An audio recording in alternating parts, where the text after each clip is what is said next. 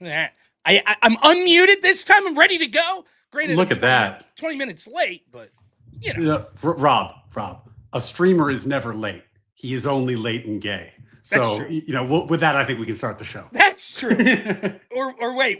Anyways, I am happy to be here. That's for sure. So, Rob Norwood, the great Ryan Mullally, here to talk about legal issues when it comes to our political system. Once more, I'm running out of ways to say, wow, there's a lot. But there are a lot. So, a lot of stuff to talk about. Some to do with our administration. Others, yes, don't worry. You didn't think we were really going to do the first show post-Afroman trial and not talk about Afroman. We will be talking about Afroman, and I think a special treat near the end of the show, the first Nuremberg trial clip will be brought forward. So we got a full show tonight. Now, as always, any questions, comments, whatever that you want to put in the super chats on either Ryan's channel or mine, we will read them as long as they're sort of germane. And any we miss, we'll each read on our shows afterwards. So, Ryan, how you doing today, man? It's a great day. I'm doing well. Rob. We have a lot of good stuff today. And I think the cool thing about this episode is it's kind of like promises made, promises kept. Like you always want to pay off the audience of the stream. We've been talking for a while about trying to track down all these like wins that the Trump administration's having and how they keep getting buried in this kind of avalanche of bad press. And and I think we're doing that today. We're going to highlight some of these cases to let people know that actually progress is being made. And then, of course, we promised the Nuremberg trials, and we will deliver. Yeah. It's great. I think, at least for my audience, I don't know how your audience is feeling, but my audience probably looking for good news. I think a lot of people a little depressed on the political cycle that they've seen here recently. So let's jump right in. There's you hear a lot about this. It's something we talk about a lot in this show, where you'll hear people that don't particularly like Trump talk about just how much of an authoritarian he is because the courts strike him down all the time. It's only half of the story. The other half of the story is he's getting an awful lot of wins as it works its way up through the appeals process.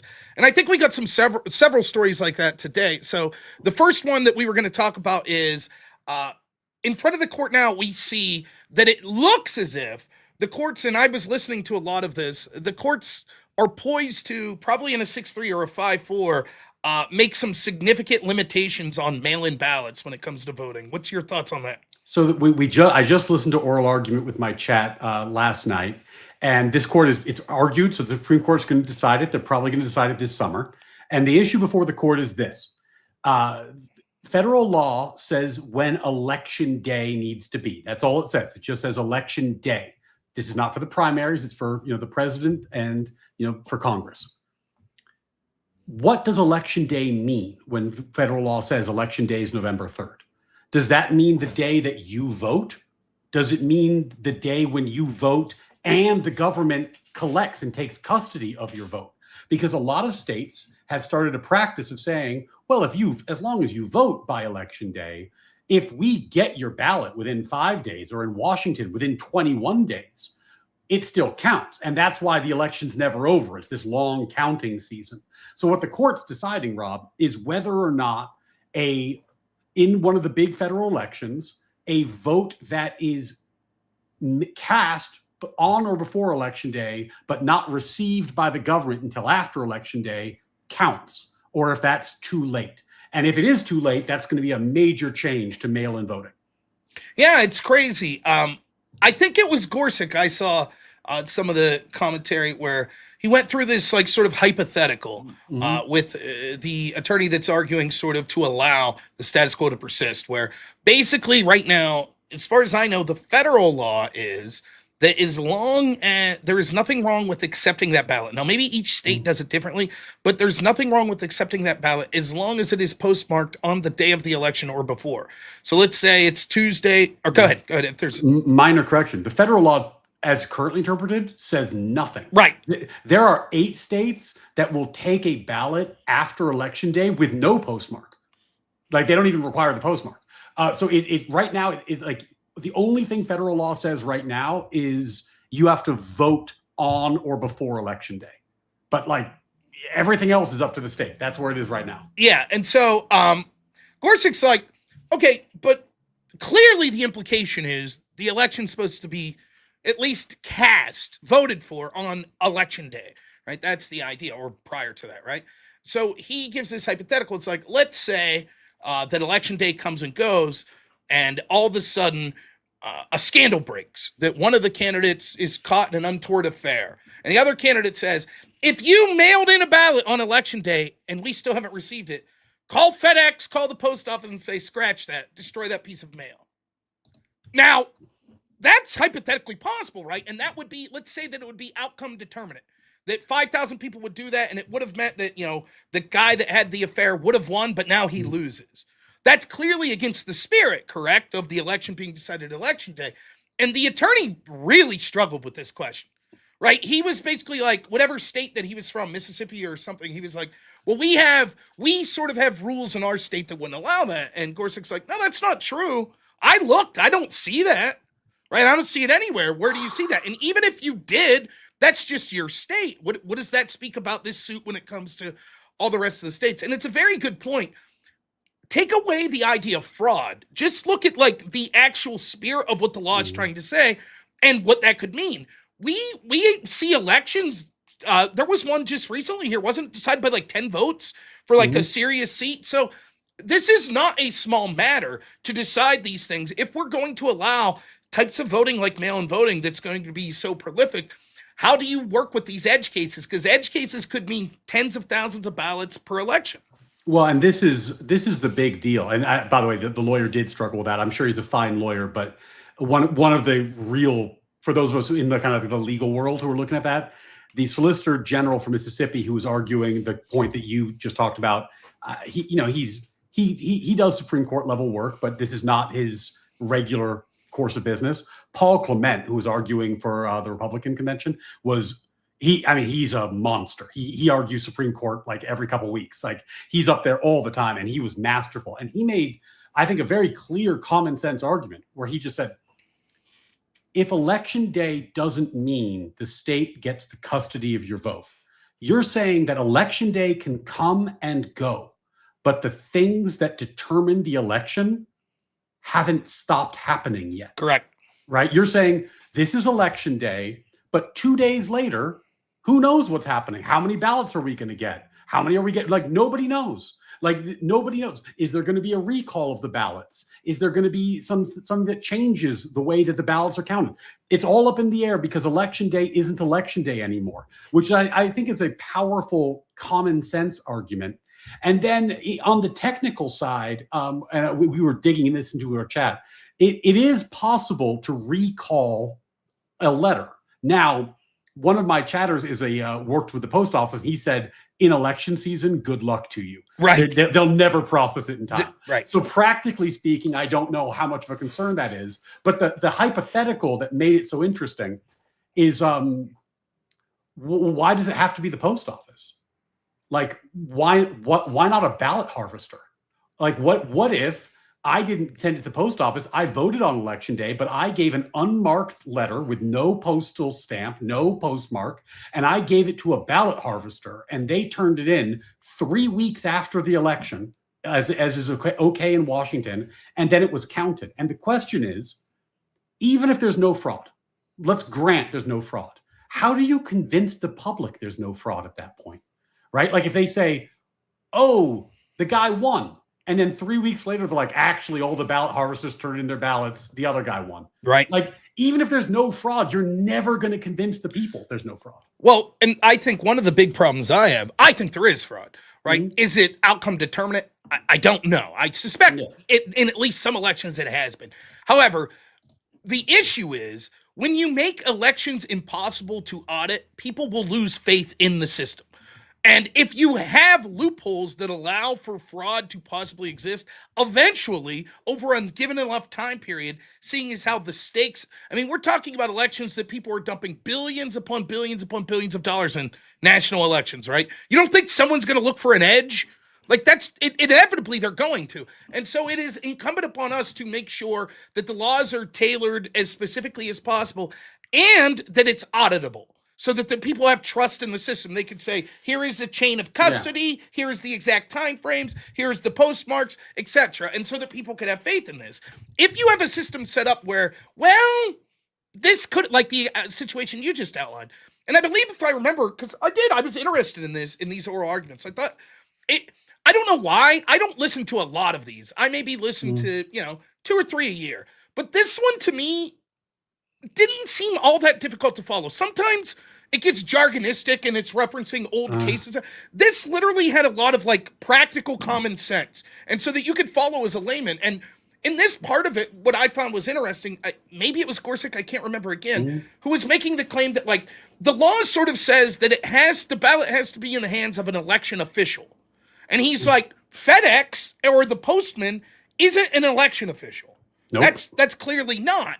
And the attorney was like, well, but we kind of count that as such. It is an official carrier on the way to an election official, so that should count.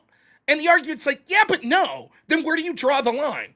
If I hand it to you and you're a ballot harvester, but then you're in a terrible wreck, right? And it's like, oh, you had my ballot and 20 others in your car, and it's legal in your state, but you're in a wreck, you're in the hospital for a week, and then oh shit, I forgot, I didn't get Rob's ballot. Are you allowed?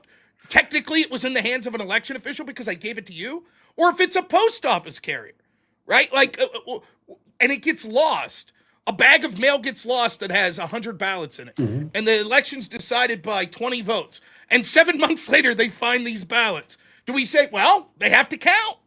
Because technically, it's very difficult, Well, and the thing about this, Rob, that's important is that, like, the second you turn over a ballot to the government, they create what's called a chain of custody, because they take this very seriously. Like, even if you put it in a ballot box, right? It goes in the box, they pick up the ballots, they record them all, and then every time they get handed off, there's a record of who handed it off to who and when, because they need to be able to prove, if they're audited, that there isn't fraud and that they followed the procedures. And when people are like when Trump's investigating Georgia for the election records, this is what he's investigating, is the records that they have to keep. Now, the post office doesn't keep any of those records.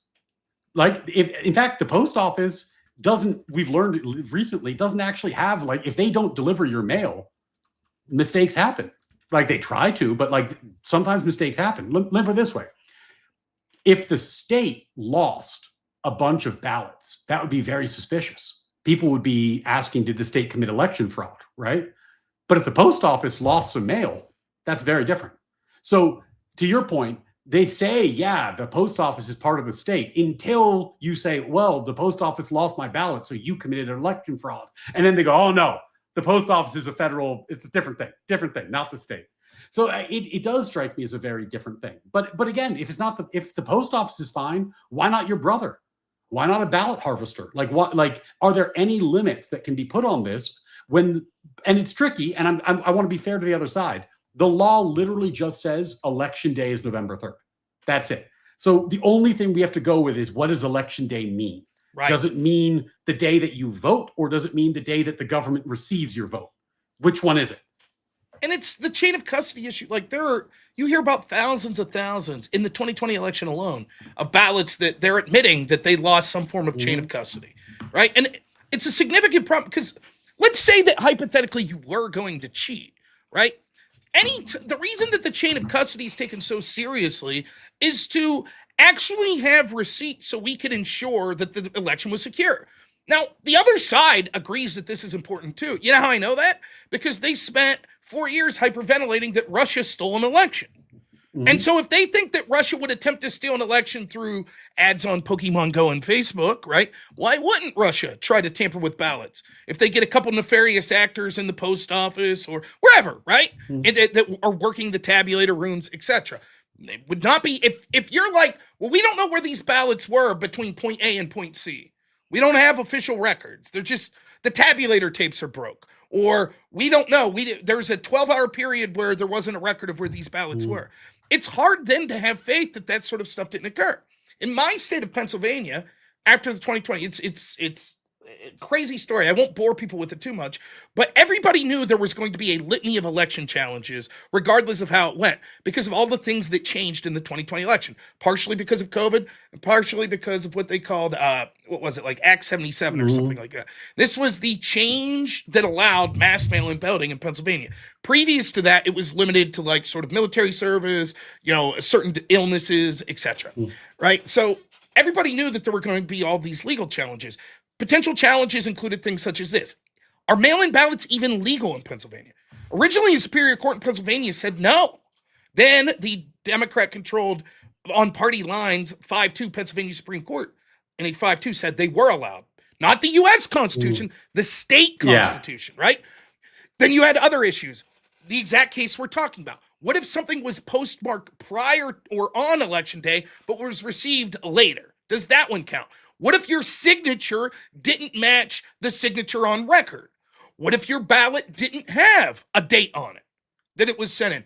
All of these were going to be questions that everybody knew. It was a close election in Pennsylvania and that there were going to be court cases on each of these individual things. Want to know what happened? They accidentally shuffled all of the ballots together. And so it was like, well, we don't even know. We know there were ballots that were received after Election Day, but we can't tell you which ones they were. They were never marked, right? You were supposed to keep the envelopes to show along with the ballot. They didn't. And so then it wouldn't have even mattered how the court ruled, because at the end of the day, they would have just said, well, we don't know. Well, there's something that really strikes me as problematic here. It kind of goes to the heart of what voting is. And this came up at oral argument, Rob. You talked about the proliferation of mail-in ballots in your state, right? And the thing about that is, okay, let's grant, and people in chat might disagree, but let's just grant for the sake of argument that having mail-in ballots without a reason was a good safety measure during COVID. Like, let's assume that's true. You might disagree, but let's assume it. Why are we still doing it? Why are we still doing it? And one of the things that came out during this oral argument that I found so fascinating was the absolutely heroic lengths that people went historically to preserve the spirit of voting in person.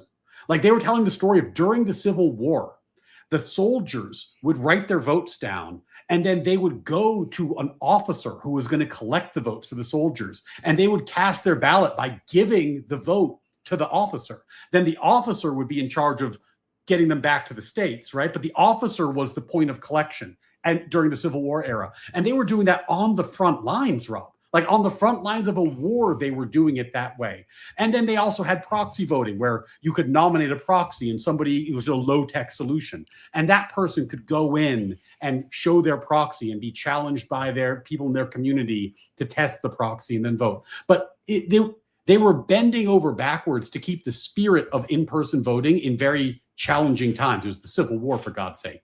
And I don't quite understand why we're moving away from the norm of in-person voting so rapidly, right? Like, shouldn't you care enough to take a minute out of your day and pull a lever once every 2 years?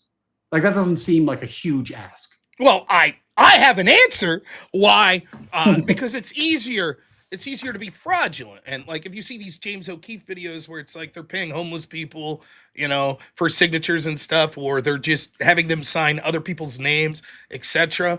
There's all sorts of reasons. And by the way, Europe knows this. There's a reason that most of Europe uses voter ID, and there's a reason that they understand that mail-in voting can be dangerous. And all the data shows this, and it's predictable. It's so much easier to cheat, or not just cheat, have errors with mail-in voting. Another thing that was unique about the 2020 election, you always have an error rate that's higher with a mail-in ballot than in person. Now, nothing's perfect. People make mistakes in person as well, but there's more things that you could screw up via the mail. You could screw up your name on the front. You could screw up the address that you're mailing it to. You could screw up the date. All sorts of things could be screwed up. And so you're limiting your chances of forget fraud, just error being there in person. And elections have shown, I don't have the data in front of me, but I remember looking at this, there's a certain high rejection rate when it comes to mail-in ballot that's higher. And so you would expect that number to be even higher when not only do you have more mail-in votes, but it's in places for the first time. Because you expect people get used to it. If you're voting by mail for the first time, probably a better chance that you make a mistake than if you've done it you're in the military and you've done it the past 8 years. You're probably a little more comfortable with the procedure. And yet somehow the rejection rates were much lower than average. How does that make sense? It's like, you're like, and so for me, it seems obvious. The reason that they're doing this is because it does make auditing it harder. And if someone wanted to cheat, it makes it easier. I think the phrase I'd like to introduce into this conversation is like, I was once asked to audit a company, right? And they were pretty savvy, so they knew what to ask me for. They were saying, we don't actually think there's fraud, and we don't expect you'll find any. But if you do, of course, tell us. What we want you to look for, Ryan, is room for mischief. We're not asking you to find the fraud. We're asking you to find the things that could in the future allow for fraud because there's inadequate controls, because we're doing something in a way that just doesn't make sense, right? And I think that's the core point here, is that like, whether like, I have not seen, and I don't think anyone has provided evidence of dispositive election fraud, but that's actually not the question. The question is, are we creating a system with room for mischief, right? And if you create a system that has room for mischief on purpose, then you're never going to be able to convince people that it's mischief proof, right? Like it's just, and the stakes of this are actually rather high, because like, if you imagine a world, and we've been there for a while now, where an increasing percentage of the population does not believe in the validity of elections, how long do you get to keep a democratic republic? Like what, like, it actually is, the perception of election integrity is actually critical. People have to believe these are real, Rob. They have to believe it. So if you're saying like, oh yeah, we're going to open up mail-in ballot, and well, unless you can prove there's fraud, there's nothing to worry about. Well, it's like, that's not the point I'm making. The point I'm making is, you're trashing the public perception, and that is in and of itself harmful. Yeah, and I mean, there's other things, right, with our legal system where you see that as well, what's seen as unequal application of the law, which is also going to be problematic. Last thing I'll say on this specifically is, there's a lot of people that make compelling cases as to what our barriers to voting should be. Of course, as you know, the founding fathers, the term democracy isn't something they're talking about in the Constitution. Yeah. We're led to believe that it was like the founding fathers were sitting around like, everybody gets a vote. And it's quite the opposite, actually. Not only were they putting barriers based on race, putting barriers based on age, land ownership, specific states had barriers based on religion and other qualifications, but even of the people that were eligible to vote, initially, very small portions of them were. So you had people that were being elected to Congress with hundreds of votes, which seems absurd today, but it's the truth. Mm-hmm. And I think that there is a reasonable expectation that we should have some sort of reasonable barrier to voting. In other words, I don't agree with the barriers based on like biological sex. I don't agree with them based on race or some sort of religious test. But I do think that there are barriers that should be there. And the barrier that I think is the simplest one, and it would be a great place to start, is get your ass up and vote on election day. Yeah. Unless you're ill or you're serving the military, like that, a minimal amount of effort. Because I think that all of us could say, right, left, anywhere in between, there are certain people we don't want voting. If you didn't even bother to look at the names of the people, if you're just like, I'm just throwing a dart, like, just don't vote then. Don't. It's like making a mockery of the system. Stay home. There's no shame in that. You don't want to vote. You don't want to get involved. Fine. But we don't want people that on a whim. I don't want someone elected because it's like, a meme went out that his name rhymes. Everybody go vote for, Tom John. That vote for him, his name rhymes. Ha ha. And it's like, yeah, this dude's like, you don't know shit about him. So to me, it's like, that's a reasonable barrier. And if we allow ballot harvesters to just come through like and be like, hey, everybody bring the ballot down, go, I'll take them, don't worry about it. Just put your old John Hancock right here. That's not good. That to me makes the system less sincere and less serious, and as a result, we end up with less serious people elected. Well, and this is a talking point you can take back to your friends if you're watching it. The lawyer who was arguing for Mississippi and saying, trying to defend that they take them 5 days after is their rule. Justice Gorsuch, I think, again, he was on fire during this, by the way. He was on fire, but he asked him, he said, if we said that you have to get it by election day, it's not, you can't do it 5 days afterwards, you would agree with me that we're not disenfranchising anybody, right? And the guy said yes. So the lawyer defending it agreed that requiring the ballot to be turned in by election day is not disenfranchising anybody, right? So if somebody tells you that this is disenfranchising, tell them that even the lawyer arguing the case didn't take that position. Nobody's taking that position. And here's why. Here's why he couldn't take the position. Because right now, in 20 or some odd states, you have to turn it in by election day. And that's in the military, you have to turn in your ballot by election day, by mail, right? Or by email in some states. So if those soldiers can turn it in on time, because they have to get it 45 days in advance, how come you need an extra 5 days? How are you disenfranchised by getting treated the same, right? That point I think is dead. Now, in terms of how the case is going to turn out, because I think we've been talking about the policy. You're going to have the liberal justices voting against. So you got 3 against. You got Thomas, Alito, Gorsuch, and Kavanaugh seemed very strongly in favor of limiting it to election day. Barrett seemed less sure, and Roberts barely spoke. So I think Barrett's and Roberts are going to be a package deal, and they're going to swing it one way or the other. So I could see it being a 6-3, and I'd call that probably likely. I think that's like 65%. But they might, if those two flip, then it'll be a 5-4 the other way. So we'll see.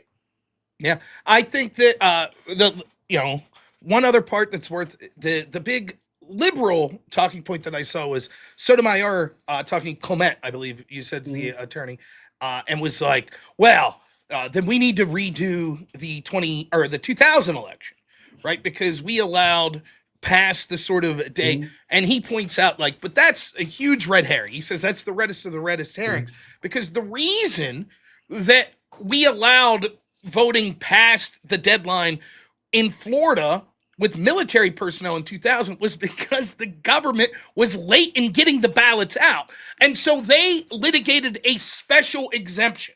In other words, they had to come together and say, it'd be the equivalent of you go to your polling place, like I live in Pennsylvania, and every polling place is just non-operational today. Like there's a storm and the power's out. They would have to make some special, okay, at this point, that's so crazy. We're going to have some quick agreement through some legal situation that says, okay, everybody can come vote tomorrow.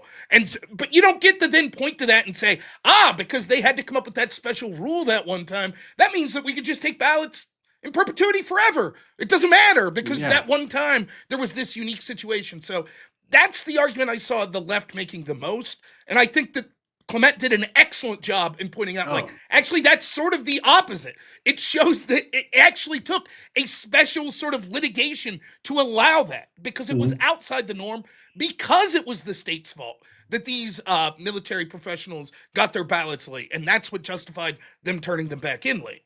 Yeah, the court was providing remedy. You have to give the ballots to military men 45 days in advance of the election, so they have time to turn it in. If you only give it to them a week before, they're never going to get it from Kabul back to them.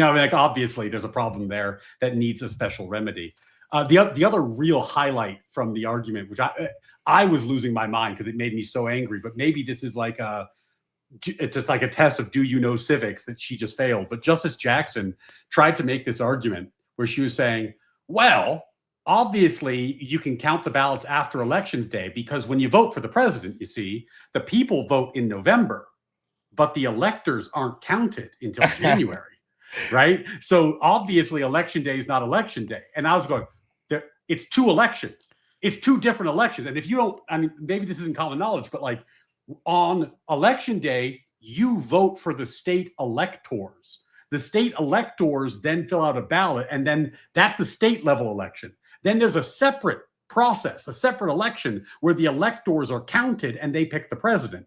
It's not one election 3 months apart. It's 2 separate processes. There's nothing to stop you from lobbying your electors that you voted for. Hey, I'm a Republican and I voted for Trump, but I would like you to vote for Kamala. You're welcome to reach out to them, but that's completely different. That's a different process altogether than the actual vote, the popular, the vote for the electors. And also just think about the insanity of what she was proposing. This is a law that came from the founding. This is a founding era law, right? So they were literally taking the votes around on horseback. So when you voted in North Carolina and they had to take a horse and take the boats to DC. There was a little bit of a time lag in between those two processes. Yeah. To say that that means that like there wasn't an election day is insane.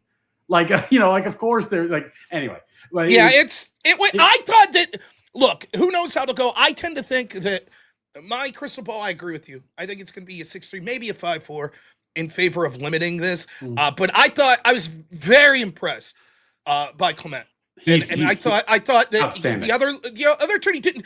Look, sometimes you watch this and it seems like a joke. You could point to people and be like, what a joke. I do not think that the attorney for, was it Mississippi? He did not seem like an unreasonable person or someone that was dumb. It just seemed like he didn't have the right side of the argument, and he was a bit unprepared for some of the questions that I thought were pretty poignant that were asked of him. So for me, it was a masterclass, I thought, with Clement, sort of pointing out exactly what the spirit of this law should be going. Look, I debated a bunch of lefties last week, and it went the way it went. People who watch can report back, but you can do a good job and someone can do a better job. That's how that goes sometimes, So by the way, bad news, Rob. I know this is going to bother you. I heard. I know what you're going to say. At the end of the debate, the lefties anointed me the best debater on the right. So who was the lefty? It's some guy named Lucas and some guy named Reynolds. But look, if I've learned one thing about online politics, if the lefties say something is true, that's just a factual matter. Like, Rob, you're not allowed to have a different opinion. You will be canceled. If you think that you or Andrew debates better than me, I'm sorry, you're subject to cancellation now, Rob. That's how it goes. You get $7,000 from Israel. Now you get a big head on you. That's what's going on here. So the next topic I never get my shekels, Rob. I look in the mailbox every day, dry. Dude, I can't even joke about it anymore because I'm inundated with comments saying that I'm getting paid by Israel, even though I spend every day talking about how much I hate the war. But neither here nor there for now. Next topic we had. Remember, get your super chats in if you have questions, comments. Promise we'll read them. This Wednesday, I think we got Birthright citizenship. Oral arguments coming up, right? Yeah, I'm definitely going to be live streaming that. They're doing the oral arguments live this time, maybe with a slight delay in case there's any weirdness on the video. But that's a big one, Rob. That is the holy grail of the immigration fight because, and again, I don't even know that I could oversell this. Like every time we talk about immigration on this channel, let's talk about the TPS programs, been going on for 2 decades. Well, why is that a big issue? Well, it's because all their kids are citizens now. They've been citizens for 15 years, 20 years, some of them. So the fact that birthright citizenship applies to people who are here temporarily or illegally is the magnet that attracts illegal immigration to the country. It is the core of the immigration question. And this is going to be decided, not on Wednesday, but the arguments will be on Wednesday. And if the court looks like it's going to give Trump even partially what he wants, then that would be a seismic change. And I'll tell you what, there's a lot of people who think it couldn't happen, but I had, you know who Uncivil Law is, Kurt? Yeah. I had Uncivil Law on my show the other night, and I asked him what he think, and he came out the exact same way I did. Where he was saying, yeah, I think, even more strongly, he's like, I think this is probably going to happen. I think he was at 70-75% that there's going to be something done by the Supreme Court. So this could be a seismic change. I was reading, now I know this, I'm assuming parts of this will be brought up, maybe not even brought up in this, but it's sort of what the consequence will be if nothing changes. I was reading a story today about how Chinese nationals will get surrogates in U.S. territories in the Pacific, and then have these surrogates give birth in these U.S. territories, and then immediately take these children, right? So imagine, Chinese man, Chinese woman, pay a woman to inseminate, right? Their sperm and egg is a surrogate to have this child born in a U.S. territory and then immediately take that baby back to China. And 18 years later, U.S. citizen. Yeah. That baby that was born to Chinese parents who was just literally intentionally born in a U.S. territory in the Pacific is now as American as me and you, could run for office, can vote, has all the rights of an American. Or how about this? The new Trump accounts. Remember Trump put out those accounts. every American born here gets $1,000 in a savings account that invests in the market for that kid, and you can contribute to it to help them have a future, right? So does that mean we got to do them now for kids who are taken back to China? We got to set up Trump accounts for them? Why not? It's so crazy, right? And it's like Peter Schweizer was reporting back in January that there's an estimated 750,000 to 1.5 million Chinese nationals that hold U.S. citizenship just because they were born on U.S. soil. The vast bulk of those have been people that haven't lived substantial amount of time in the United States. They just happen to be born in U.S. soil, whether it be through situations we just talked about, more traditional birthright tourism, or it could just be the parents lived here for 2 years while they were infants and then moved back. And you have to consider, what does that mean for a country? And this is like, I think there's obviously the particular legal questions that matter on this, but I think there's foundational questions that this is just sort of the tip of the iceberg. What does it mean to be American? Like, what is this country for? Who gets a say in how it's ran? And so much of what we see, whether it be Trump's, secure the border or deportation and whether or not he's doing a good job with that, stories of the Somali fraud, the hospice fraud, where it seemed like there were people like sort of Siberian type gangsters that might have been involved with that. The question becomes, what does it mean to be American? Who gets a voice in it? If literally everyone in the world just gets to say, well, here's our opinion on the matter, on who should be elected in your country, etc., what does that mean? And I think that this is the most front-facing tip of the spear, like foundational heart of that question. What do we mean by birthright citizenship? Like, is there any limitation? Can it be the most naked, corrupt, like literally President Xi just impregnates a bunch of Chinese ladies, sends them over on a boat to get to Americans, and there it is. Xi has 50 kids that are now all Americans, and now he gets a voice, or they get a voice. It really is, like, I think, foundational in ways that it's hard for people that don't follow this to understand. This is the legal tip of the spear on sort of that entire discussion on what is it to be an American. Yeah, if we're going to back this up to like the philosophic level, which I think is a conversation, there's a lively debate right now about what it means to be an American, and I think it's past time, because at its core, America is a social compact, right? Like, we have American values, we welcome people in, but you have to be American. You have to believe the things that Americans believe, right? Like, there's a thing there, but one of the rules of a social compact is you get to pick who joins the compact. You get to pick. Yeah. Now, if you don't get to pick, if the rule is that anybody who cheats, anyone for fraud can join whenever they want, there's nothing you can do about it. You're constitutionally prevented from stopping people from joining your compact by fraud. You don't have much of a compact left, Rob. Like, what's left at that point? If any fraudster can just come in and take advantage for their kids of citizenship in the greatest country on earth. And this is, I think, I was just talking to my guest about this in the last segment on the last show I did.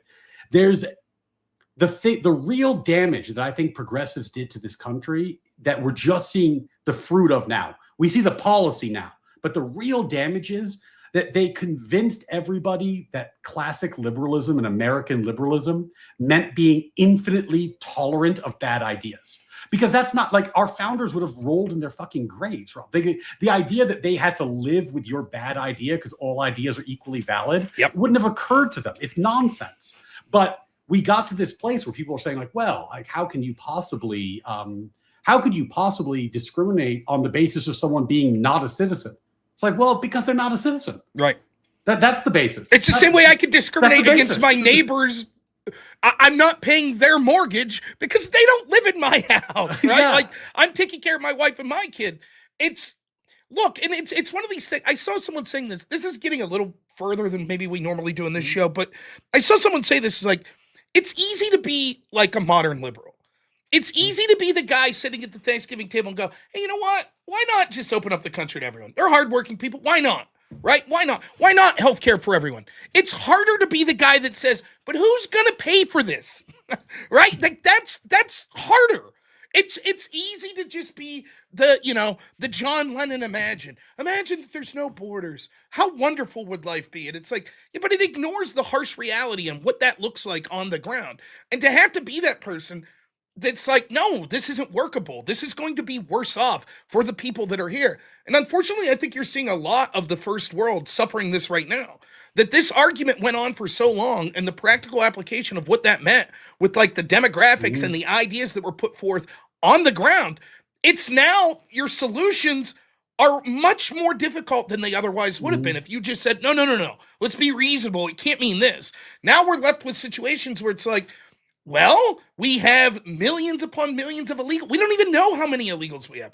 We've set up a system where we were so generous with sort of what we took as the norm with asylum claims that everybody knows the magic words to say that you basically, that's it. We have to let you in, and it's going to take 3 or 4 years to process you. And probably if it looks like you're not going to win, you'll just scatter to the wind. And then even if we catch you, most of the states will just be like, nah, it's not that big of a deal. And if you have a kid while you're missing, the kid's a citizen. It really is. And so now it puts yourself in a position where it's like, okay, now we need to correct this. And it's like, well, you're hard-hearted. How could you? How could you do these things? And it's like, but what's the alternative? We let it go for another 30 years until it becomes even more of a crisis. And then the situation's even harder to correct. And at some point, right, if you import enough people that just don't give a shit about the foundational documents, it's not just that. It certainly is the ideas, the compact. It's also connection to the land. It's also connection to the peoples that are here, right? And their culture. All of those things are part of it, right? Yeah. That's not to say only white Christian. That's not what I'm saying. I'm saying, though, if you take a nation of 10 million people that are all white Christians and you bring in 50 million Muslims, even if you like Muslims and people of color, you have to understand how that's a problem. Right? That's not going to mesh like that. If you're taking small amounts in a concentrated way to ensure that they're assimilating, totally different situation. But that's not what we've been doing. We're filling up the system in the Western world, and now we find ourselves where it's like, it literally, even me, when I first talked to you about this subject, I'm like, no chance. No chance the court rules this way, right? And the reason is not because of any legal, I was looking at the language of the Constitution, it was merely because I was just like, I have been indoctrinated my whole life to know you have a kid in this soil, they're American. That's what's virtuous, that's what's moral, that's what was intended. And I never stopped to think like, but is that what was intended? That's how deep that idea has been ingrained. And I want to reward one of your chatters for good behavior because he put a dono in that we should pull up if you don't mind. I see. And I want to encourage you that first of all, Robert Whaley, not only did you give Rob money, which shows that you're a man of discriminating class and taste, but also you gave money to ask a really good question. So that's even a force multiplier there. So this is Robert is winning chat tonight. But so he's right. The key phrase in the 14th Amendment is subject to the jurisdiction thereof, which Congress is going to look at again. And Rob, I want to just show you the difference between two ways to interpret it. Because jurisdiction can mean a lot of things. Like jurisdiction could mean personal jurisdiction, subject matter jurisdiction. There's a million definitions, right? If it means territorial jurisdiction, that means anyone who's here.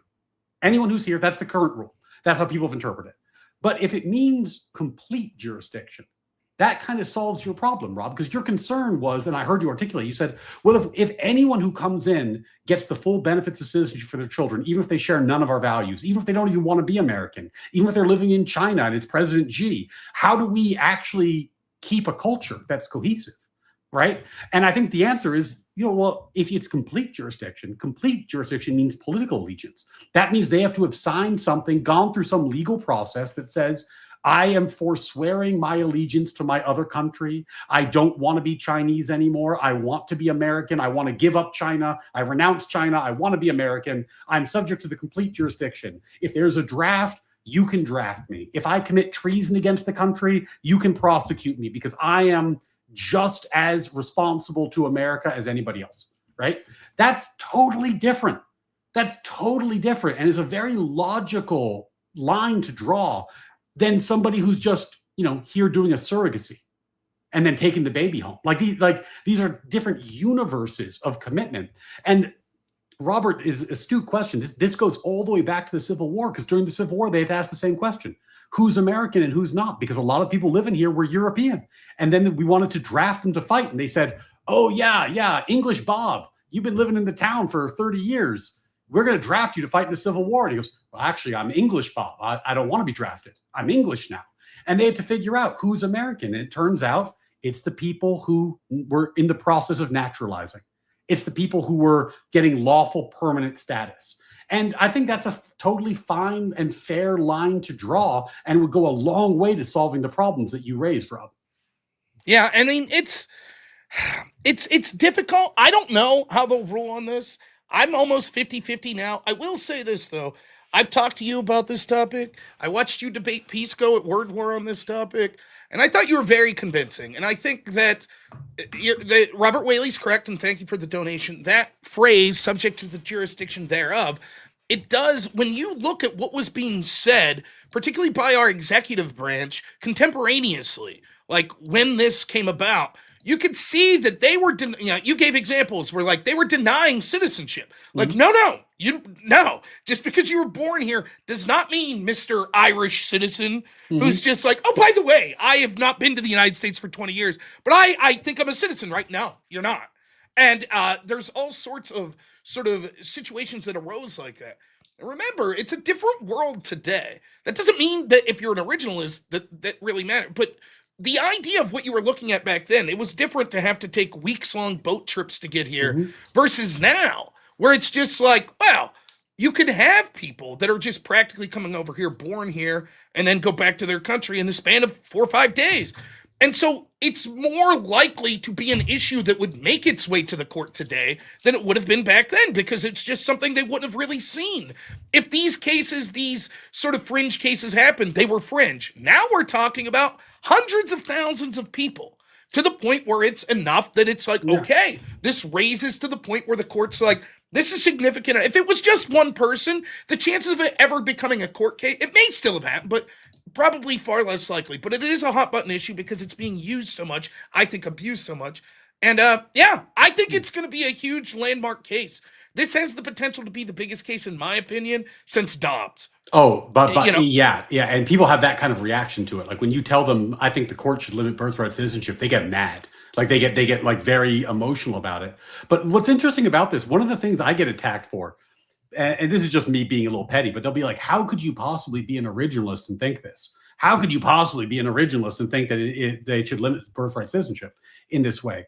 And the thing I say to them is, because I'm interested in what the public meaning of the term was at the time it was ratified in 1868. That's what matters. And then they say, well, we've been doing this for 100 years. And I'm like, yeah, we have, but that's not when it was ratified, right? Like, but what they're pointing at is that, sometimes I've said this on the show, if you find a really bad policy in American governance, it's like 3 degrees of separation to either Woodrow Wilson or FDR. In the FDR era, they started doing the modern universal birthright citizenship practices. That's when it became like ubiquitous, that it was always going to be the modern trend. But that's not the time that it was ratified. That was decades later, right? So like that's not the time period that matters for the legal analysis. The time period that matters for the legal analysis is how did the public understood this language in 1868? And as Rob was pointing out astutely, there were lots of examples of legal commentators and our own government denying birthright citizenship in 1868, in 1890, in 1900. It was only later with FDR that this suddenly became a universal norm. And I just don't think that the practice starting then doesn't really have legal significance in the same way. And so I'm hopeful. I think that there really is something that could be done here. And by the way, I know people are mad about Trump about a variety of things right now. And let's leave the war aside for the moment. If Trump brought you the end of Roe v. Wade and Trump brought you the limitation on birthright citizenship, and you're going to complain that what has Trump done for me lately? I'm not saying that you can't complain, but I'm saying that's a lot. That's not a small thing. I think that certainly, Chevron deference. Oh, right? That was a huge. I mean, there is no doubt that for all of the gnashing of the teeth about sometimes how some of these justices vote from the conservative side of things, certainly the people that Trump appointed have led to rulings that would have seemed impossible 10 years ago. Like the idea of Roe v. Wade being overturned 10 years ago was a pie-in-the-sky dream, right? And that happened. And you might say, well, Come on, any conservative that was elected would have appointed judges like that. Maybe not, right? And so we don't know. What we do know is Trump won. He got those justices appointed, and I think that those are. That doesn't mean you can still say screw Trump. That's fine. I certainly sue my share of that. But I think you're right. We should point out when there are legitimate victories that came. And if this ends up being overturned, this birthright citizenship, that is a huge, huge victory. And by the way, let me say this one time, as much as it pains me almost to say this, because I do not like this person. Pam Bondi, right, for all of her optical failures, there has been a good track record of her office winning at the highest courts. And it's something we talk about a lot in this show. A lot of left-wing people want to point to say, look how many times the courts have like stomped their foot down on authoritarian Trump. That's true. But then look how many times that's been overruled as it's been appealed to a higher court. So if 10 lower level courts all stamp their foot down on Trump and then it gets appealed to the Supreme Court and the Supreme Court says, no, you're wrong, that looks like 10 victories versus one victory. But guess what? The only victory that matters is that one. That's the end all be all. And so Trump's had a pretty good record of when things get to the Supreme Court or as things go up the appellate court ladder, that even though there's a lot of sort of what I think's obstruction going on at lower court levels, he's doing pretty good in these higher courts. Yeah, and a big part of that, and this is harder to track, but he has a phenomenal record of judicial appointments, not just at the Supreme Court level, but at the circuit court level and the district court level. He's appointed a lot of very good judges. And what you've seen, I think this segues to our next story about the Eighth Circuit, is you've seen that in a number of circuits, like the Ninth Circuit, for example, used to be lopsidedly left-leaning, and now it's kind of 50-50. And he's appointed a lot of very good judges, and these judges are reining in district courts that are going too far and going too far in kind of predictable ways. And this is a promise we made to you last episode. We said one of the things we wanted to do on this show was thread the needle for the audience, right? Because we said, you're going to hear Trump loses, Trump loses, Trump loses, Trump loses. And then the media changes the story, right? It's like Trump loses, Trump loses, Trump loses, Epstein, Iran. And then you never hear about the win. But it turns out there are a bunch of wins. So coming out of the Eighth Circuit, probably one's more recent, one's a little older, but I'll start with the more recent one because we covered a very similar case on this show recently. The Eighth Circuit has now, Rob, adopted the rule that the Fifth Circuit adopted, and we talked about a few weeks ago. If you are detained at the border, the government can hold you in detention unless there's clear evidence that you shouldn't be detained, pending resolution of your hearing. They do not have to release you into the country while due process takes its course. And of course, this is a huge deal because when you detain someone at the border and say, we're going to have a hearing about whether you get to stay here, God, I hope you come back, and then release them, it turns out a lot of them don't come back. Particularly the worst. That was always the funny. Well, 90% come back. Yeah, but if you were Al-Qaeda, are you coming back? You'd be like, okay, I'm just going to. So the worst of the worst are the exact people that wouldn't come back to the hearing. And if the idea is that we want to keep the worst of the worst out. So yeah, I think that that's a huge ruling. And you know, I saw someone say this the other day. That I put that in the category. It's not the most egregious of this, but I was like, so much of like the court rulings when it comes to immigration are hearing shit that you're like, wait a minute, that was something that was allowed to happen. Like you'll hear it's like court finally rules that illegal immigrants aren't allowed to have hands on nuclear codes, and you're like, wait, what? That was something that was that. Like the idea that we have this border set up and we're trying to determine whether or not someone's allowed in the country, and we just let them in while we determine whether or not they should be let in seems insane. It seems like, wait, what? Yeah. How does that make sense? But that's it. That's the way it's been interpreted for so long. Well, and it not only is the policy insane, then the way it gets covered is insane, right? Because they'll like, how do you think this gets covered, Rob? They say district court finds that ICE was detaining detaining migrants, they'd say, illegally.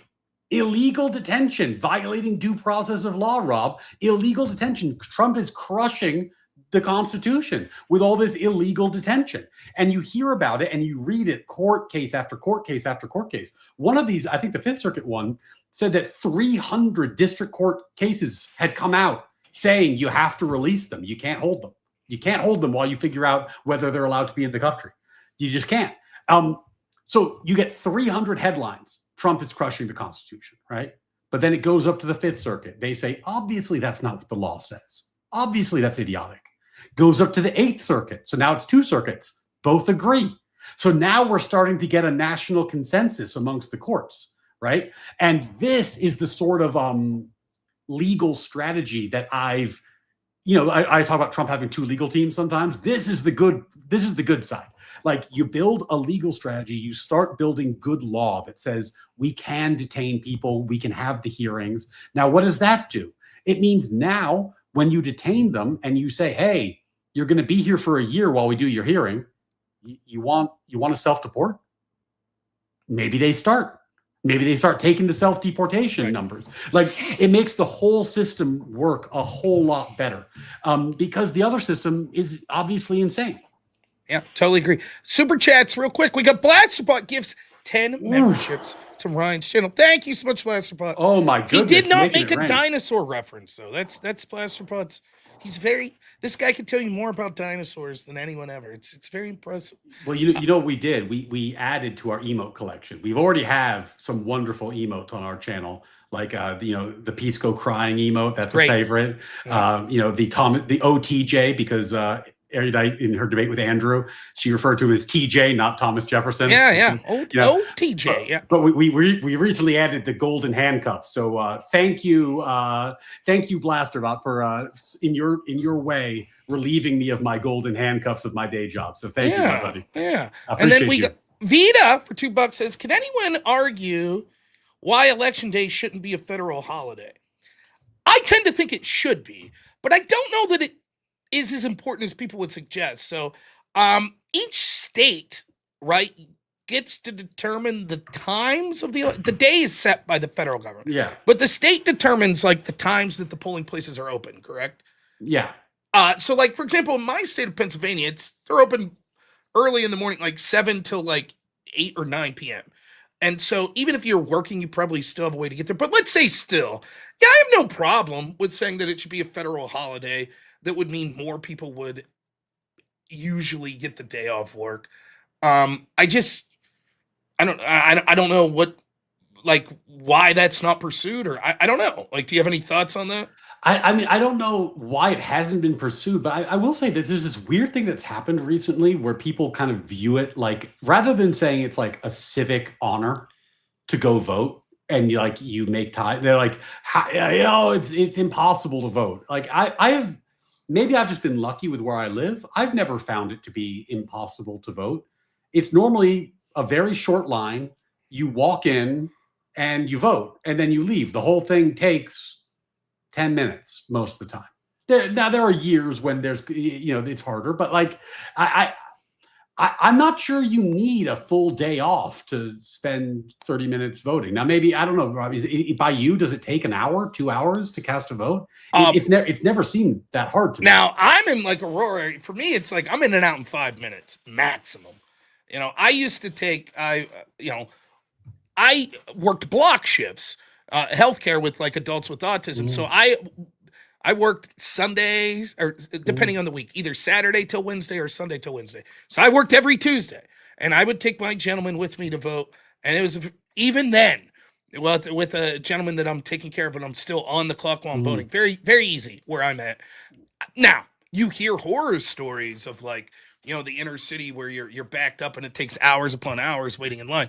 Maybe in that situation, hey, I have to go vote in my lunch break, or hey, by the time I get off work, I only have 3 hours at the polling place. Maybe it does become a pain in the ass where it's like, why I have to wait in line for 2 hours?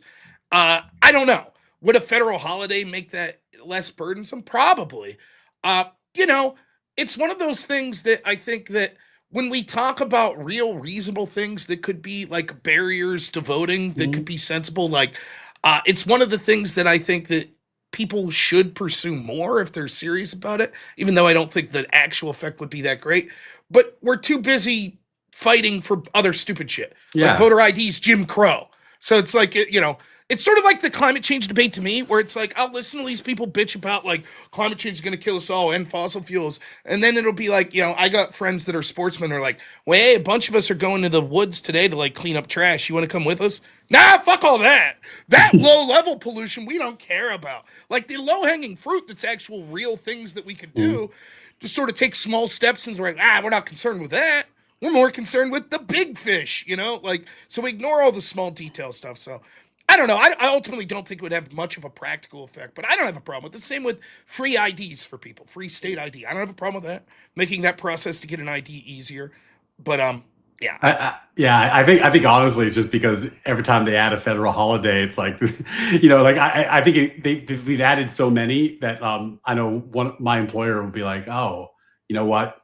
There's 10. Even if the government puts 11 or 12, we're going to pick 2. We're not giving you the days off for. There's 10 federal holidays. Like, here's where I live. That's uber white. Like, a lot of people have to pick between Juneteenth or MLK Day here. Mm-hmm. It's like, pick one, and then a lot of people, they'll be like, oh, when's MLK? It's like, oh, shit. Whoopsie. It's February? MLK January, isn't it? I know this. There is hunting that goes on during MLK. Yeah, January 19th was this year. So everyone in PA, all my buddies, they're like, we're going to take MLK so we can go hunting that day. Like, what? Juneteenth? We're going to take a Juneteenth. You can't hunt for whitetails in June, baby. We're going in January. So it's like, I don't know. Like, if you added another federal holiday, I don't know what effect it would have. You know what I got memory hold on? This is like, it's not federal holiday, but I just saw a meme today and it reminded me. Remember when under the Biden administration they made Easter Transgender Day of Awareness Day? Yeah, it's great. That was a good one. The world's a wacky place. You got to pick the holidays. Go. You decide. Which major historical figure you're going to honor on the basis of how many deer you're going to shoot. World's a strange place. Yeah, and then also Baxter Boy, thanks for the $5, man. We really appreciate it.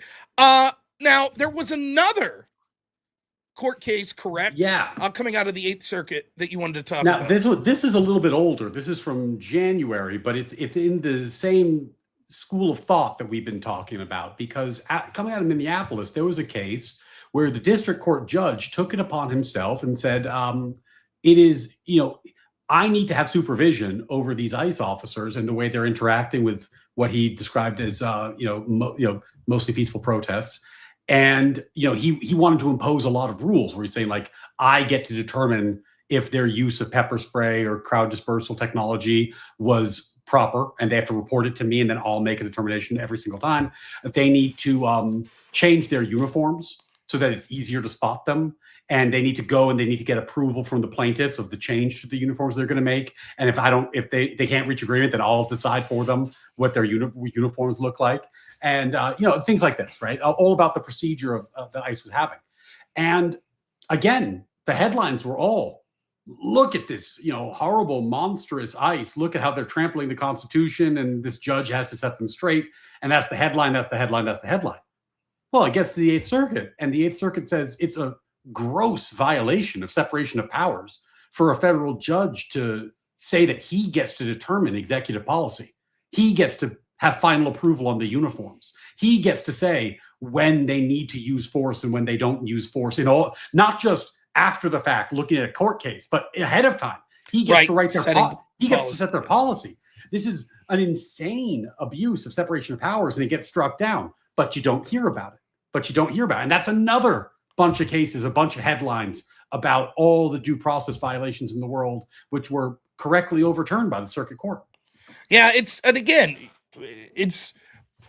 you hear the initial story, you don't hear the sort of appeal victory that's like, yeah, that's nonsense. It's just like, oh, well. And again, it's weird because what it shows is two things simultaneously. I think it causes a lot of people, rightfully so, to lose a lot of faith in our judicial system when you see these low-level courts, I think, just engaged in rank partisanship, right? But the process is working as intended, right? At the same time. So for those that want to lose heart in just how bad some of this is at these low levels, most of this stuff's getting overturned. The really silly stuff like that. Now, you might not be happy with the speed of it. I certainly am not, and I think that there's still gross amounts of overreach. But I think that these sorts of stories are things that we have a duty to highlight. To like, look, for those that want to point, look how bad Trump is for X, Y, Z. Well, a lot of times X and Y are like quickly dispensed with when it gets to these higher courts. Well, yeah, and I think there's two things there. Rob said something that I think is really important, which is, our founders, in their brilliance, did not design a system that was utopian, because utopia is a nightmare and never works. What they designed was a system full of process, right? And the process of getting rid of these bad district court decisions is messy. It takes some time, right? But the process is what protects you. That's what protects you from overreach by judges, and it protects you from overreach by the president. It's the process. That's how we are all protected in this country. And you got to see this through. And here's why. Look, if you're a fan of me and Rob, or either of us, you're probably someone who enjoys the internet debate scene. You might even be somebody who gets into debates from time to time in your own life. And these are things you need to know. I got in a debate, Rob, recently about whether Harris would have been better than Trump was. And one of the things the lefties did, as I couldn't anticipate it, they picked a case I'd never heard of, and they were like, "Look how bad these facts are." Now, even as a lawyer, I don't know every case. There's thousands and thousands. I have no idea what they're talking about, right? So I can't. How am I going to defend this? How am I going to defend the Trump administration when they come at me with facts I've never heard that sound really bad? Well, but I am aware of the trend. So I say, like, okay, well, has that case gone up to the circuit court yet? Has it been upheld on appeal? No. All right. Well, those allegations sound pretty bad. Have they been proven? No. Okay. Well, let me tell you about all the times when people made these allegations and it turned out the Trump administration was vindicated. So which one is it? Is this a case where you're right, the district court said something terrible happened because something terrible happened? Or is this a case where Trump's going to be vindicated? Which one is it? Because I've seen both. And that now you can get them out of this flow chart, because otherwise they get to ambush you with like the facts of something you might never have heard of. And it's impossible. So anyway, that's more of a debate point than it is anything else. But it's a useful one to keep your eye on. Yeah, the first no prep debate I did, not with Speakeasy, I was doing it with another guy. The guy comes on and he stopped. This is what it seems like the topic's going to be. He's like, the Trump administration stopped suing like these employers that screwed over these disabled vets that work for them. And I'm like, oh, fuck, I don't know anything about, like, and that could well be true. This shit happens, right? And so I'm like, if it's narrowly tailored to, I'm just saying this one case is fucked up now, let's debate it. And I have to debate the other side of, it's not fucked up. And I'm starting from the position of, I've never heard of this case. That's tough. But right out of the gate, amongst the simplest questions, it becomes, well, we know he's been a dictator with this case. And it's like, well, I do know that case, right? And you're wrong, right? And so it's like you overshot, you overreach. And that happens a lot of times. Even when it comes to like you might say, what about people that have died in ICE custody? Well, it might shock you to find out, but that happened under Biden, and it happened under Obama, and it happened under W. Bush, and it happened under Clinton. And the problem is, if you want to hyper focus on it for political reasons and be like, here, this one case, look what happened. It's like, right, we could have played that game in previous administrations as well. You just chose not to. And the truth is, nothing's going to be utopia, right? No administration's perfect. No legal system's perfect. And so if you're just pointing at it in a vacuum and saying, what about this thing? You may be absolutely right. It's our legal system, even when it's working at its finest, has all sorts of shortcomings. It just happens to be one of the best ones available, right? Yeah. And so it's like, if you just say, I used to do this all the time in debate in college, you would have these teams that would be like, we fundamentally reject your position because it's capitalistic. And we reject capitalism. And here's problems with capitalism. Did you know that poor people struggle to get food in capitalist society? Oh, okay. So what system are you embracing? Well, none. We choose not to embrace the system. We're just saying there are problems with capitalism. Yeah, no shit. Of course. But if you can't identify a better system, what's the utility of this? Sure, we should work to shore up these problems. But you're saying that on face, my entire argument, or in this case, an entire administration, should be rejected because of flaws that would show up in almost every system.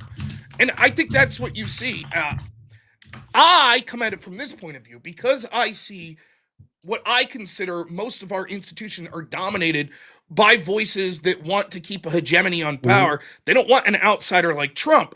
And so those voices, or what we consider like the expert class, are going to tend to be against Trump or against anyone that's coming up that they think will, sort of shake the apple tree a little.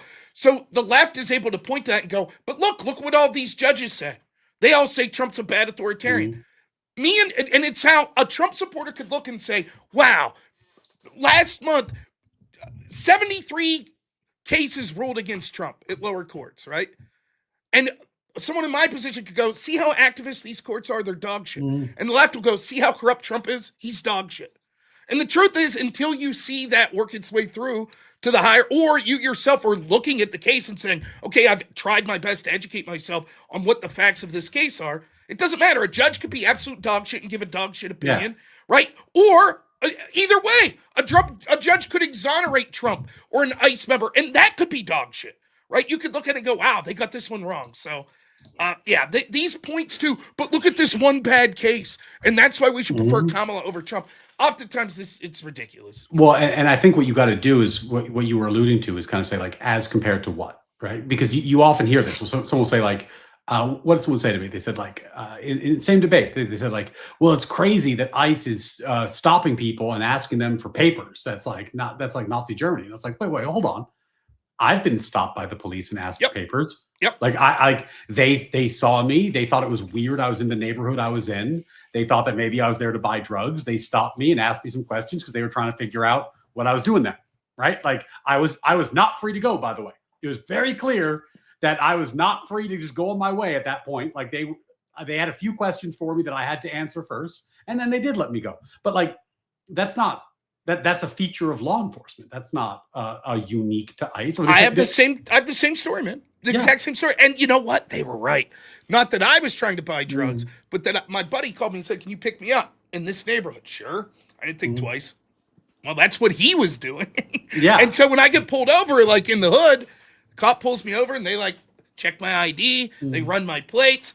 They're like, how much cash do you have on you? I had like $17. If I'd had a big wad of cash, they'd have been like, we know what you're up to. And so I'm like, I don't know what the fuck's going on. And they're like, what's happening? Oh, I'm here to pick up a buddy.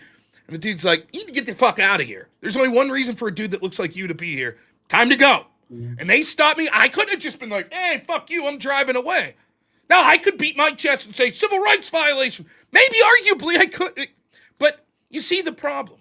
But right? Also, it probably wasn't. They probably had reasonable suspicion to stop you, right? Like, I mean, I don't think like when the cops stopped me, I was at the time I was teaching. I was in like a hood neighborhood, like you're talking about.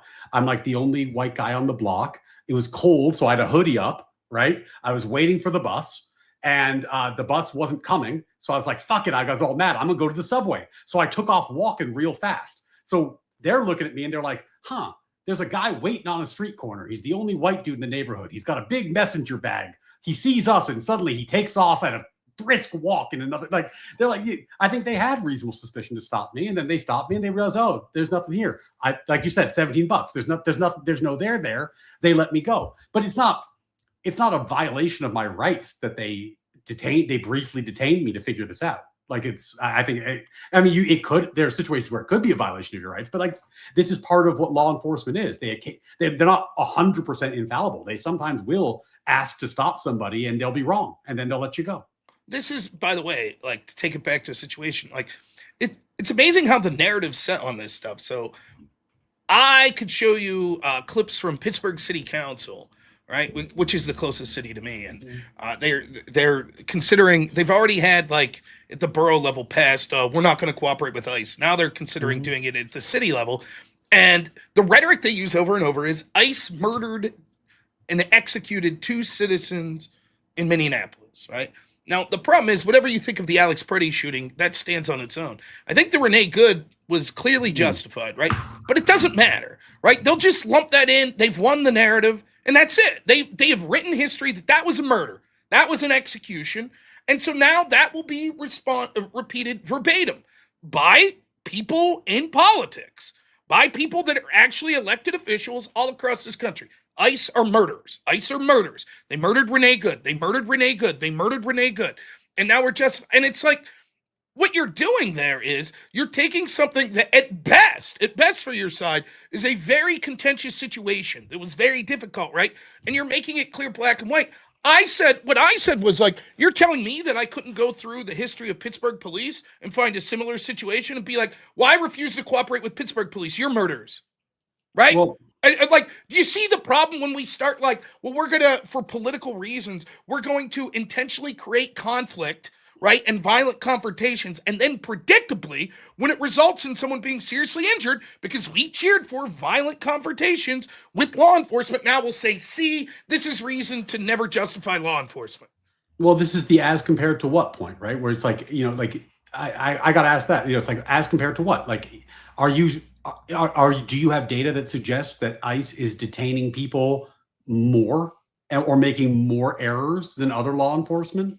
Is there like, how often do they detain someone versus law enforcement? Like, police detain someone without charging them.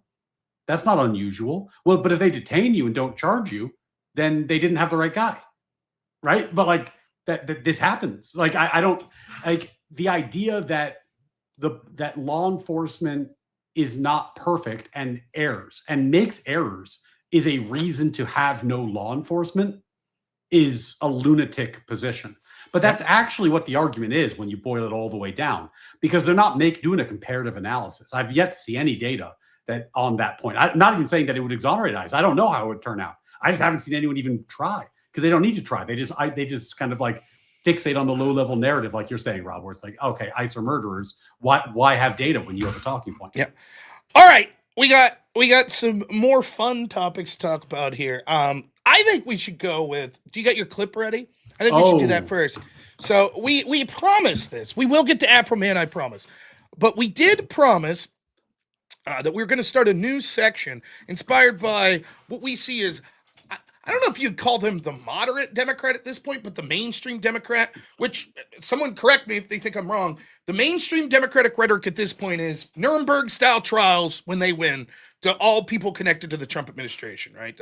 I've seen Susan Rice saying this. I've seen J.B. Pritzker. I've seen the left-wingers we debate routinely. And so we thought, giving a clever play on words, that we would start having a section where we would be judge, jury, and metaphysical executioner with our own Nuremberg trial. So here we go. The first segment of the Nuremberg trials. What manner of creatures are they then, these bipeds in the prisoner's dock? Is there any punishment commensurable to their crimes? No punishment is fit enough for them. The International Military Tribunal, in the name of the freedom-loving nations, is sitting in judgment of the criminals.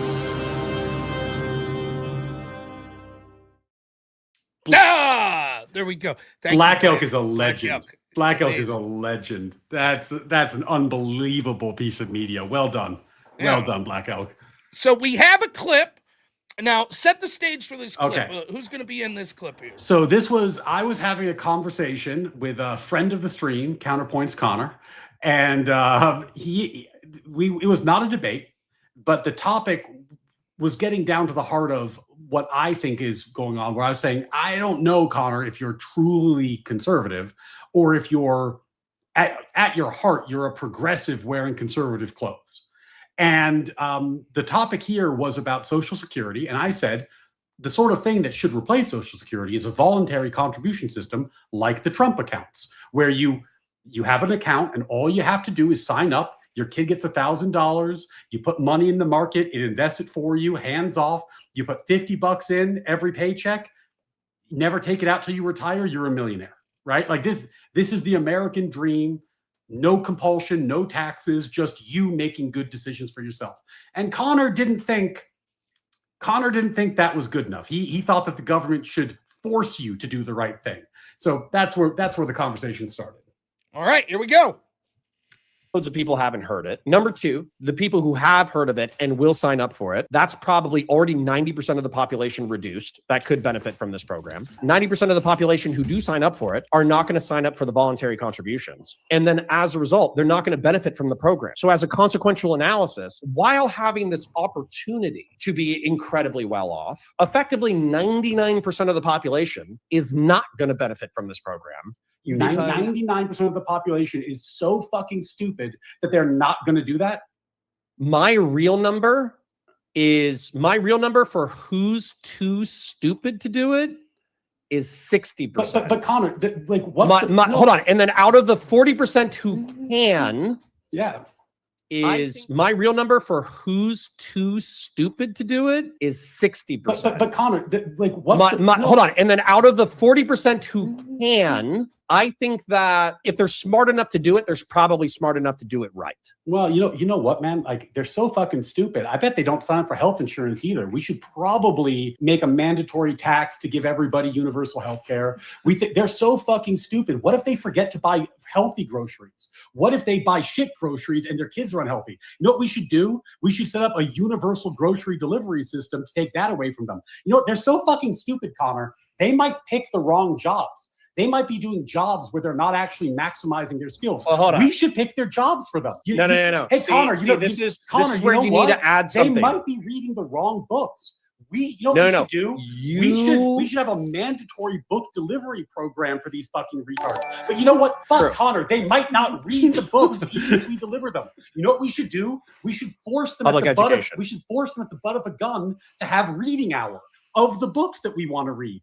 Like, what I'm pushing on, Connor, is that you have adopted a progressive mindset. And even if you are using it to push for conservative values, that's not conservative. Like, you're pushing for a progressive vision of how the country should run. No, you are misattributing words.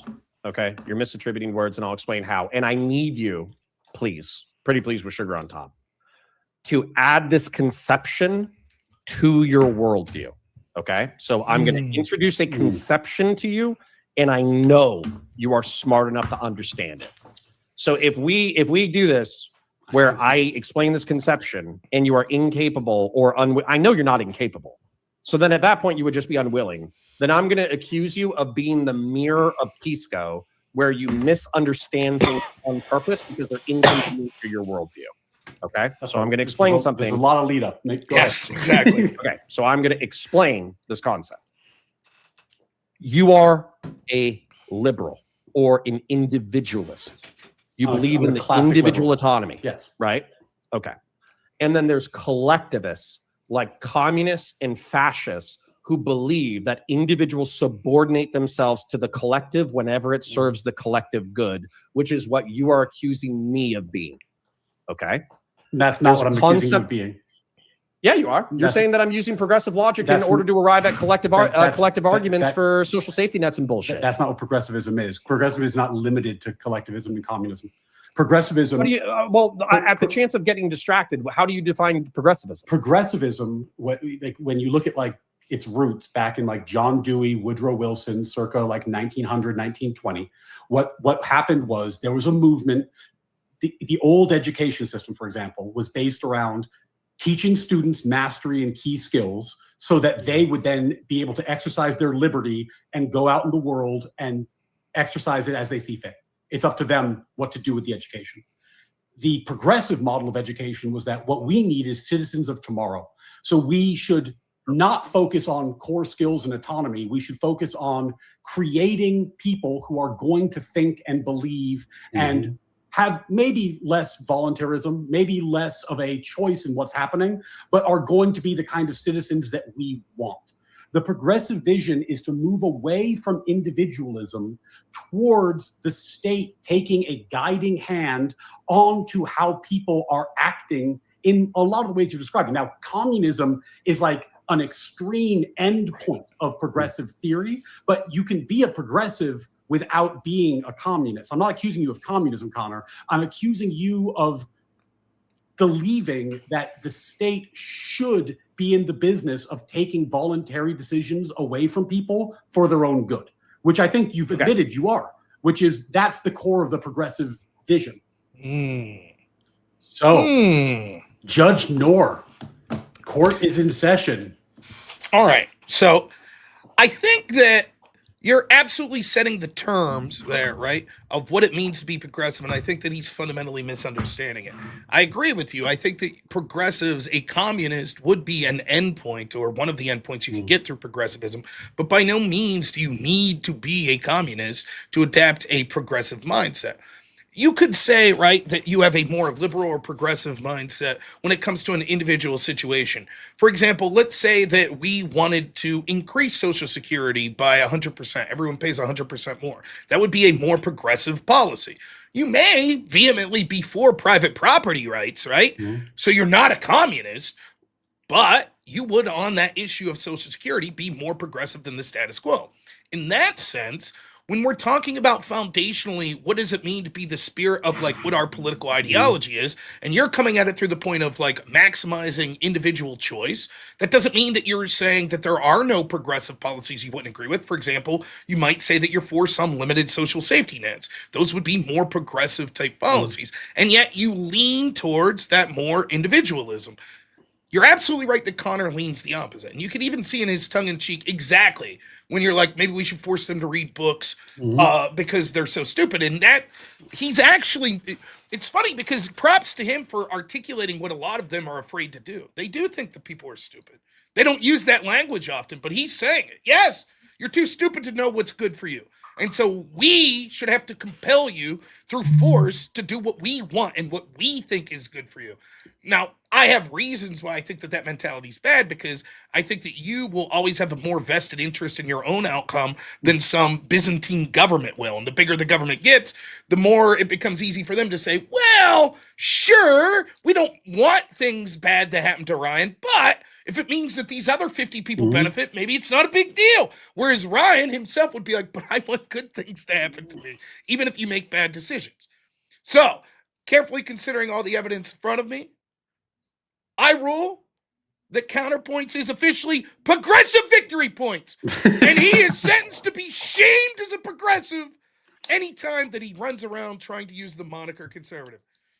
Gaveling in. There, that's my ruling. Decision made. And because I was involved, I can't issue a ruling. I'll say I don't think Connor is stupid, and I don't think Connor has nothing to contribute. I enjoy the conversations with him, and they're good. You should watch them. It's on my channel. But the thing that I am concerned about, and I think this is something that we on the right need to look at going forward, is the corruption of American thought by progressivism, right? And the way I tried to explain it to Connor is it's like the progressives have been fucking with the things for 100 years. And you're here, you're at the end of the timeline. And you're saying, oh, well, because I'm conservative about this social issue, that makes me a conservative. But you've accepted all of this progressive nonsense. And maybe some of it's good. Maybe there's some good stuff in there. But if you're not willing to look backwards and say, wait a minute, what's the game that they're playing with me, right? And the game that they're playing is, I think, the one he fell for, which is they say, oh, you worry about liberty. Well, don't you want the liberty to travel? Don't you want the liberty to live in a nice house? Don't you want the liberty to have health care? Well, the government should give you that liberty. It's like, that's not what liberty means. Right. That you've changed the meaning of the term to convince people to become dependent on the government. Then the system breaks, and then you ask for more government to fix it. But it was all broken because you kept breaking it. And I do think that there's a strain of that, not just Connor, but on the right, where they've adopted this vision of government mommy. And they've forgotten kind of this kind of American vision of like, no. Let's fight our fights. Let's be individuals out there, right? Like, I don't want the government involved in my business. I would like to fight my own battles. And I think that there's something to that. Yeah, and I think that it's frustrating, right? Because it's once more, it's easy to have the big heart, right? Like, if I could say, like, my son, if I'm looking at my son and I say, hey, buddy, he's 5 years old, what do you want for dinner tonight? Anything you want. And he's like, chocolate milkshake, right? I'm okay, liberty for you. Like, at some point I could say, but you don't know enough. And so I'm going to take away your freedom to choose. I'll give you choices, right? I'm not saying you have to have this. I might say, well, do you want hot dog? Do you want, mac and cheese? Whatever. But there's room. And I understand that. I understand that there is an argument to be had. It's like, but if you just allow people to be on their own and make all their choices, what do we do as a society when the person's like, okay, you're 63, you can no longer work, and you save $0. We just let you rot in the street? We put you in the position where we know that the likely outcome is, well, you're going to go rob people, right? Or you're going to become a vagrant, and it's going to make life. Or do we say, well, we force everyone to make these decisions? And it's complicated philosophical argument. It is not as if there is no argument for that side of the ledger. I'm not making that claim. I'm making a claim similar to what you just said there. But we have gone too far. We've gone too far with that. And it's time to look at the positives of individualism and to bring it back closer to that center. I do not consider myself a full-on like ANCAP libertarian. I do think that we should have limited social safety nets, etc. The problem is it's gone too far. And you can see how this plays out. Like, there are people that will say healthcare is a human right. Water, housing, food, healthcare. It's like, really? It's a human right. You know how many people I know that didn't have healthcare but had like a PlayStation 3? Now, if they didn't have food, they weren't going out and getting a PlayStation 3. They were buying food because they were starving. If they didn't have water, they weren't going out buying a PlayStation 3. But healthcare, they would. And so what happens is they've made a poor financial decision, right? If they, well, maybe not. Maybe they've saved up enough money to take care of medical expenses if they come up, but most not, right? Why should we as a society? What are we supposed to do? And you see the fruits of it. Obamacare. And then oftentimes what you see is the more big-hearted you are, well, we'll adopt this progressive mindset. Obamacare. We'll all pay in. For me, it was very simple. The issue with Obamacare was there's 4 types of people with healthcare. There were people that used it and paid for it, and people that used it and didn't pay for it, people that didn't use it and didn't pay for it. And they said, we need a 4th group, people that don't use it and pay for it, which primarily young people. So when Obamacare was coming up in 2008, I'm talking to all my college-age friends who are like, great, free healthcare. I'm like, you fucking idiots, you moron. You're going to be paying out the nose, you asshole. And then you're going to get taxed. When you can't afford the healthcare, they're going to tax you. You're going to have to pay a penalty on your taxes, you fucking idiot. That's what happens. You create the system. Let's assume it was with good intentions. Unintended consequences. So now what's their argument? Well, now we need, a single-payer option. We need single payer. After all, the Affordable Care Act was never the end point. It was just the bridge, right? The progressive state policy creates the problem or exacerbates it, to which their answer to is then more progressive state policy. Every time. It's never, wait a minute, we fucked up, let's pull it back. And the problem is, as a political matter, it's hard to pull back. It's why there's the old mantra of you can vote your way into socialism, but you have to fight your way out. Because who's going to win at this point saying like, you know what, we're going to pull back Social Security? Well, you're going to lose. But this is why I thought the Trump accounts, which I don't think are getting enough press, this was such a genius idea. And the reason it's so genius, just so if you don't know what these are accounts. If you put money in, it invests it for you. You give it a time horizon, like when are you going to retire? Are you using this for college? What are you using it for? And it invests in riskier things for long horizons, and it puts it in the market, right? I use a very similar account for my children for college savings. New York has one called 529s. Many states have them. You can put money in, it invested in the market for you, and it grows, and then you can get the money back later when my kids go to college. But here's the thing.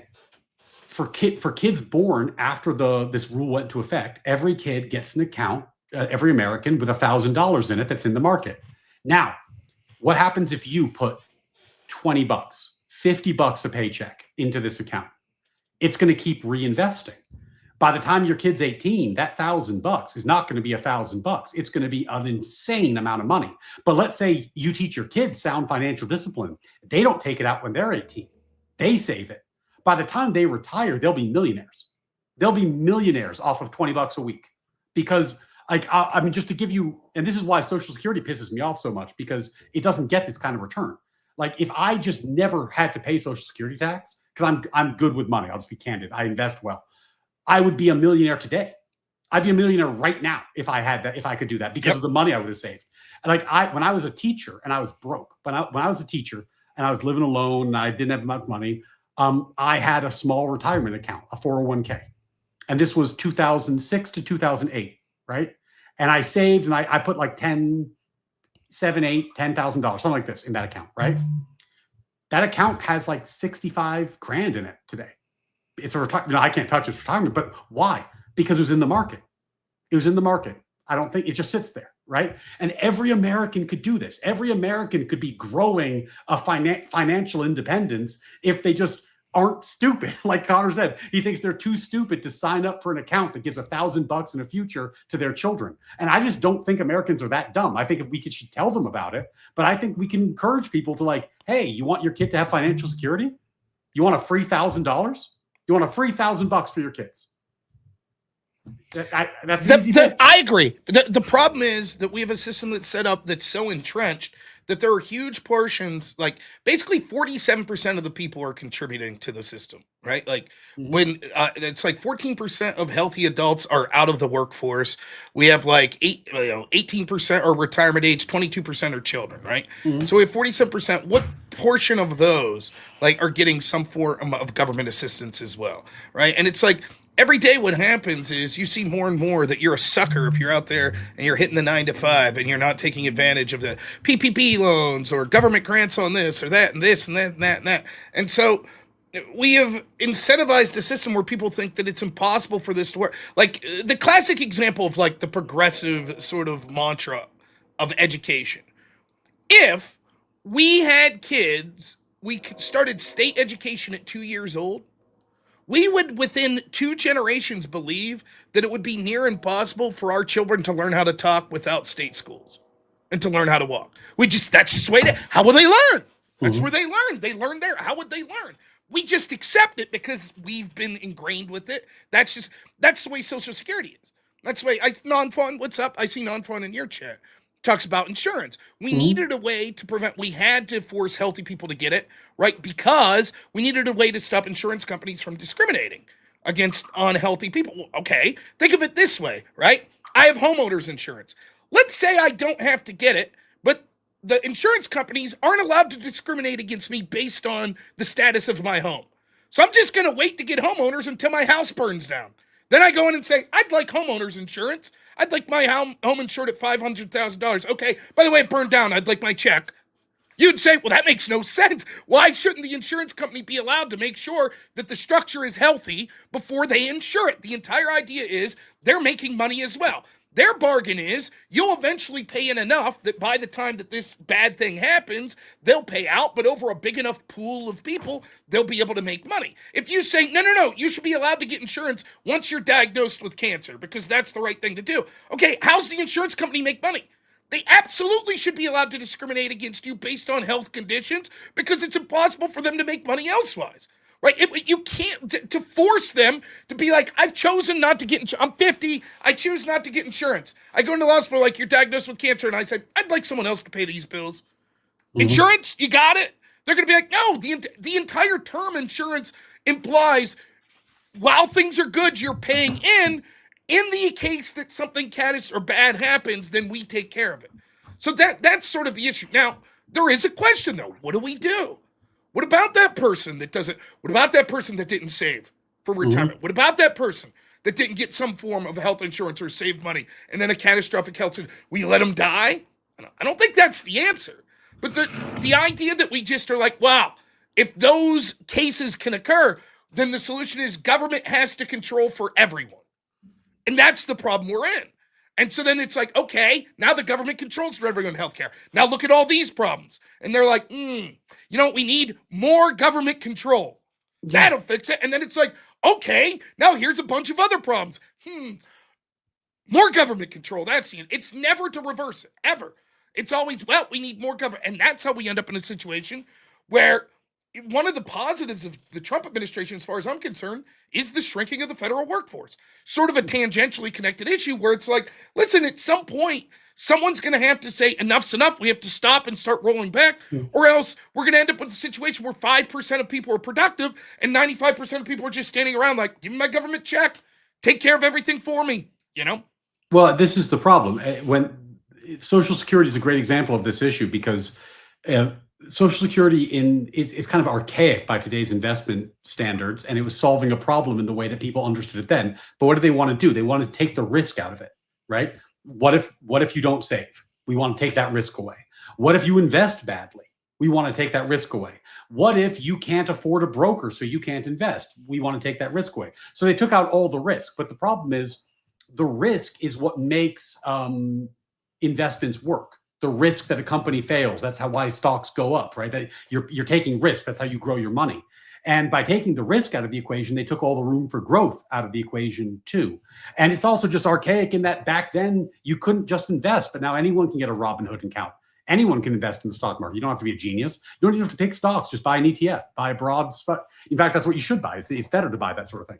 So a friend of mine he's more of a numbers guy than I am. He did an analysis where he was looking at me and like, my age and working, blah, blah, blah. And he was saying, if you calculate the amount of money that you could have saved and invested if Social Security didn't exist and like the normal rate of return on investing, and then you think about the money that you're going to probably get out of Social Security when you're an adult and the taxes that you paid along the way, you're in a couple $100,000 of debt because you're going to pay into this system. Maybe you get it, maybe you don't, but you would have been that much better off if you weren't doing this. And the crazy thing is I was talking to Connor about this and he was saying, no. I did some math on it. I was like, I think you'd get like Connor. I think the number was like, you probably get $5,000 or $6,000 a year of tax relief if this program didn't exist. You don't think you could do something useful with $5,000 or $6,000? And he was saying, oh, I think no, I'd probably use it on like fancy food or what he was going to use it on. I didn't even realize he's a full-timer. He's a full-time streamer. So he's self-employed. So he's paying double Social Security tax. Yep. He's paying twice what I thought he was getting. He probably would get closer to 10 grand a year in relief. So, I mean, it's not a small amount of money. And think of the loan simultaneously, like think of that money, right? And then think of the average person's credit card debt or loan debt, right? Where they're borrowing money. The entire idea of the system of borrowing money is supposed to be this, right? Your earning potential goes up in the future, right? So there are things that could help you in the short term. So you're willing to pay interest because $10 to you now, right, will be the equivalent of $20 to you in the future. So if you get $10 now and then pay $15 in the future, you come out ahead, especially if it's something that helps you with the. So if you invested that, like, let's say that you're a streamer. I don't want to use Connor specifically. I'm not trying to shit on him. I'll shit on Connor all day, but not about this, right? Like, if you're a streamer and let's say you're like, what would really help my channel? A new camera, a new microphone, a new computer. I'll take a loan for $10,000. Imagine that interest that you pay over the lifetime of that loan, or you could have just had $10,000 more that you weren't forced to pay into taxes, right? Now think of how much money you really were cost by the fact that you had to, get that loan. And imagine, this is why I was saying that this is what the visionary part of this is. Imagine that you're the next generation and you were born with a Trump account, right? So now you don't even need the debt. You don't even need the debt to pay off to make this beneficial. You get an extra $5,000, just put it in your Trump account. It gets invested in the market. You don't have to be a genius. You don't have to pick stocks. It does it for you. You put it in there and then you just don't touch it. And then 20, 30 years later, you go, I'd like to buy a house. Oh, thank God I have this down payment in this Trump account because I put in a few $1,000s over the course of my life and it grew. And now when I need 20% down and I'm thinking, God, they want $100,000 for this house. They want 80,000. Where am I going to get 50 grand? Where am I going to get 80 grand? Well, it turns out you had it because you were saving all along. And like, that's the kind of thing that could really be a game changer, but no one's talking about it. No one's talking about it, which drives me crazy. Educating and prioritizing individual action will always be better than compelled government action for people's good. It always will. That doesn't mean that there's not a point where we say, but the situation's so dire that we need to have some limited form of compelled government action. I'm okay, like with the food stamp program, if it's applied judiciously, and we're trying our best to make sure that it's not a way of life, but a temporary measure to get people back on their feet. I'm okay with that. I'm okay with the WIC program existing in some format, right? I'm okay with disability existing in some format. Wait, is the WIC the name of the program, or were you throwing shade at WIC? Oh, no, that's the name of the program. WIC is... You know what WIC program is. Yeah, I don't, so you should tell me. But I thought you were like, that homeless guy WIC, the program. Yes, his program. I thought you were throwing shade. Sorry. WIC, I forget what it stands for, but WIC's a program that we give that gives certain food items to low-income parents. So, for example, like you might get like baby formula it'll give you, or like canned goods, fruits, vegetables, milk, those sorts of things. At least in my state, that's called WIC. I think that's a federal program. But all right, well, we'd be remiss if we didn't get to the most important Women, infants, children. That's what it stands for. Yeah. Also, probably what WIC stands for, the streamer. Maybe that's his target demographic. Anyways, we'd be remiss if we didn't get to the biggest legal story of the month, maybe of the decade. Afroman. My goodness, what a hilarious story. In this house, Afroman's a hero. I think this was an amazing victory for free speech. I couldn't be more pleased with the outcome. Break it down for us if you can break down like sort of what this was about. So this was the most entertaining lawsuit of all time. That's what this was. So Afroman, he a rapper of, I guess, 5 minutes of fame quite a while ago. Not exactly a household name these days. But apparently the police got a tip, you can believe this or not, that he was engaged in all sorts of illicit activities, all sorts of crimes were happening in his house, that he was a very bad man. And when he wasn't home, they executed a search warrant and they broke down his door. They broke his gate. They came into his house. They stared at the pound cake on his kitchen counter. His mom made that pound cake. Yeah, with lust in their eyes and their hearts. They wanted to eat the pound cake, They wandered around his house. They took his suit with $5,000 in it as evidence, and it took him a long time to get it back. And he was watching it all on the cameras that he had installed in his house. And then afterwards, he made the kind of, I think, fair point where he said, well, I didn't do any of those crimes. You didn't find any evidence of those crimes, but you broke my gate and you stared at my pound cake and you broke my door. Give me my money back and pay to fix these things. And they said no. So real quick, they took money from the house as well, and they unplugged security cameras. Yeah. Which sort of speaks to, are you guys intentionally doing something shitty here or what? But yeah, go on. So he responded as only Afroman could with a series of, wonderful musical releases, which included jams about like fat cops staring at pound cake that they can't have, and are you gonna fix my gate? And is the lady cop a dyke who's licking on who? Licking Mona Lisa, licking Mona Lisa, and which cop's wife did he bang doggy style while the cop sat in the chair? Tasteful songs like this, and the police took exception to it and said that was defamation.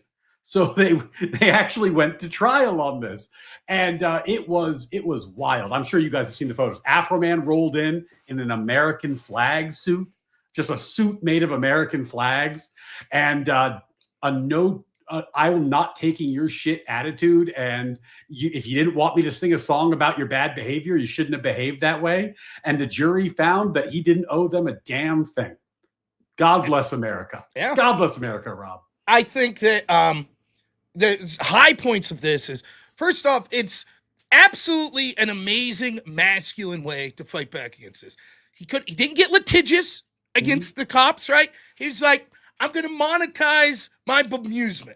And by the way, if you've seen him, like all joking aside for a second, when they found for him that he owed no damages, you can actually see a tear rolling down his cheek. And I've seen interviews with him afterwards. This meant a lot to him. Like, his life was sort of on the line here. And I'm telling you right now, it would not be fun to have law enforcement execute a search on your home like that. It would feel like an invasion, particularly if you're committing no crime. That would feel like an invasion. And so to take it on the chin and say, okay, I'm going to basically tell these people to eat shit in the way I know how, through song. And I'll try to make the best of a bad situation. And then to have these pieces of shit be like, no. Now we're going to sue you on top of what we've already done to you. We're going to drag you through the mud, right? So for him, I think that it was certainly personal, but I do think that he was making a point that was like, no, fuck that. You don't get to abuse me and have me respond, maybe childish, but not out of bounds. Just like, hey, fuck you, I'm going to make fun of you. And I even saw him say the other day, he's like, they could have handled it with humor, right? Like, the lemon pound cake guy, he testified that he had hundreds of lemon pound cakes sent to his work. Like, you could have leaned into it. Like, I do like me some pound cake. But no, they decided to get litigious. And then, of course, what happens is the exact opposite of what the law officers wanted, right? Now, the limited amount of people that maybe would have heard this story and been like, now it becomes one of the biggest, most well-known stories in the country, right? The song's been played millions of times instead of hundreds of times. And the idea that this was like disparaging to them, well, now everyone hears it. And now you look like a bitch on top of it because you decided to sue over it. And so, sort of like the Streisand effect, where it's like the mere fact that you protested because eyeballs were on this led to more eyeballs. And so, I'll play you the clip here real quick. This is, after all said and done, Afroman owes no damages. Here he is outside the courthouse. Oh my God. What a legend. Yeah, we did it, America. Yeah, we did it. Freedom of speech. Right on. Right on. Yeah. God bless America. Yeah. Power to the people. Yeah. Yeah. Yeah. Yeah. What a legend. Look at that guy. What Also, a goddamn legend. Now, not only, okay, he's awesome. Look at these people. It's like a bingo hall just let out of, old white ladies behind him, yay, get him Afro, man. It's just, in a divided country, Afro Man single-handedly bringing us together, and some of the clips, all-time comedy clips, Lick and Blow Lisa. There was one moment, it was from the lawyer's perspective, it was just high comedy. So if you guys don't know, in defamation cases, one of the elements is falsibility. The thing that the person said has to be falsifiable. Because I'm not defaming Rob, but if I was to say, Rob is the worst debater of all time, that's not defamation, it's an opinion. How do you prove he's the worst debater of all time? Right. But if I said, Rob raped and murdered a woman in 1972 in Ohio, it's like, whoa. That's a very specific thing you just said about Rob, and we could prove that it's not true. That could be defamatory, right? It has to be falsifiable. Well, one of the songs, Afroman said he slept with his cop's wife. He said that he slept with his wife. So the cop's on the stand. He's talking about how sad he is, and the lawyer, and Afroman's lawyer has this huge beard, like a lumberjack-looking guy, and he comes up to the cop and he's like, "Well, I mean, he's trying to get some good testimony on falsifiability." So he's like, "Well, I mean, you know that he didn't really sleep with your wife, right?" And the guy goes, "Well, who could say?" And it's like, who could say if he slept with my wife? Who could ever say? Which is funny, A, because now you've blown falsifiability, so you're going to lose. But B, who talks about their wife that way? You just swore on a stack of Bibles. A man asked you, did Afroman sleep with? Rob, you haven't sworn on a stack of Bibles. Well, I'm just going to ask you right now. Is Afroman sleeping with your wife? Now listen, it's funny you bring this up because I talked to my wife about this. I was like, it's sort of the existential question of our day. Can any of us really prove that Afroman hasn't slept with our wives? It's like, wow, if you're getting right down to the foundational levels of truth, and how certain can you be? But it's hilarious because anyone who hears that song, every 99.99999 going on, unless you're some crazed schizophrenic, you heard Afroman sing that and you're like, oh, he's taking the piss out of this guy, right? He didn't really sleep with his wife. He's just jabbing at him, right? But now you're like, well, I don't know. Now that the cop himself's like, I don't know, you're like, really? Maybe there's more to this. It's like, oh my gosh. And Afroman's just Cheshire Cat grin. Oh my God, yeah. It's no longer Agrippa's trilemma. Now it's Afroman's trilemma. Yes. Do you know that Afroman didn't sleep with your wife, or are you just assuming? I said that. So I said this to my wife, Courtney. I was like, I can't prove that Afroman hasn't slept with you. She's like, yeah, but I can't prove he hasn't slept with you. And I was like, oh shit. And then, totally unrelated, right? But so I've been talking about this for a week. I was like, that's the big dilemma of our day. We don't know if Afroman's sleeping with everyone. We don't know. Maybe he slept with every adult. We don't know. And I'm driving down the road. We're on our way. We just started our trip to Kentucky that we were going to. My son, who's 5, is like, Dad, what if under this road, Mr. Beast has a house and he lives there? And I was like, he doesn't. And he's like, how do you know? And I looked at my wife. I was like, this is like the kid version of did Afroman sleep with your wife? I can't prove it. I cannot prove that Mr. Beast doesn't currently reside under Interstate 80. He very well may, I guess. So there you go. We're getting all sorts of philosophy in the legal frameworks recently, but truly amazing. Now, there's more to this story, believe it or not. Now, one of the jurists is claiming that the judge was unprofessional and was pissed off about the verdict and kind of was making some snide, rude remarks to the jury. It's an interesting story. I've actually heard some legal people say that this is a case that may be taught in law school. Sort of the limits of defamation, and there's certainly a lot of eyeballs on it. So if you're a law professor, you might say, "Hey, remember that case? Let's see what we learned from that." So really, it's really interesting. In addition to being one of the funniest damn things that's ever happened. It was lightning in a bottle. It was a cultural moment, but it also, I think, is a good indication. And a lot of people are down these days on America, and there's a lot of stuff going on that makes them upset. But like, this is exactly why we have freedom of speech. This is exactly why. Like, the cops messed with a guy, he messed with them back. You can't extort them for money now. Right? Like, it's all like, this is what happens. People say things, move on with your life. And I think it's a good indication of some core American values. So God bless you, Afroman. Yeah. And he had a sense of humor about it. And hey, I wouldn't be surprised if his album sales get a bump here. So all good for him, and I'm sure it sucks to go through that, but as far as I'm concerned, it's justice. And I think this is in the history of like sort of parody and comedy that, there was a famous case. There's a movie about this, The People versus Larry Flint. Larry Flint owned Hustler magazine, and he was basically accusing this one congressperson of like sleeping with his own mother, and they were drawing comics about it. And famously, the court ruled that it was within his rights of obvious parody, that it was a public figure, that he was clearly wasn't making accusations. He literally did this stuff. It was, picking fun at. So I think it falls in line with that tradition. And I'm glad that we live in a country where the norm is you're allowed to tell people to eat shit, and sing a song about sleeping with their wife.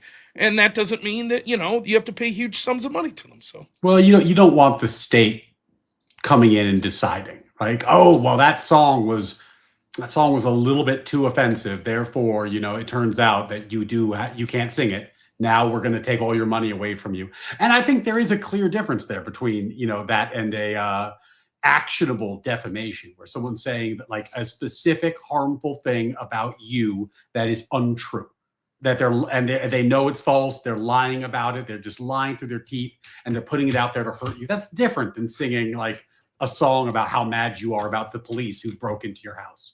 It's a different thing. There's a peripheral, maybe someday we have more time, we could talk about this, but there is a conversation that comes up in legal circles a lot, in the entertainment circle, about using music lyrics in like criminal cases, right? So if you're a rapper and you're like, I'm going to take out Little Shorty, I'm going to shoot him with my 9, and then Little Shorty gets killed by a 9mm, what type of evidence? Yeah. And like, I've seen like legal professionals go back and forth on this. It's interesting, right? Like, when does the art end?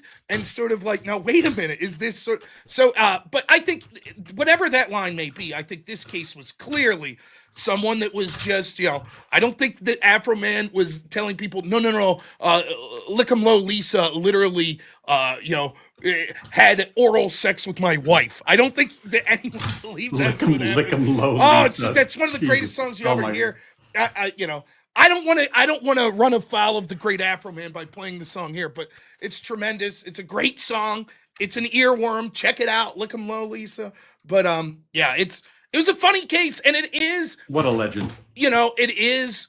The last thing I'll say about it, it is amazing. It just, when things are contentious in the country, the little things that seem to unite people. And I felt like that was a 48-hour story that, left, right, or in between, people were like, yeah, fuck yeah, Afroman, get him, Afroman. Get him, Afroman. So it was a feel-good story for sure. So, well, what do you got going on tonight or the rest of the week here, Ryan? Well, I'm going to pass out in a puddle because I've been on stream since 5. So I'm done for the night for sure. But on Wednesday morning, if you're Pacific time, sorry for you, because this is going to be like a 10 a.m., I believe, thing on the East Coast. I might stream delay by like half an hour, but oral arguments for birthright citizenship.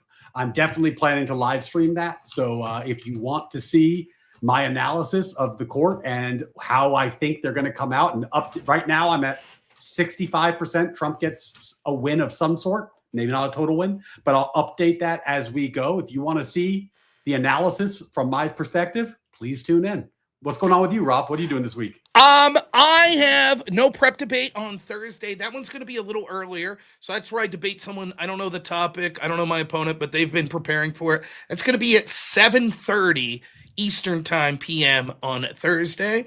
And then I think that I will, in addition to doing my normal show around 10 p.m. each evening, I think I'm going to bump that earlier because I think that I will be doing the extravaganza on the Crucible. I think I'll be doing that Tuesday, Wednesday, Thursday. So you can check that out on the Crucible's Rumble channel exclusively. So that'll be a great show. It should be. You're allowed to use slurs over there. So I don't even talk. I just throw a bunch of slurs. I mean, the not only racial, thing... but like I really like, you know. Yeah, you're more of an ableist. Yes, absolute ableism. That's my slurs of choice. So. Yeah, the only thing keeping Rob in line is the fact that he's on Twitch. I mean, if this wasn't being streamed on Twitch, you have no idea the depth that Rob would sink to. Of course. So, well, hey, it was a fun show. Always appreciate it, Ryan. I put your channel link out there, so please, everyone, go check out Ryan's channel. And thanks as always. We'll see you here soon, man. My pleasure. See you in 2 weeks, Rob.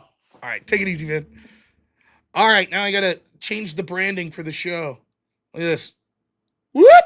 Oh, just like that. And then I gotta go over here. I gotta take care of this little thing. 1 second. What is that? No, that's no good. 1 second. It's a fun show. I always enjoy doing that show with Ryan. Of course, there's a segment of people in my audience that think he's a terrible Zionist, and so now I'm sure I'll be called a terrible Zionist, but I was already being called a terrible Zionist, so who really cares, right? Anyways, there we got our super chat goals for the evening. I reset it to 0. Sorry about that. Let's start the show, Normal America show, right? What do you think, Afroman? Should we start it? What do you think? Yeah! We did it, America! All right, you got it, Afroman. Let's start it up. I'm going to go to the restroom while we play the intro. I'll be right back. Maybe if I can find the intro. There we go.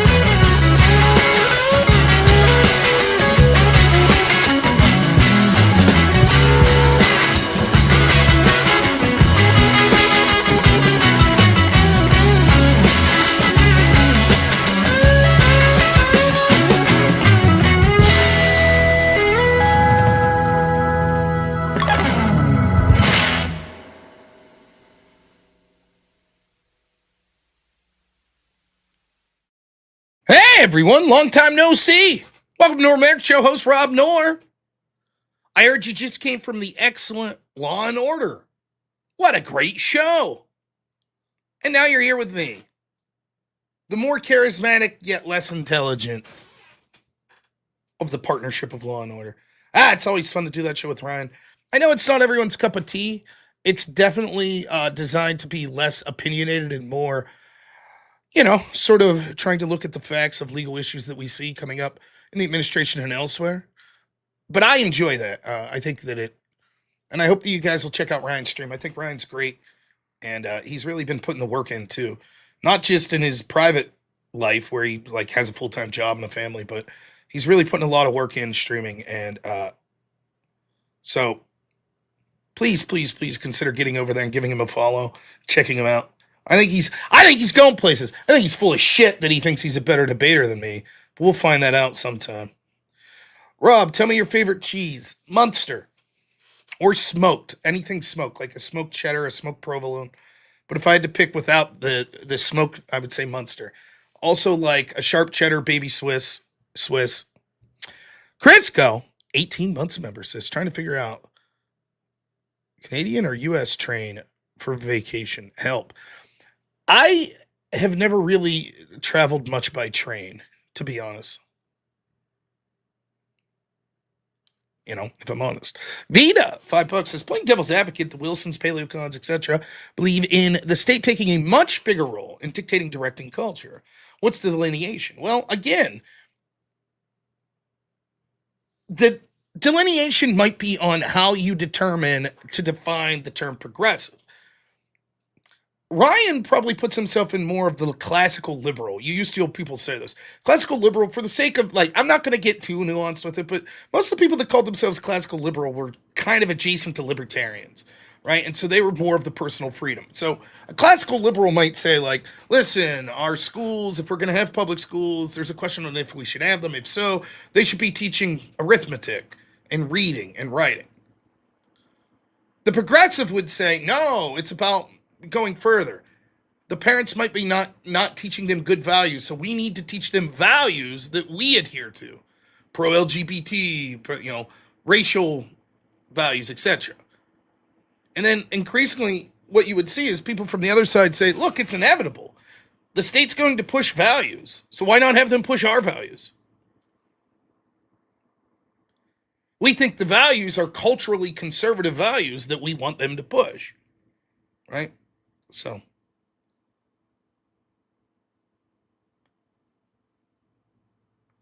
there you go. I did have a friend, Crisco, that was heavy into train travel when we were in college. He would take a train across the country and just booze it up. He had a good time with it. But I've never really done it. I've obviously been on a train in a very limited sense. 2 years ago, we went in a Christmas train. It was a lot of fun with the sun. That rhymed. All right, show tonight. What are we going to talk about? I don't know. I thought I'd wrap it up quick. Someone just hurry up and send me $357. Well, no, I'm just kidding. Now, we would appreciate your donations tonight, but fuck it. We had a good month. So if we don't get donos, who gives a shit? I'll happily accept them, but you guys are the best. I can't thank my audience enough. I think you guys are wonderful. Even though I know he's probably not here and won't see this, I'd like to apologize a little, not really, to Level 4 Lobster, who's a great dude, who I fight with all the time, for being a little harsh last night. And I'd like to briefly discuss what I'm talking about. As someone who finds myself in the non-interventionist camp, I do not consider myself a pacifist or think that there's never a case for interventionism, which is why I say when it comes specifically to the Iran conflict, even though I'm against it, I outlined the first time that I was talking about it, what are the metrics that I would need to see to think that it was worth it for us to go? Now, I don't think we're anywhere near seeing proof of those metrics, such as nuclear weapon was about to be deployed against America by Iran, etc. There were other things. They're actively trying to assassinate the president. They were very close to getting a weapon. We had intelligence that they would use it in short order against the United States, etc. But those things exist. I'm not just a pacifist. But when I'm explaining the situation of sort of the problem with the status quo and why so many people that are independents or even Trump supporters are sort of disillusioned at this point with the Trump administration, certainly with the Republicans in whole. And people are going to be like, but what will we do to protect ourselves? What will we do to protect ourselves? Maybe I got a little short with my response. And I was like, if you have an issue with it, you go over. Problem is this. When you're lied to over and over, at some point, You just don't believe. And at some point, those organizations may be truthful, saying, no, we have to go this time. Let me give you an example. I sort of brought this up last night. If Dr. Fauci somehow, you can see in a crystal ball, and he legitimately somehow stumbles upon that China's about to release a biological agent of COVID into the United States that'll kill millions of people. And Fauci says, I implore everyone, lock down. Would you listen? He may be right.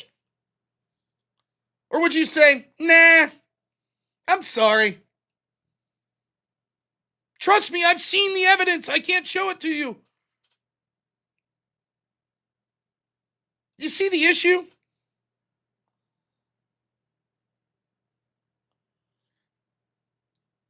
The other point that I was trying to make, and I'm not going to relitigate yesterday, is this.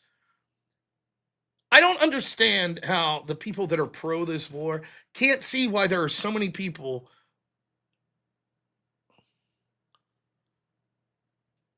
there were so many people that were against this. A few people donated. We didn't have many, but I just reset it at the beginning of the show because I accidentally had it set up from last night as well. That's right. No apology for you, Eric. Don't worry. We're going to talk about what you want to do tonight. So the issue we find ourselves in is clearly this was going to be unpopular with a certain percentage of people that are going to need to vote Republican if Republicans want to win the midterms or win in 2028. Now, you might disagree with that. You may. You might say, but this is objectively a great thing. We should have taken you wrong. Talked to a dude today that feels that way. Good dude. I was very pleased. One of my favorite political people. I don't know if I should say his name. I don't give a shit. I'll say his name. My good friend Doug McClinko. He's someone I met when I ran for Congress. He was also running. Doug's a great dude. Puts on a hell of an event every year. True Christian Republican out there busting his ass to do what's good for our state and for the country. Great dude, man. If there were more people like Doug McClinko, we'd be in a far better position in this country. He's a very good dude. Very generous, man. And really someone I consider an inspiration who's actually done politics. He's not been president, obviously. He's not been a federal congressman.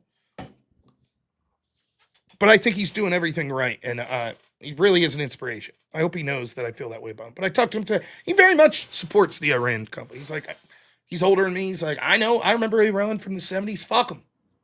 Wait, I don't think he said that. He's not as foul-mouthed as me. But he don't like him. Wipe him out. Okay, fair enough. Problem is, you have to know that there's going to be people in your coalition that think this is unpopular. And the problem is, we don't have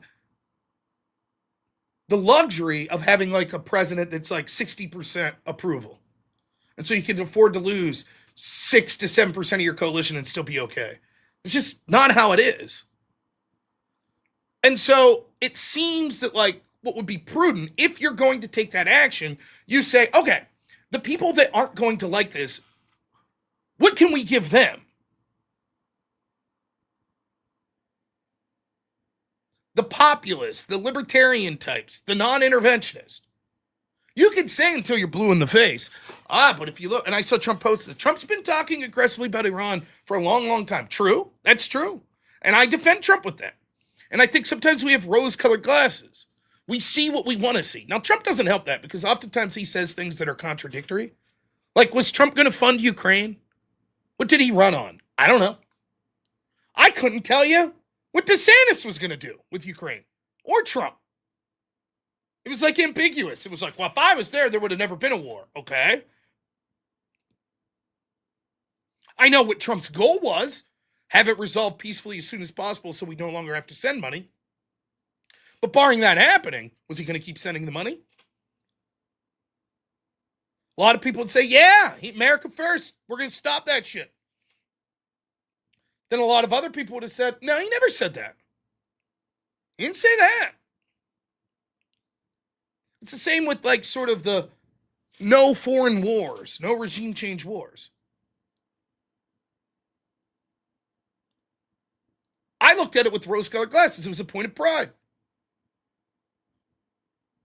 Trump's trying to get us out of foreign entanglements, conflicts like that. He's trying to be a man who gets peace through strength, less likely to get these foreign wars.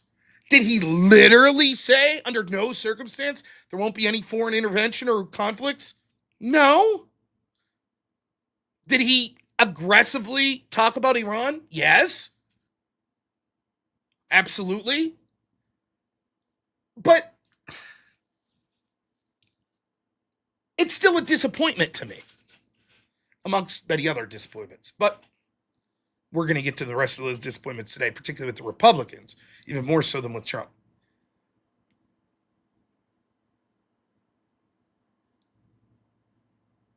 Even if you're right, if you're someone who thinks this conflict was good, and you're like, I can bring up the receipts that this was something I predicted Trump would do. Okay, fair enough. You have to understand, there are a lot of people that felt otherwise. And maybe they felt otherwise, let's concede your argument, erroneously. They too should have seen the writing on the wall, that Trump would do something like intervene in Iran under these circumstances. That's not going to help you, the fact that you're right, that that's what Trump was trying to tell us all when he was running. It's not going to help you bring those people back to vote for Republicans in the midterms. It's not. You can be like, you're wrong. That's not what Trump thought. And oftentimes, it's not just saying you're wrong. It's you're a fucking idiot. But forget about that. You're a traitor. Are you getting paid by Iran, by Qatar? Actually, I'm against war. Oh, so Qatar's paying you. Well, I kind of see a point. Oh, so Israel's paying you. You see the point. So how do you convince those people? And this is one of the things that I'll never understand. Like, I do understand. I know the answer at the end of the day. But if you accept that politics is as we're told, that it's people coming together, pushing forth an agenda, trying to convince people to elect them to enact an agenda that would be most popular against their opponent who's doing the same.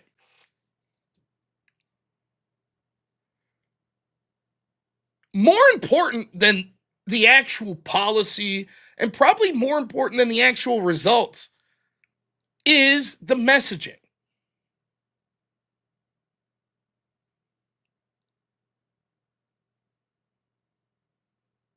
For example, we could look through all the data on ICE deportations, actions that ICE has taken that we think are bad, etc. And the literal data is less important than the framing. Don't believe me? Over 50% of Democrats during the George Floyd Summer of Love in 2000 thought that in the previous year, police had shot and killed over 1,000 unarmed black men. The real number? 11 or 12, something like that. That real number was less important than the perception that came through the messaging. At least when it came to how people were going to vote, how people were inspired to take certain actions or support certain things.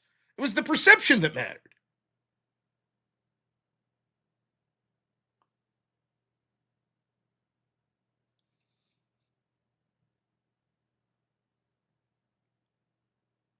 So what always confuses me is when I see politicians making absurdly bad decisions on how to influence public perception. And I see the Trump team, I'm going to leave Republicans in general out of it for now. So just the Trump team. I see the Trump team making incredibly dumb decisions that would predictably piss off large members of the public. The most grotesque example is the handling of the Epstein files. It's all a Democrat hoax. And if you still care about it, then don't vote for us. Don't support us. I shouldn't have to tell you, but when a political group or politician tells his base not to support him, that's bad. That's real bad.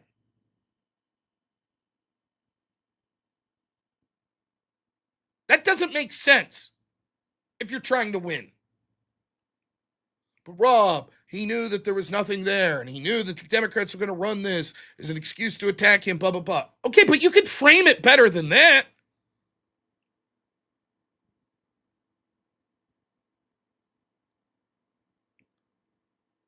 When you looked at the Democrats in the Biden administration and you saw the inflation getting out of control, I said this over and over again. I was like, I can't get what the Democrats are thinking.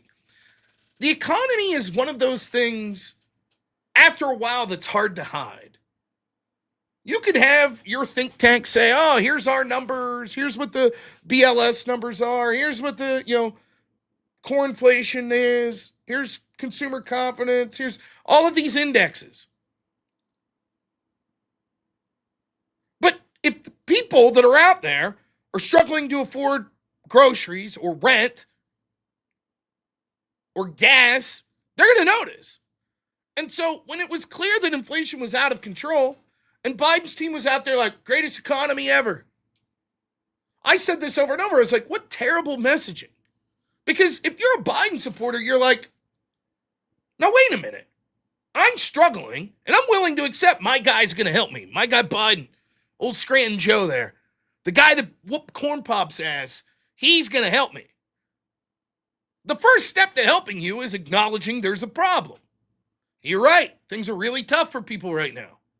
But instead, they were like, things are great. They've never been better. What do you think the chances are they're going to help you then? That sounds like, well, the problem's you. Because the economy's doing great, so you're the problem. That's what it sounds like. And that's real dumb. And I was like, I don't understand. If I was running Biden's comms teams, I'd be out there every day highlighting this shit. I'd say, yes, inflation's out of control and it's Trump's fault. And it's Republicans' fault. That's what I would be doing. Because you're only going to bullshit the people for so long. And they're going to be like, and of course, Democrats were furious that you noticed inflation. They fucking were so mad. That's why they came out 2 days into a Trump presidency and was like, look at the price of eggs. That was their way of saying, fuck you. You're concerned about prices.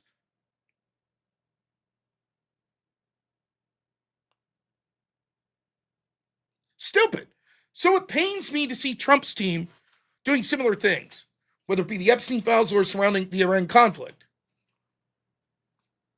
People are struggling economically. You might say, well, that's because of the bad position we were put in from the previous administration. Maybe. But you got to address that shit. It's not enough to be like, the people are duped. They're wrong. You got to address it. People are upset about the Iran war. Maybe not everyone that voted for Trump, but a healthy, important grouping, maybe somewhere between 5 to 15 to 20%. And it's exacerbated by the fact because they think that it signifies, as I do, a lack of attention to domestic policies.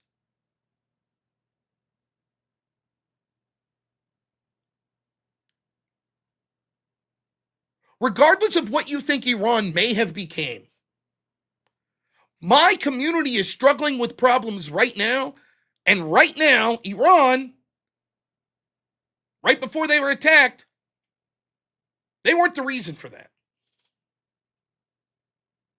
They weren't the reason people were struggling in West Virginia. They're not the reason people were struggling in Kansas.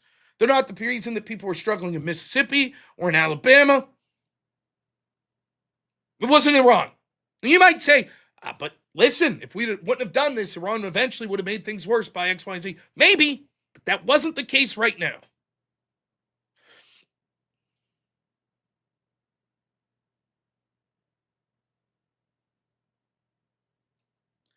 And so I don't understand where the messaging, Trump's been quite mum on it. Perhaps the idea is we wrap this up in the next 2 weeks and then he can say, see, told you so. Now let's focus on some shit back home. But as of right now, there are people, a number of people that matter that are basically giving up. And they're like, I'm vote Democrat or I ain't voting Republican. Fuck it.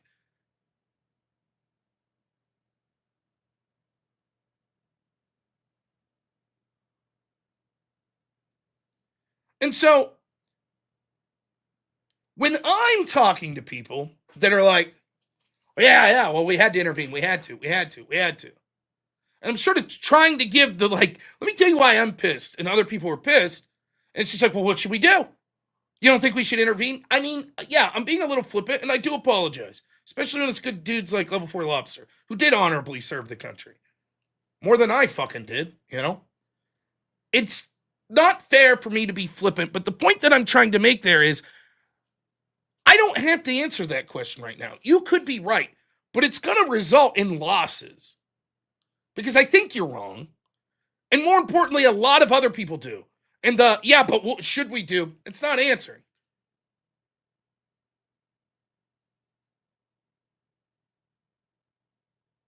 It's not.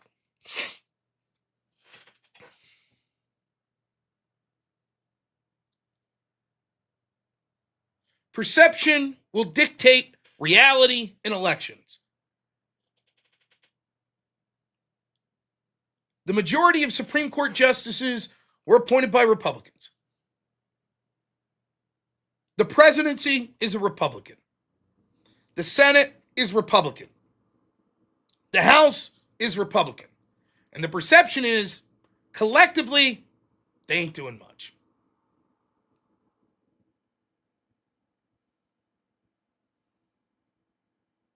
And that is going to be how people choose to decide who to vote.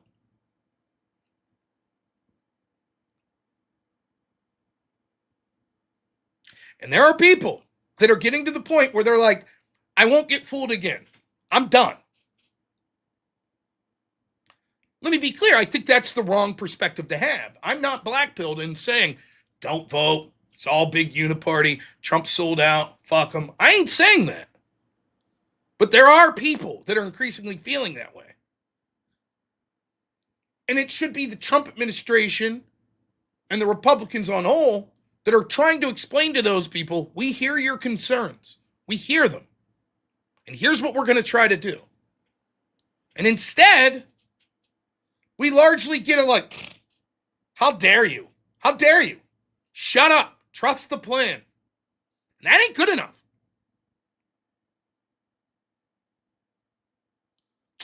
Trump's had a lot of accomplishments. I talked about this the other day. Trump secured the border effectively in a week. Now, if Trump had to fight tooth and nail to do that for 9 months, we'd be calling that a great achievement right now. But because he achieved it, he's sort of a victim of his own success on that. He achieved it so fast that people are like, so what? As a year ago, who gives a shit?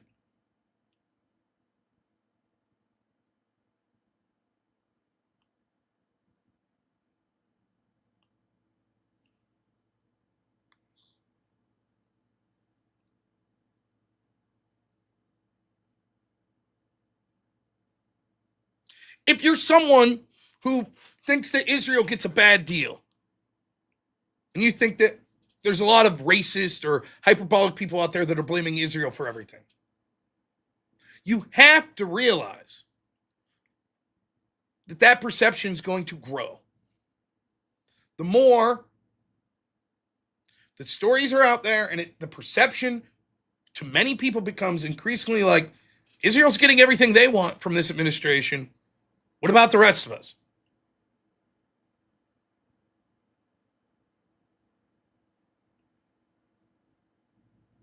You have to understand that. You can shout it's anti-Semitism, it's bigotry, it's low thought. You can say all that. It ain't going to help.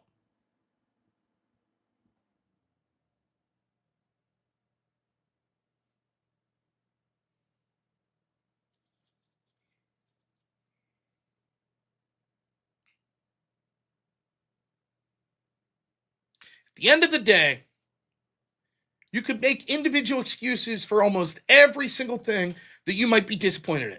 Save Act. Well, Republicans want to stand by norms and they don't want to get rid of the filibuster, and there's just not enough votes there because of the Democrats, Mass deportation. Well, these individual communities that are refusing to cooperate with ICE, and then people using violence and this that are rising up and making it difficult. And then, of course, the PR that was bad from the Renee Good and Alex Preddy shooting. And so that leads to that. Well, and a lot of these decisions, you have these low-level courts that are constantly stymieing Trump everywhere he goes, and every little thing that he tries to do. Right down through the list. You could, But the truth is, at the end of the day, you're going to have a substantial amount of people who be like, I don't give a shit about these excuses. I don't care.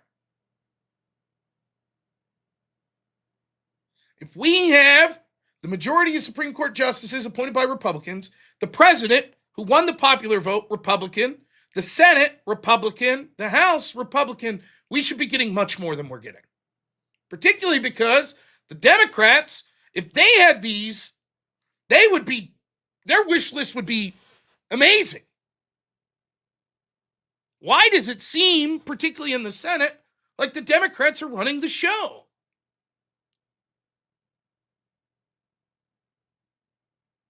And at some point, it doesn't matter how effective of a communicator you are. Which, by the way, the Republicans are terrible, including the Trump administration.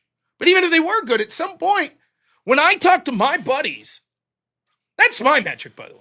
It's anecdotal, it's bullshit, I get it. But when I think of politics, the lens of which I'm viewing it, first and foremost, is my family. And then I'm thinking, like, the folks I know in my rural community. That's what I'm thinking. I talk to these people all the time. And they're just like, I don't give a fuck anymore. I don't care. I was pumped up. I was excited. 2016, Trump seemed different and new, cool. I saw how they fucked with him. His whole first term, it was bullshit. The media didn't give him fair shake. The FBI was fucking with him. Democrats were terrible. Okay, he loses in 2020. The summer of love shit was bullshit. COVID was ridiculous. So go out, I vote for this guy again, and now what? Well, wait a minute. We're getting incremental victories here. Yeah, I don't know. The number one comment I get from people that prior to 2016 weren't political, and then through the advent of Trump coming down that escalator to COVID to Russiagate, to all that shit, to this point. So not really interested in politics before 2016, and then at some point between then and now became interested in politics and was like a Trump supporter or Republican. The number one comment I get from that group of people is, why do I give a shit anymore? Voting's not going to help anything. It's too late. System's fucked. And every day, they'll turn on their social media and they'll see another story of some Somalian fraudster that scammed $250 million that gets a year in jail. And they'll see some white guy that put weights in a fish looking at 10 years in prison, while some black guy that killed some 84-year-old man for no reason get a slap on the wrist and a $10,000 fine.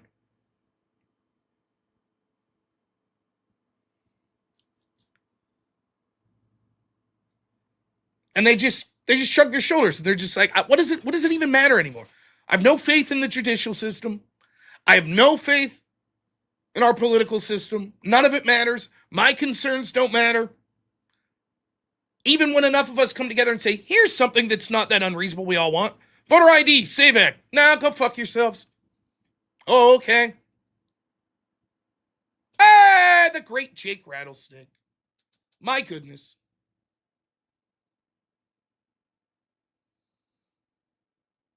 Definitely the best Aussie I know. And I know Paul Hogan. In the sense that I've seen his movies. I never personally met Paul Hogan. But I'd like to think he's a cool guy. But I put Jake right up there with Paul Hogan. If I was going to remake Crocodile Dundee, I'd have Jake star in it. Oh my goodness. I'm going to get to donos here in a second. Thank you. But I'll finish this point that I'm making. That's where we're at.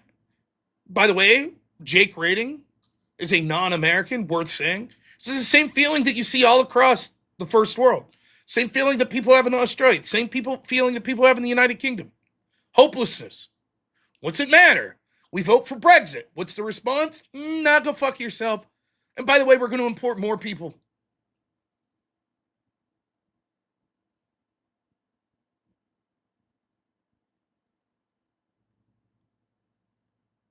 For the purposes of what I'm saying here, I'm not making the claim that you can't point to the Trump administration or other politicians around the Western world that are like, look, but they're up against this behemoth of a system.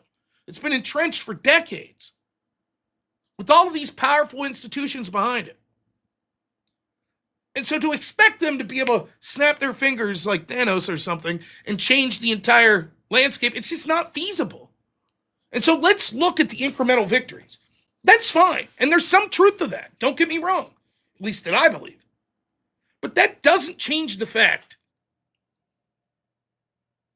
that a lot of people that are going to be necessary to win these political processes where it's very close elections, a lot of these people are giving up. It's been too late. We waited too long.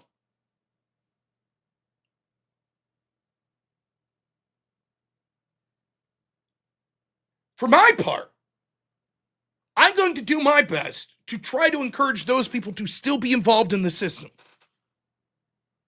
Nod your head. Agree. You're right. More needs to get done. Let's start the process even further back. Let's start with the primary process. Let's start with local elections. Let's build coalitions where we can, even with people who you vastly disagree on certain topics. Now is not the time to withdraw from the political system. Now is the time to get even more involved. And I'll try that, particularly as we get closer to the elections. And I'll do that in real life, not just on here. I go to Republican meetings. I talk to real voters in my state, in my district. I try to promote people locally that are running for office. But it's not just me. It needs to be something that's coming from the top down. It needs to be something that's coming from the Trump administration. The messaging of the Trump administration, in my opinion, has been an abysmal failure. Everything from the Iran conflict, the attacks on Venezuelan boats, the Epstein files, need I say more there? Or even worse than that, probably. The complete loss of the narrative on not just the ICE attacks that we saw from radical left-wingers routinely attacking ICE in city after city across this country, but even more despicably, in the assassination of Charlie Kirk. A great man was assassinated, mocked, his wife mocked. Almost every elected Democrat saying, well, he was a fascist.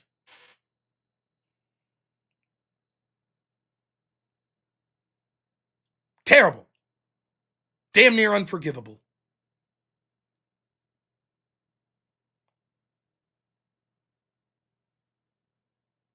But that's actually not what the show's about tonight. Oh, let me give a special mention to, I'm telling you right now, fuck Trump with these pardons. Pardoning this nursing home guy, fuck him. It's outrageous. And if there's ever proof that's delineated that we're able to find that he is directly accepting money for pardons like this, fuck this guy.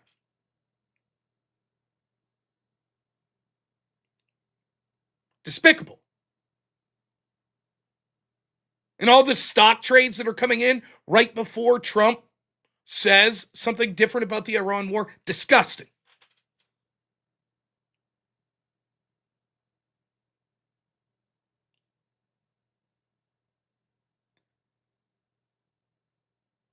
But believe it or not, tonight, we're not even talking about that. We're going to talk about the Republicans, particularly in the Senate. But first, we have some incredibly generous people. We're offended, you're offended. Thank you so much for rating the stream, man, over on Rumble. Really appreciate it. Some super chats.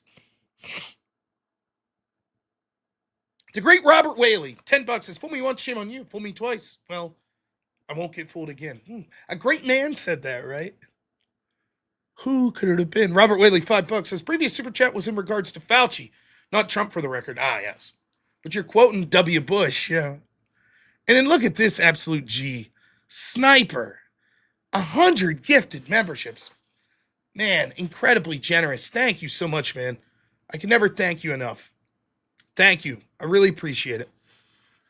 AJC, $5 says, I was laughing this morning at work at the I'm speaking now, that's right. Remember to tune in on Sundays for another exciting chapter of I'm Speaking Now. Black women share their truth, 101 stories of love, courage, and hope. Yesterday, we found out that black people are vibranium. It's not just that they run Wakanda, but they are literally vibranium, and they can solve climate change.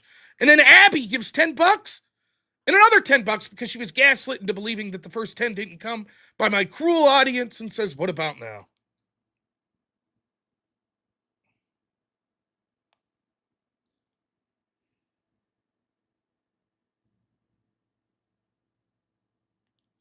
I feel like I'm beating a dead horse on a lot of these topics. What's more important to talk about than this? Oh, real quick, Brennan Bell, $10 says, Rob, what are your opinions on getting rid of the Fed, 16th Amendment, changing the 17th Amendment back? Yes, my opinions are good. We absolutely should. I plan on putting together some coherent thoughts on those topics coming forward, to be honest. But it is something I've been thinking about.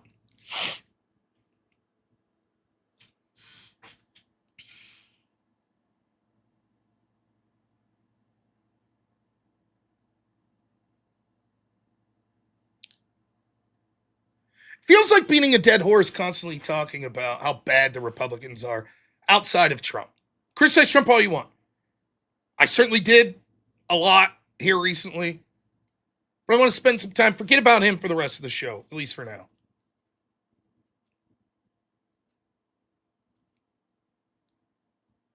Has there ever been a more worthless Congress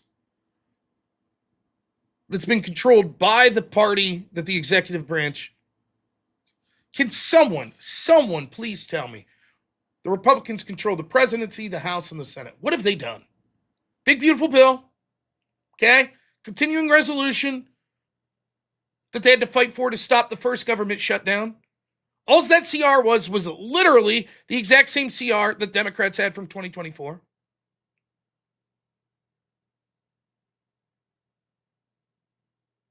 What else have they done? I remember they put a resolution out condemning socialism.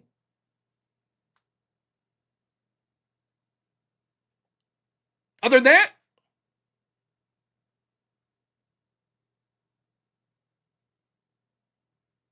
yeah, we've certainly had Ted Cruz has told us a lot about how Israel's important. Lindsey Graham said Israel's like his grandma. Great. What have they done? Like, objectively. There are things that have been done. Almost all of it's executive. Have they enshrined any of Trump's executive orders on securing the border? How about Doge? Make any enshrining things? Not really. What have they done?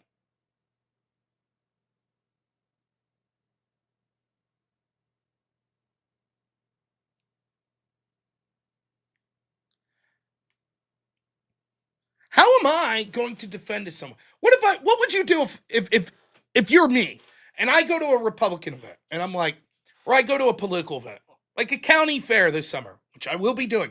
Hey, you guys should go vote Republican. Why? Well, think of how bad we'd be if Kamala got elected. Okay, Rob, even if I agree with that, what's that have to do with the midterms? Kamala's not running. Trump's not on the ballot. Sell me on these Republicans. What have they done? What would you say?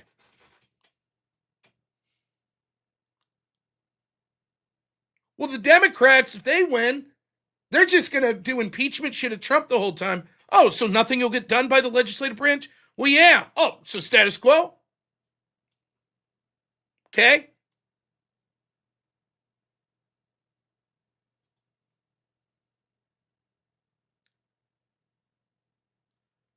Lobster says blame Democrats for holding things up. Need more Republicans. Why? Republicans have mechanisms right now. For example, Republicans could have declared a recess. He gave Trump recess appointments. They chose not to. That's not the Democrats. Republicans are allowing blue slips. It's not Democrats. It's Republicans doing that, allowing to hold up Trump's appointees. Republicans could force a talking filibuster. It's not Democrats. That's Republicans could do that. I don't know what to say at this point, as creative as I could be. And I think I'm a pretty persuasive guy. I don't know what to say as to why people should vote Republican in the midterms other than they're not Democrats. Let me tell you how bad the Democrats are. I do not know how I could sell a member of the legislature that is Republican at this point, based on their merits, based on what they've done. Now, maybe an individual, you could say, well, this guy has a good record of voting like this. But as a unit, I don't know the argument.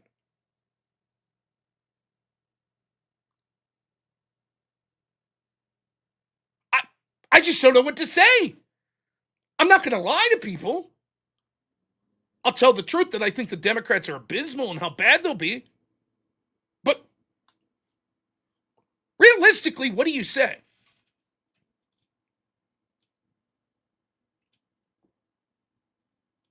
Yes, that's true. The norm Republicans or norm public doesn't know the Republicans are completely worthless.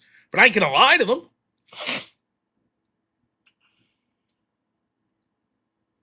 They're going to see results, right? They're not going to know how many bills Republicans have passed. They're going to see results. And it's like, the economy's not that great right now. And they're going to say, who's in charge? Okay, Republicans, their fault. We'll go to the other side. And when you say things like, well, we need voter ID. Oh, Republicans in charge. Do they give us that? No. Like repeal and replace Obamacare. Remember that? Just get us in office. We're going to repeal and replace. Okay, Republicans there. 2016, House, Senate, presidency. Never mind. Oh no, Democrats are holding things up. It's just Republicans are as well.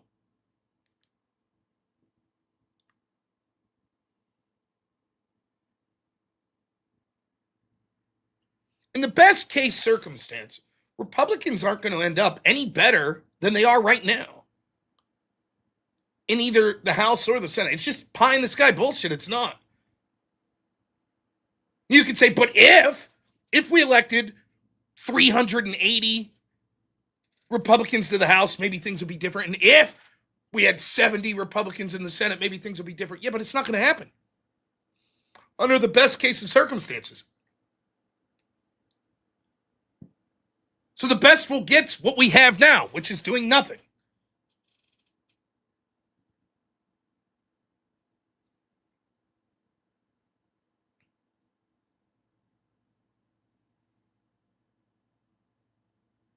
I apologize to repeat myself, but I think it's very important.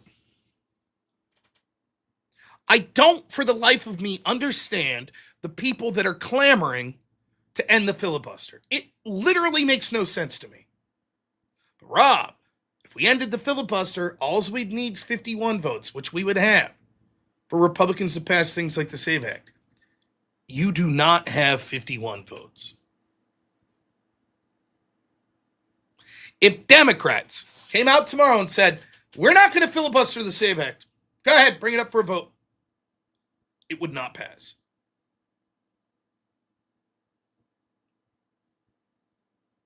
Democrats would all vote against it, and you'd probably have 45, 46 Republicans vote for it. I don't understand why people... Nico says, what's the filibuster? The filibuster is a process that allows you to hold up a piece of legislation unless at least 60 senators vote. Now, the original idea of the filibuster was you had to stand and talk. I think this bill's bad because blah, blah, blah. And you see movies like Mr. Smith Goes to Washington where they stood up and raised objections and amendments.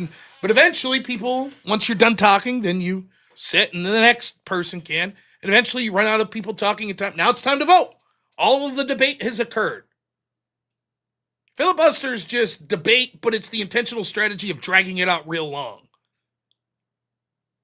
But sometime it was decided, in like the 30s or something like that we don't even have to go through the process of talking. We could just say, well, we would talk.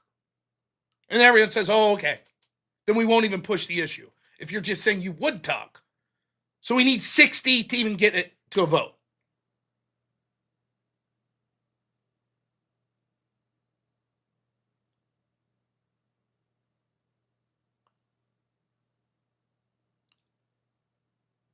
The filibuster is the best thing that's ever happened to the Republicans. They love it. They have zero interest of getting rid of it. as a unit. Now, I'm sure there are certain Republican senators absolutely would want to see it go. The filibuster allows Republicans who hate Trump and hate his agenda, but know that their constituents that voted for them want some of these things that Trump wants. It allows them to not face accountability. They never have to go home to their voters and say, here's why I voted against the SAVE Act, which you all want. Let me explain. They don't have to do that. Instead, they say, what can we do? We needed Democrats, and none of the Democrats will jump up. Oh, well.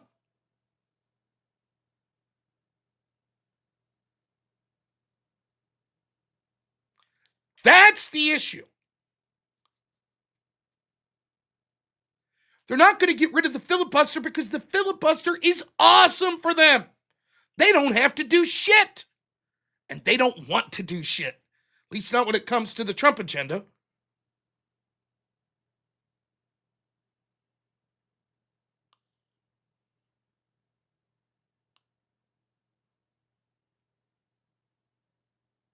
So they'll hide behind a bunch of, well, it's norms.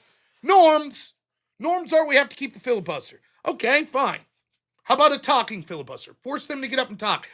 Well, norms, we just don't think it would pass, even if we did that. And, there'd be so many amendments that would be placed. And, and there's important work that we need to get done that if we spent weeks and weeks just debating this one bill, the SAVE Act, that, we wouldn't be able to get done.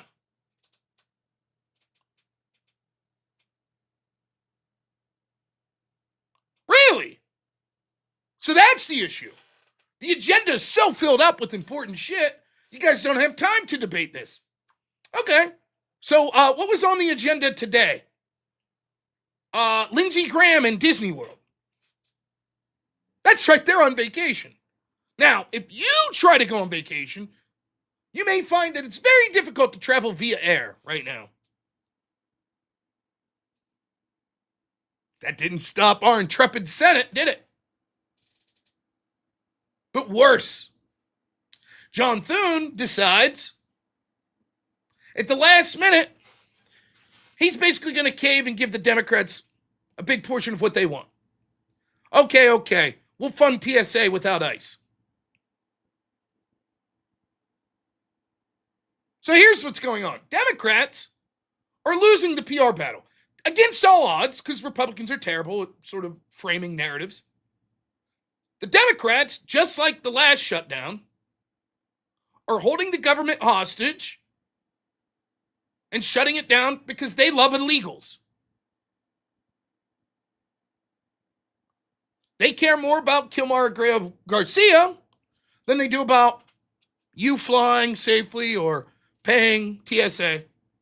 That's the truth.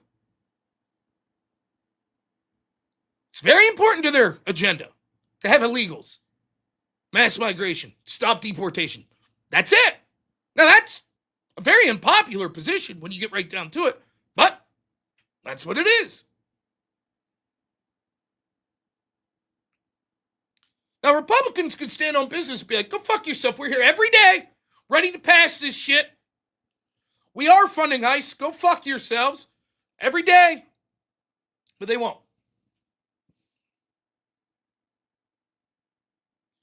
So Democrats start to realize, we're not doing so good with the PR battle. So they employ one of the oldest tricks where you're just like, we'll fund the shit we like out of this agency, but not the shit we don't. Let's talk about that later. And in order for ICE to get this funding, then we have all these demands. They can't wear masks, and they can't deport people, and, they can't have Charmin Ultra toilet paper. They have to use the rough stuff. Bunch of non-starter bullshit, judicial warrants to ensure that ICE is hampered and can't actually deport people. That's the idea. And that they're unmasked so that their brown shirts could target them. And so after, when Democrats win again, they could go after all these ICE agents legally. That's the idea. Stop the deportations by any means necessary. Tell your brown shirts to go out there and use violence, excuse it, ignore it. Target them with lawfare, members of ICE, etc.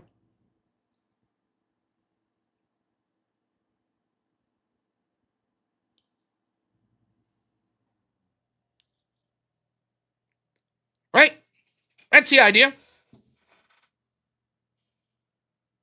So the Democrats, once they realize,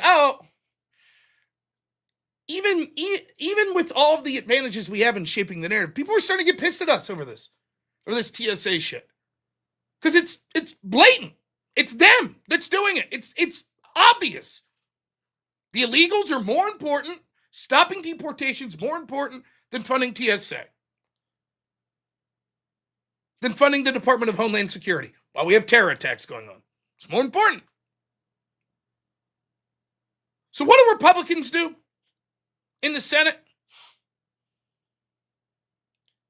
He decides the other night here, in the middle of the night at 2 a.m., that he's going to be like, because they're all going on vacation the next day. Well, and they're going to get shit too, but the Democrats will end up with more shit. And what it's going to be is people are like, look, we don't give a fuck. We're tired of 5-hour wait times at the airport. What the fuck are you people doing going on vacation? Sort this motherfucking shit out. But if pressed, the Democrats are doing worse. Okay, cool. Now, you could say, well, the Senate could decide to not go on vacation and to be adults and try to figure this out. No. They don't have the time for that shit. Their vacation's important, not yours. Your vacation don't mean shit, but their vacation, very important. So Thune comes up with the masterstroke. What we'll do is, at 2 a.m., we'll give the Democrats what they want. We'll say, okay, you win. We'll fund TSA, but not ICE.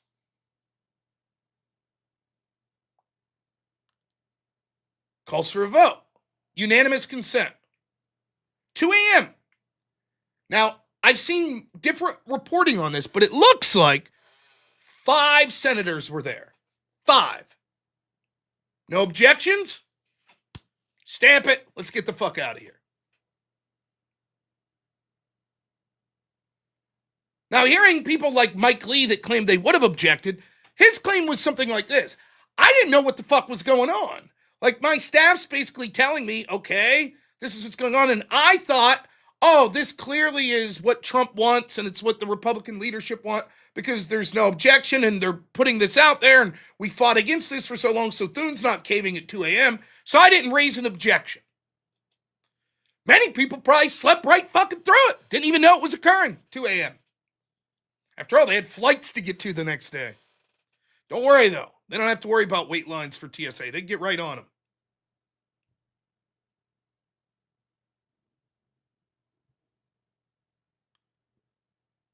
And that was it. Now, some people correctly said, yes, but thanks to reconciliation, ICE is funded until like 2028. Partially true. Parts of ICE are, but other parts aren't.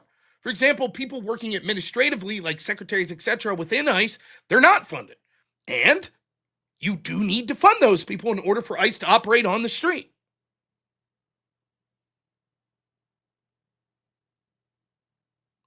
It was a slap in the face for 2 reasons.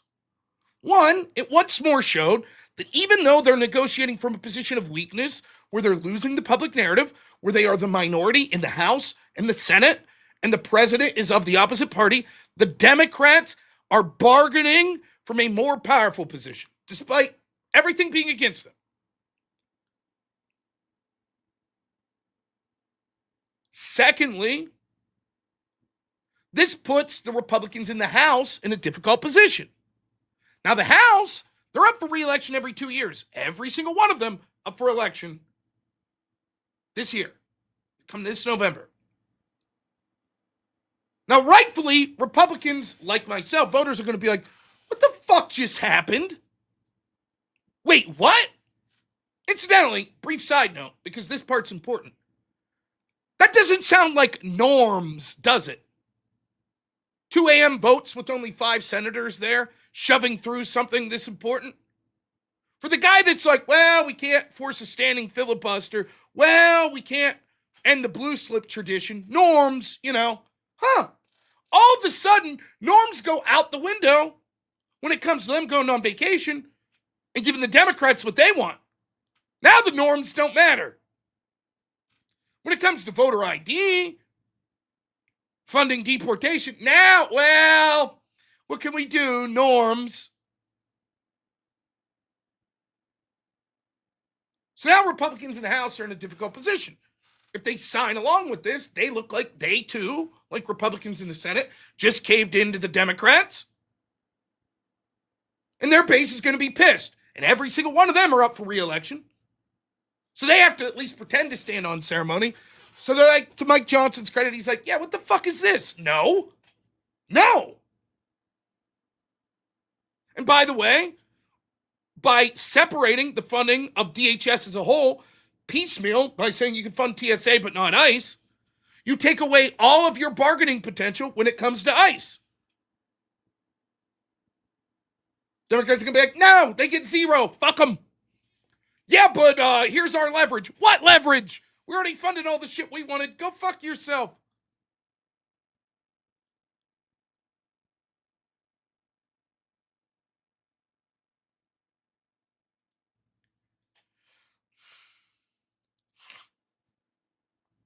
So Mike Johnson in the House is like, yeah, we're not going to pass this. No.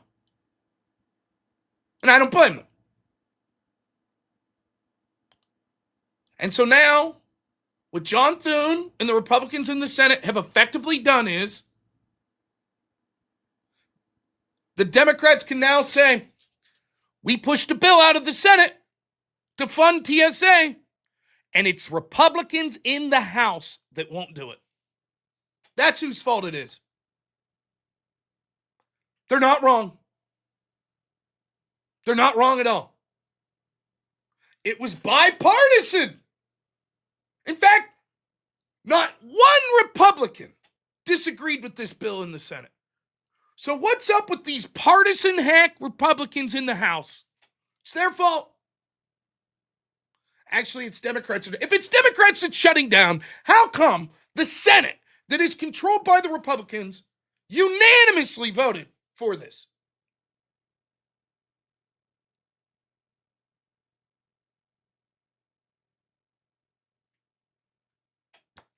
Are they wrong? Are the Democrats wrong?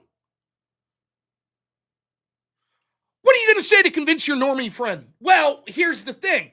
You see, John Thune's a sellout, and the Republicans are sellouts in the Senate, and they were just trying to get home. And actually, it is the Democrats are doing the shutdown, so the Republicans in the House were right to reject this. And your friends could be like, but the Republicans all agreed in the Senate. Here, let's fund TSA. Yeah. And then the Republicans in the House were like, yeah, let's not fund the TSA. Yes, but the Democrats wanted to. Yeah? Oh, okay. So my 5-hour wait time is because of Republicans.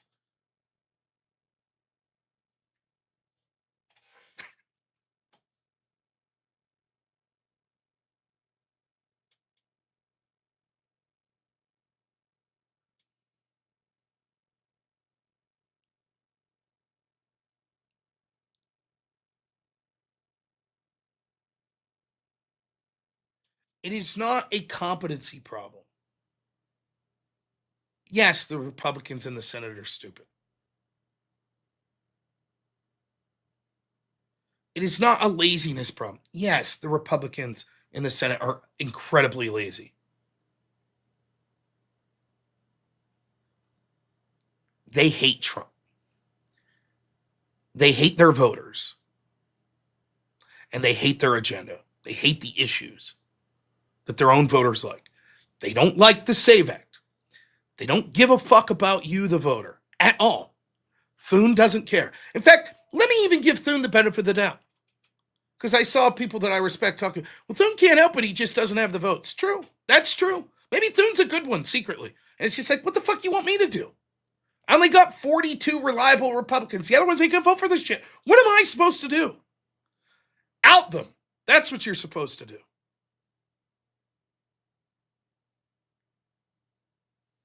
They want Trump to fail. They are pissed off about 2016. They fucking hate it. They hate it. They don't like populism. They don't like that the average person's like, why doesn't the government work for me? They don't give a fuck about you. They don't care. They don't give a fuck. In fact, it's worse than that. They hate you. They're pissed off because you're saying, why don't you do something? And they're like, shut the fuck up. Shut up.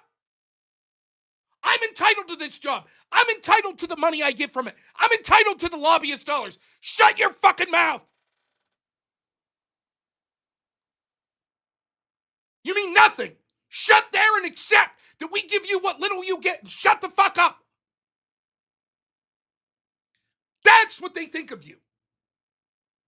Maybe not all of them, but enough that there ain't no simple majority. And the rest of them are going to sit idly by and just let it happen. Can't snitch on your teammates, right? And so here we find ourselves. We all have to pretend. I don't know how we have the House, Senate, presidency, and judicial, and we can't get anything done. It's just norms. It's just, well, I don't know. I don't know. It's just a conflagration of events that are just so unpredictable that we'll just never be able to do anything. But trust us, if you vote for us this time, we will. Oh, shucks, we lost. And wouldn't you know it, we were about to do something. We were about to do it. Ah, shucks. Oh, shucks, what can you do? Here's an argument I came up with. Hey, is there anyone in the crowd that agrees with this? Republicans in the Senate, at least key members of them, that hate Trump and his agenda, want to lose the midterms. Anyone agree with that? They want to lose the midterms. Is that a sentiment anyone agrees with?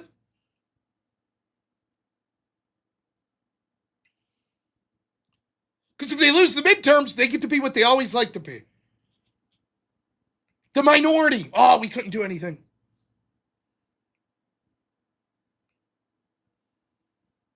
The individual senator wants to keep their job, but as a whole,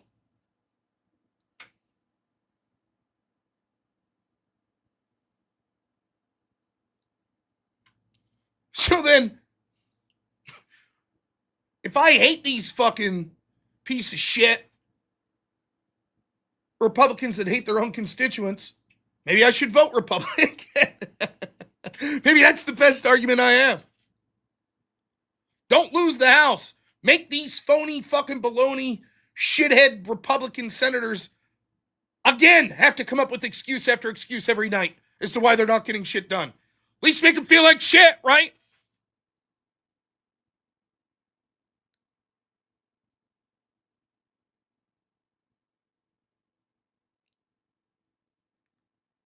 Make them fucking prove their worthlessness once more.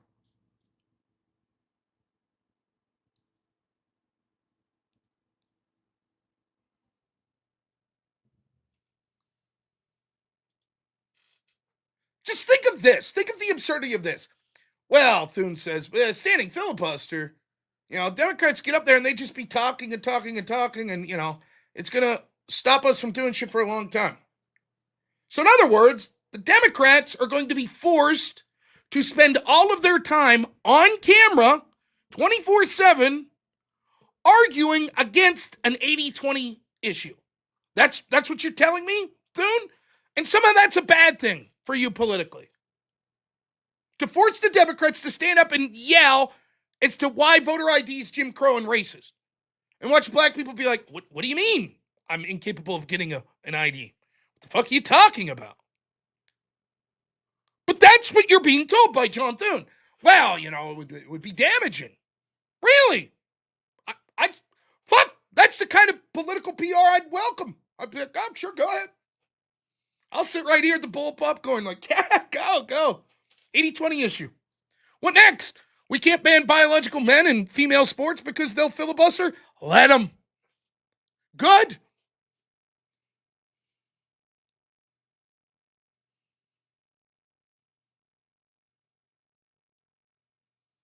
How's this hard?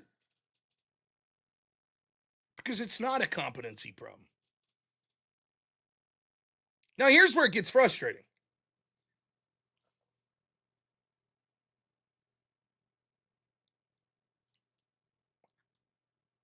How is Trump the only person in the world that doesn't see it? Is Trump in on the grift? Let's assume that's it for a second. Trump's like, good, I don't want my shit done either. I don't want the SAVE Act. I don't believe that, but let's humor it for a second. Trump's just a uniparty plant as well. He's throwing a bunch of shit out there that he knows they're never going to do. Okay. If that's the case, make no mistake, Trump, they're going to throw your ass in prison. You might think you're on their team. They're coming for you. So if that's the case, you better adjust course right quick.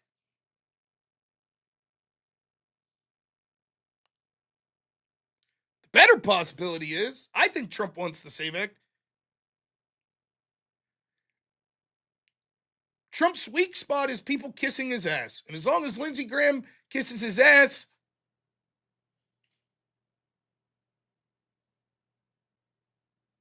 he's going to do what Lindsey Graham wants. Yeah, they'll go after his children. You're right. He's out there today. John Thune's a good man. Great guy. It's leadership.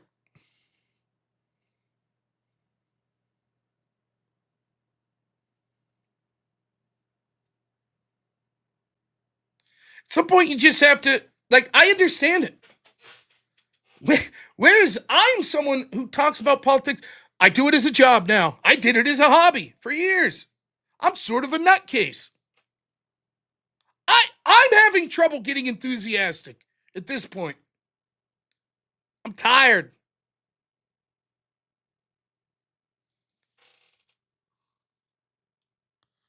Drain the swamp.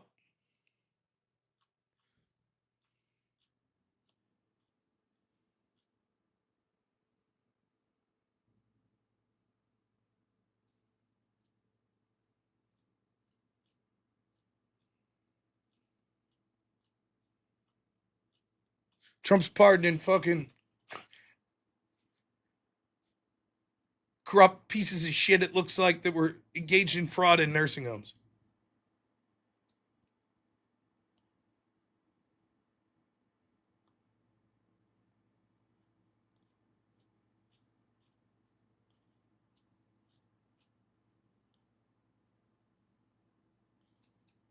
Trump's out there telling people to fucking, hey, tune in tonight to Mark Pearson and Mark Levin. That'll tell you why boots on the ground are needed in Iran. I'm tired, boss. Tired.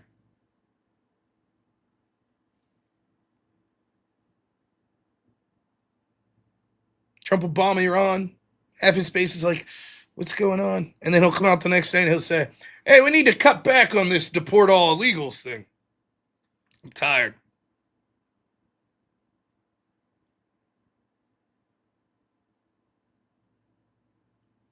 Tired.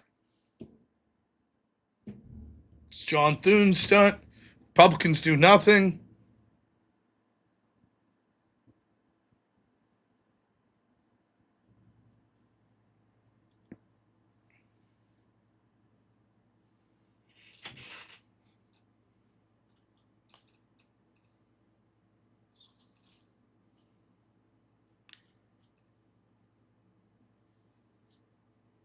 We see blatant fraud.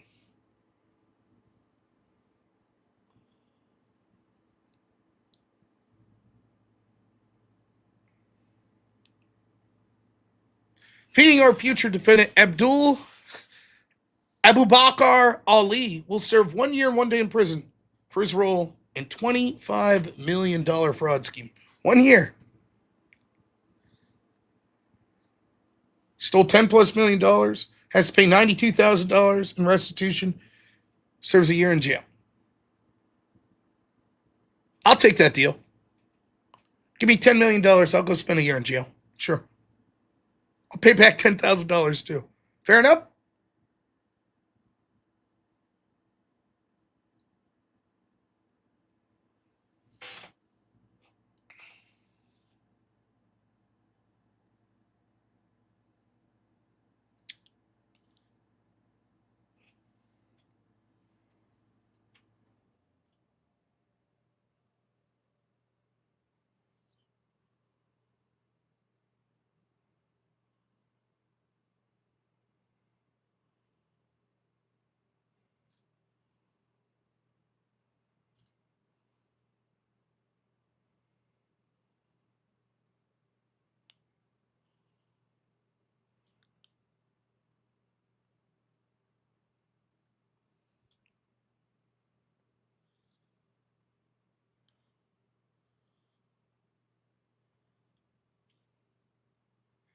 New study found that 40% of computer science master's degree graduates at UMass Amherst were not working in the field post-graduation, compared to just 14% of immigrants who found jobs in the STEM field. 24% of American graduates underemployed or unemployed. Tired. We've set up a system to intentionally benefit non-Americans more than Americans. It's all around us.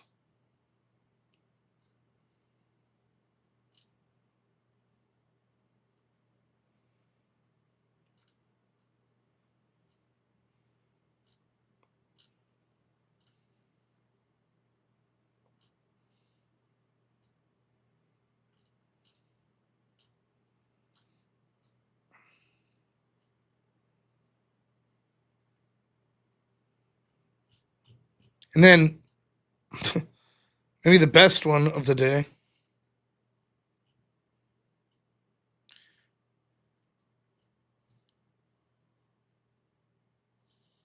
I have to be clear. I'm not advocating for violence. I've been one of the staunchest people pushing back against political violence that I've seen online. This isn't an advocacy. It's just showing the reality.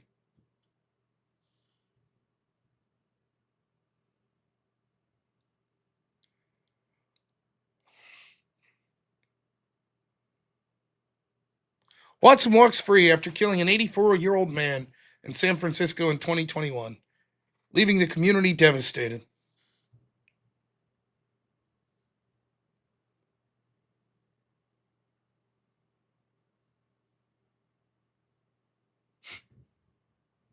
This guy says, I'm going to be honest. If someone randomly murdered my uncle, was convicted of it in a court of law, but was released on probation and only had to pay $19,000, I would kill him. And this person, JT Alexander, says, the Bar Association won't like me stating the obvious, but this is the inevitable conclusion if courts don't make massive corrective turn in the very near future. We're about to see lynchings and local tribal protection racket gangs come back out of sheer necessity. And he says, I'm not going to spend time explaining every ancillary thought, but I will say that those who think this is a good thing or look forward to it have no idea what this entails. Your incitement is naive LARP. This post is a lament and a plea for sweeping reforms, not an endorsement. Sorry, I didn't show that.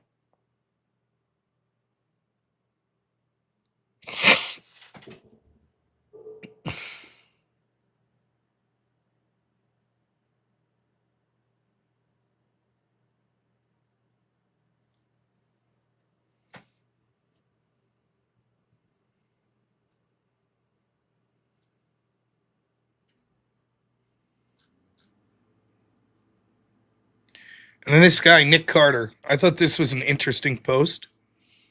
So we're going to read it. It says, as it sunk in for most people, we already live in a post-scarcity society. UBI is already here. The basic package, disability benefits, Medicaid, food stamps. But if that's not enough and you want more, you get the bonus package. Literally getting paid for staying home and hanging out with your relatives. For your extra bonus, if you're willing to commit fraud, pretend your kids are autistic and get paid for that. Get paid for watching your neighbor's kids. Pretend you're taking care of grandma. Fake hospice clinic. Fake rehab clinic. Fake therapy clinic. Giga bonus. During a time of crisis, take advantage of PPP or CARES and open a fake business and get paid for existing. People were shocked when they learned that defense is the 5th largest line item in the budget. Ahead of defense, Social Security, interest on debt, Medicare, Medicaid, plus ACA, and then defense. Complain about defense all you like, but healthcare fraud is way bigger factor. Hundreds of billions of dollars per year. It's only going to get worse because the fraud is a structural part of the system. Payouts to client groups in exchange for votes, normally Democrat. In the U.S., only 47% of the population actually works. Fully 14% of the population is working age and does not work. Retirees are 18%, children are 22%. System I described above subsidizes 50 million non-working people, absolute minimum. But really, it's far more because people that are paid to stay home and take care of their relatives are considered workers. Of the 47% of actual workers, maybe 1/3 does real work. The rest are shuffling papers around and doing fake email jobs. So you have rough math, 50 million actual workers supporting 300 million dependents. That's the nature of the economy today. It'll only accelerate. Eventually you have 10 million using AI tools doing the work and 340 million dependents. The reason no one roots out the fraud is because the system that keeps our extremely fragile polity intact, the fraud is the UBI. That is the purpose of the system. Of course, it's deeply unfair because you're allowed to commit fraud if you're a politically protected client group of the Democrats. Doge was killed faster than any government program ever because it attempted to root out the fraud. If you're honest and unwilling to commit fraud, you are a huge loser in the system. Your neighbor will have their mortgage subsidized by some government program. They'll get a favorable SBA loan due to DEI. They'll open a fake hospice or autism clinic. They'll get paid for taking care of their neighbor's kids and vice versa. The primary skill in the labor market is learning how to extract money from state and federal government programs, not gaining skills or making yourself employable. If you are trying to work an ordinary wagey job, you are a huge sucker. You're paying 40 to 50% effective all-in taxes to everyone else who is a net taker. The sad part is because AI is such a substantial productivity boost, it will actually keep this system going for a while longer and maybe in perpetuity. AI boosts 50% of the population actually productive, so the remaining 85% can coast by. No one in charge will change this because they can't think of anything else. The political costs of a real UBI program are too great, and we don't have the money for it anyways. So we'll keep this covert fraud-based UBI program running indefinitely. Unfortunately, if you're an honest wagey, you lose.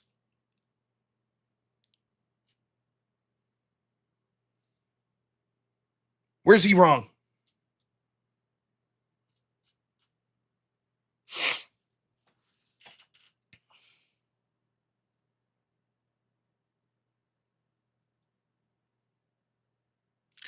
Every day, you see another story of some fucking fake hospice centers, fake fucking autism center. Watch Caleb Hammer's show. There you'll see two people that are like, we can't afford our mortgage. What do you, well, my job, I make $20,000 a year and my husband makes $30,000 a year. And what's your mortgage? Well, we have a $2.3 million house. How did you even begin this? Well, we each get $170,000 a year on disability through the military. What's the nature of your disability? Oh, I was a secretary. My wrist hurt.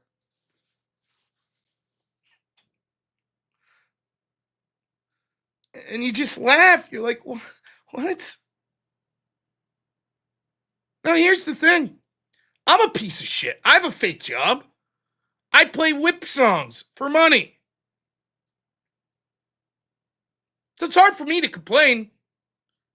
I'm more complaining at the behest of the great people that I see that bust their ass every day.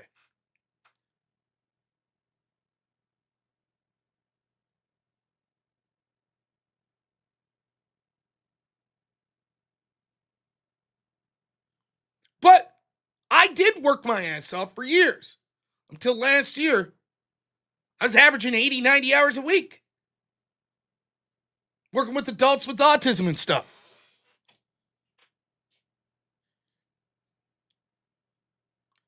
And I remember having this conversation with my wife. I'd see people in my life that I tangentially knew.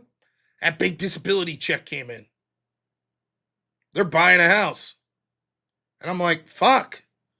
I worked my ass off. When am I going to get to buy a house? Struggling driving some piece of shit car that you're praying will pass inspection. Panicking when you find out that you're having a kid because you don't know how you're going to have the money. You're already tight. How are you going to have the money? So coming to the conclusion, okay, instead of working 60 hours a week, I'm going to work 80 hours a week.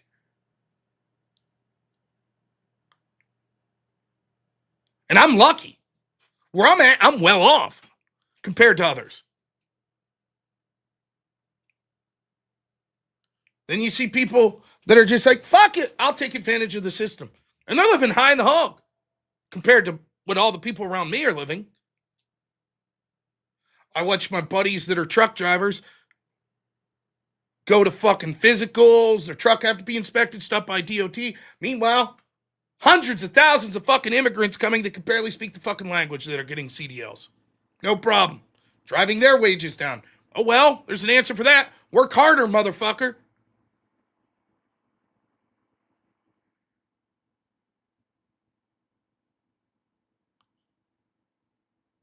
We tell ourselves, we're doing it right. We're not cheating. We're not scamming. Are we? Let's say I didn't start doing this and I wasn't lucky with it. And I proceeded to, on location, be at work 80 plus hours a week. Then, when I come home, have to do trainings, have to drive out near Pittsburgh to my office, about a 2-hour drive. Was it worth it? To do the right thing? To never get to see my son growing up? Was it worth it? It's easy to say, sure, of course it was. You can't put a price on integrity. But damn, it would have been nice to see my son, wouldn't it?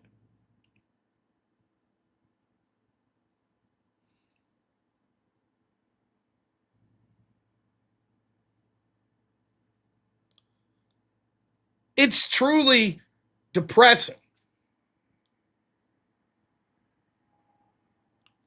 And you see this shit and you're like, someone get these motherfuckers. Someone do something. Someone change something in this system. We caught this fucking guy. We got him. We got this guy, this Somali guy, Abdul Abdaki fucking whatever. We got him. 10 plus million stolen, engaged in a $250 million fraud scam. We got the motherfucker. Year in prison.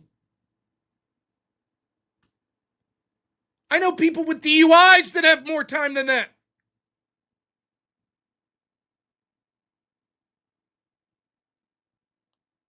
Where's the justice?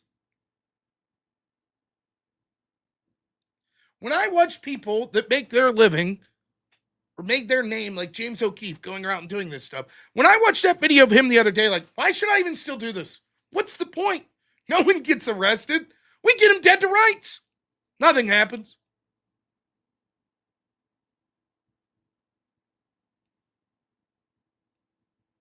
Ever.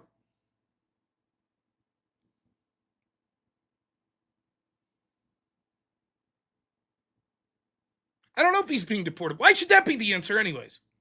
Hey, you stole $10 million?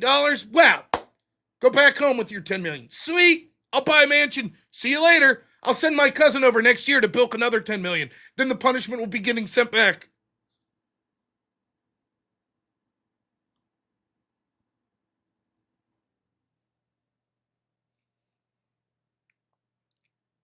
The truth is, although these systems overtly benefit the Democrats, because the Democrats are the party of wealth transfer and big government, the Republicans benefit as well. There is no incentive to stop this at all. Remember at the State of the Union where Trump, see if I can find the clip.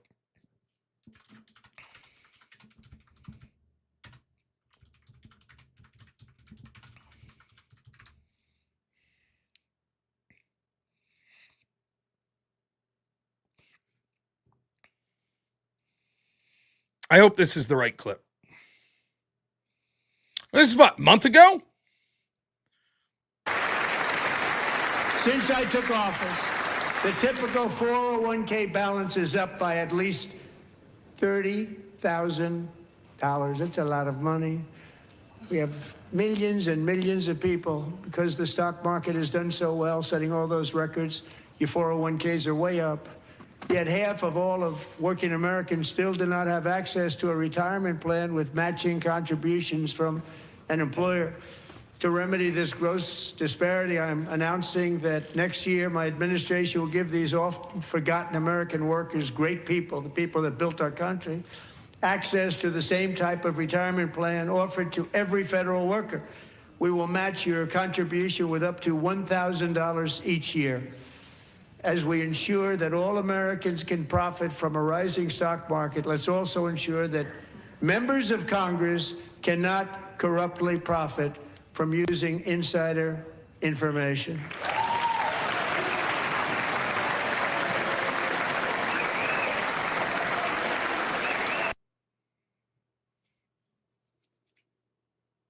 hold of them. Yes, yes. One of the only times that everybody stood up, pretty much. Republicans and Democrats are like, yes! Yes, the corruption. Bullshit. Absolute bullshit. We all know it. We all know it's bullshit.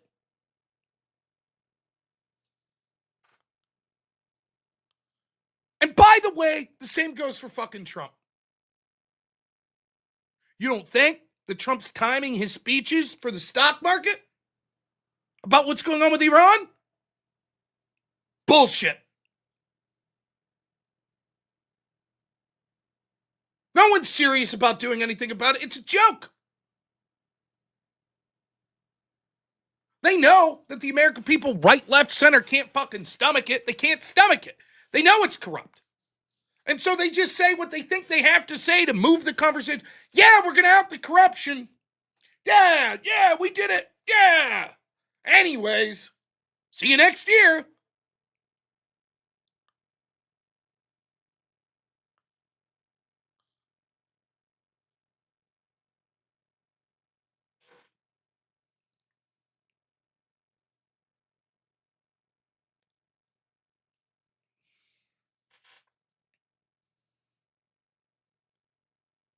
At some point, I understand the frustration. And again, it's not this episode's not primarily about Trump, it's the Republicans. What are they doing?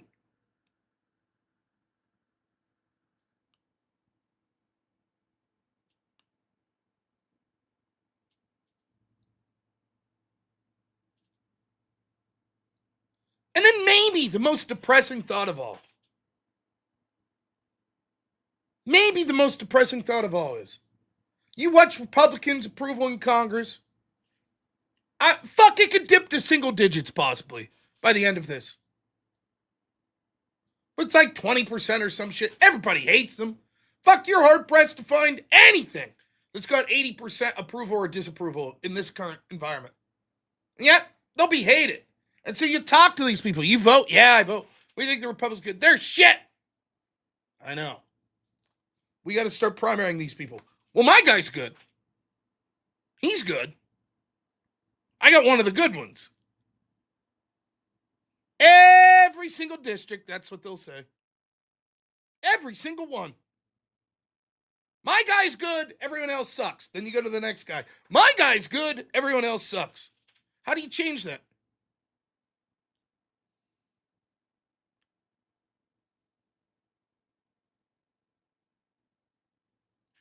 What do you say to people?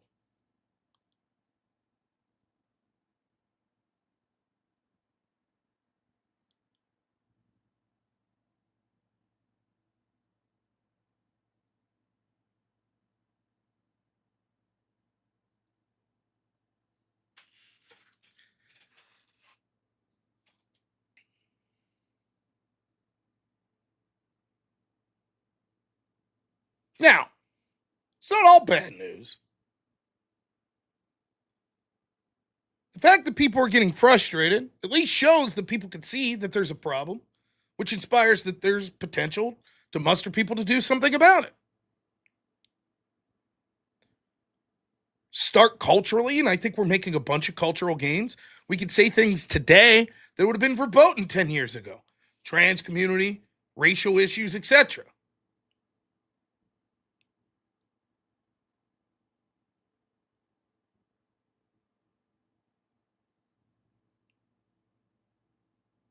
It's never been more accessible for you to get your voice out there. And you could do something like run for local office.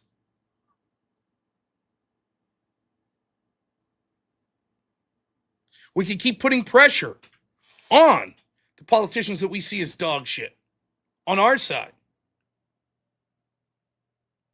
Vote Republican and then get these motherfuckers out in the primaries.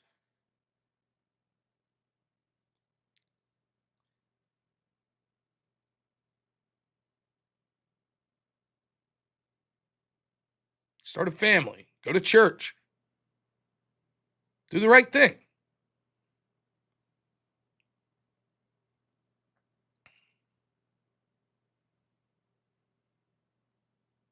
I, for my part, will be trying my best to convince conservatives of all stripes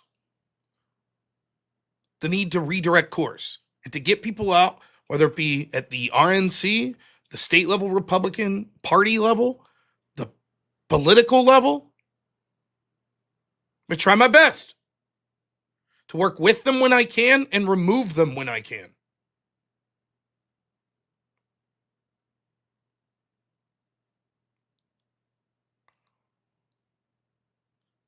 I'm not going to black pill. I think that it's important to talk about the scale of the problem and exactly what it is.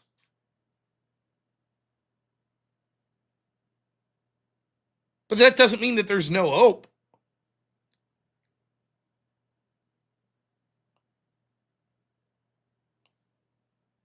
So that's largely where I'm at.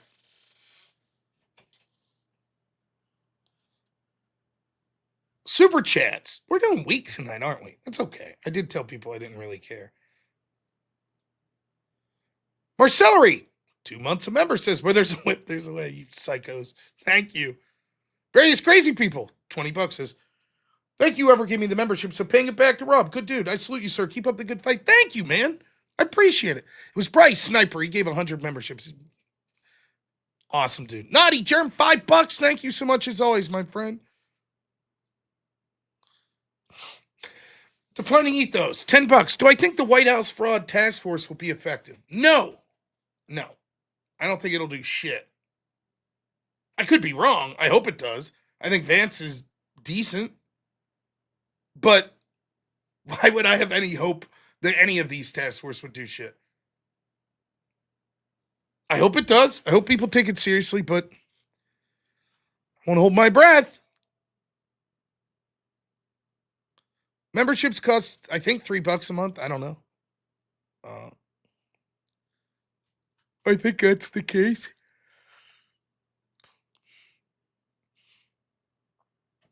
All right. So we did a lot of bitching about the Republicans today. That's okay. I sort of liked it. Now, let me tell you what to expect coming forward here. Thursday, the no prep debate's going to be at 7:30 p.m. Eastern time. So that should be fun. That's going to end at 10 p.m. because apparently whoever I'm debating, who I don't know who it is, but or what the topic is, but that's their time frame. So, okay, no problem. I will be doing the extravaganza, I think, tomorrow, Wednesday, and Thursday. So that's 6 p.m. Eastern over on the Crucible's Rumble channel. So you can find me over there. So that should be fun. Oh, shit. Chop, you got 9 hours left. Quit your job and play whip songs online. Trust me.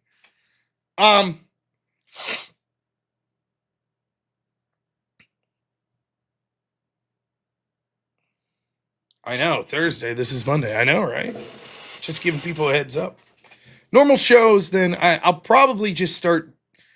The extravaganza will end at 7. I'll probably just start streaming then. So streams this week probably going to start at 7 p.m. Eastern. So that's what you're looking at. 7 p.m. Eastern we'll be starting. Maybe we'll do some debate reviews, some things like that.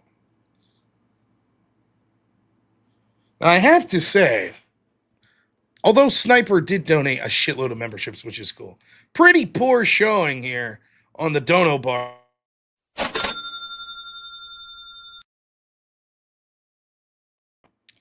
Oh, boy. That's okay. I owe Sniper 2 whips for each $50 dono. For those that are heading out, thank you so much. If you stick around, I know the whip songs are the worst thing that's literally ever existed. That I understand. However, if you stick around, sometimes in between them, I'm finding other stories that I'm talking about. So there is a chance we still talk about something important. However, if not, happily see you tomorrow. Also, just to look, who's on streaming right now that I could recommend?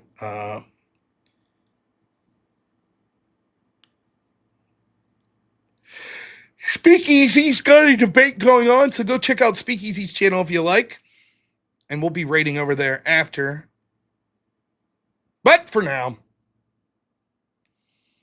horrible piece of garbage that it is.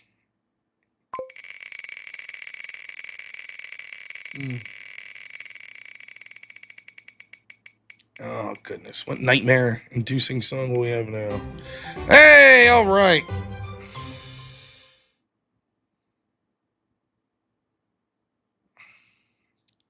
Goodness gracious. Thought it was a short one, but no. Ah.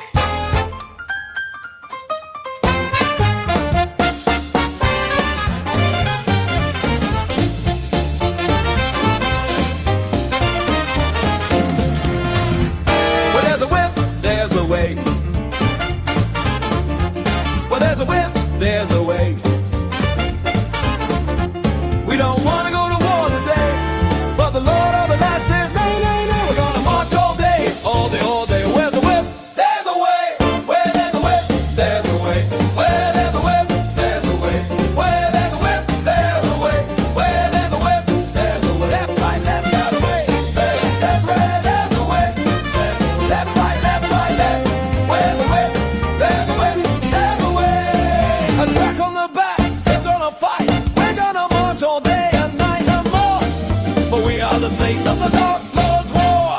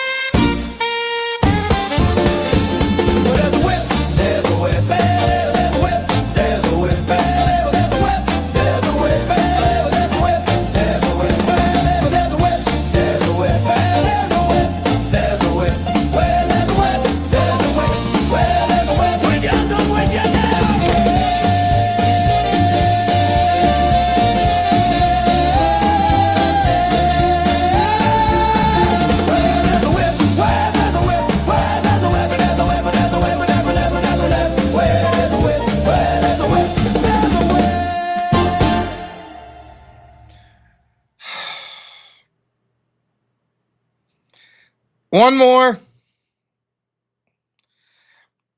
Oh, I gotta add it. Yeah.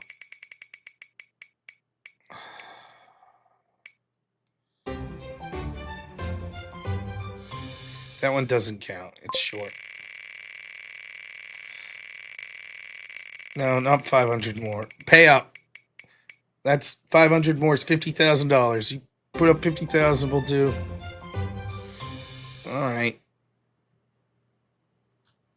You know, they could always just pay straight to the Disney, Rob. Yeah, I suppose. $150. All right, here we go.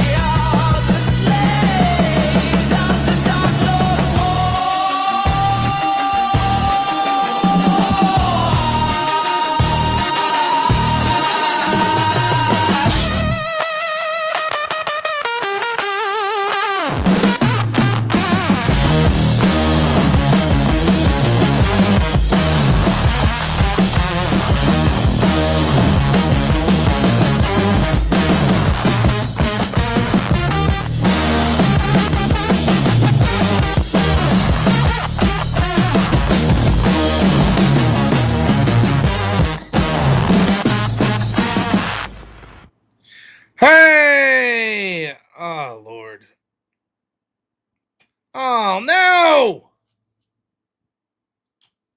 Wait, asshole. $100. All I heard was 2 for 1 whip. Let's go. Yeah, it's $100 for 1 whip song and then crossing an additional 100 to. But also, thank you so much to MT Alex over on Rumble. $5. This is a great sermon tonight. Thank you, man. I appreciate it. I really do. All right. Shit.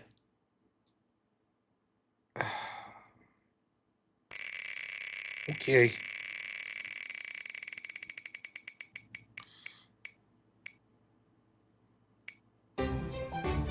Ugh. Just the names of these piss me off now. Just the names. What is this? It's outrageous. All right, here we go. Where there's a whip, there's a way. Where there's a whip, there's a way. We don't want to go to war today, but the Lord of the Lash says nay, nay, nay. We're gonna march all day, all day, all day. Where there's a whip, there's a way. Where there's a whip, there's a way. Where there's a whip, there's a way. Where there's a whip, there's a whip. Left, right, left, right. Where there's a whip, there's a whip. Left, right. Crack on the back says we're gonna fight. We're gonna march all day and night and morning on more. We're gonna march all day and night and morning. For we are the slaves of the Dark Lord's war.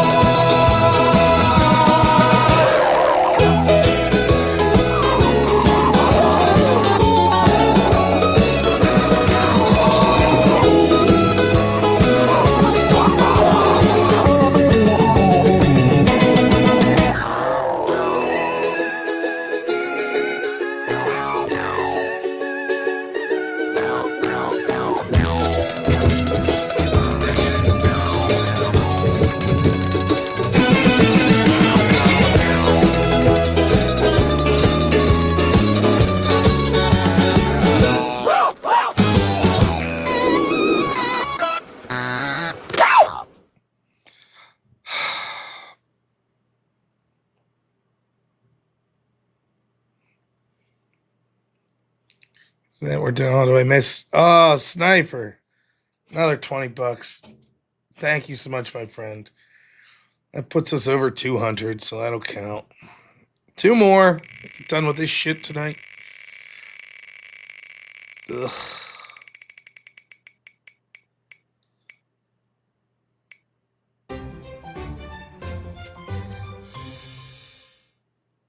Grunge metal punk. Fuck came up with these. Where there's a whip! Where there's a whip! Where there's a way! Where there's a whip! Where there's a way!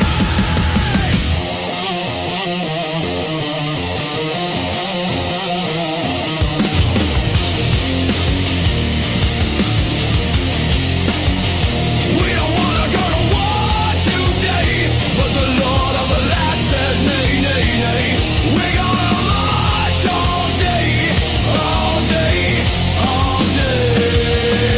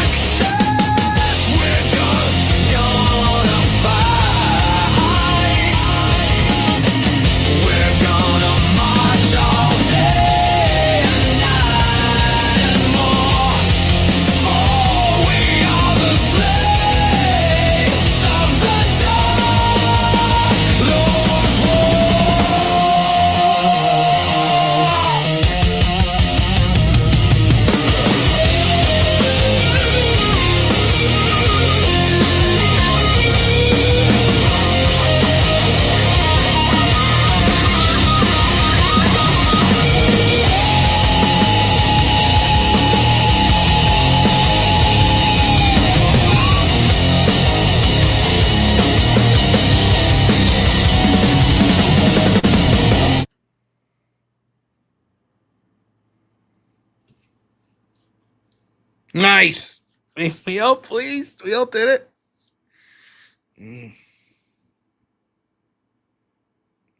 Is this where I thought it'd be? March 31st, 2026? Playing whip songs? Well,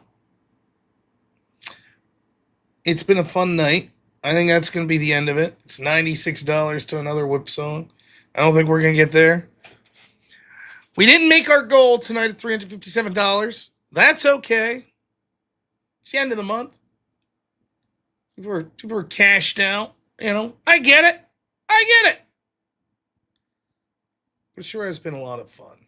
I do thank you all. Thank you to my friend Avarice for helping me out. Thank you to my editor, Black Elk. All of my tremendous moderators. Oh my goodness. Thank you to Sniper for another $100.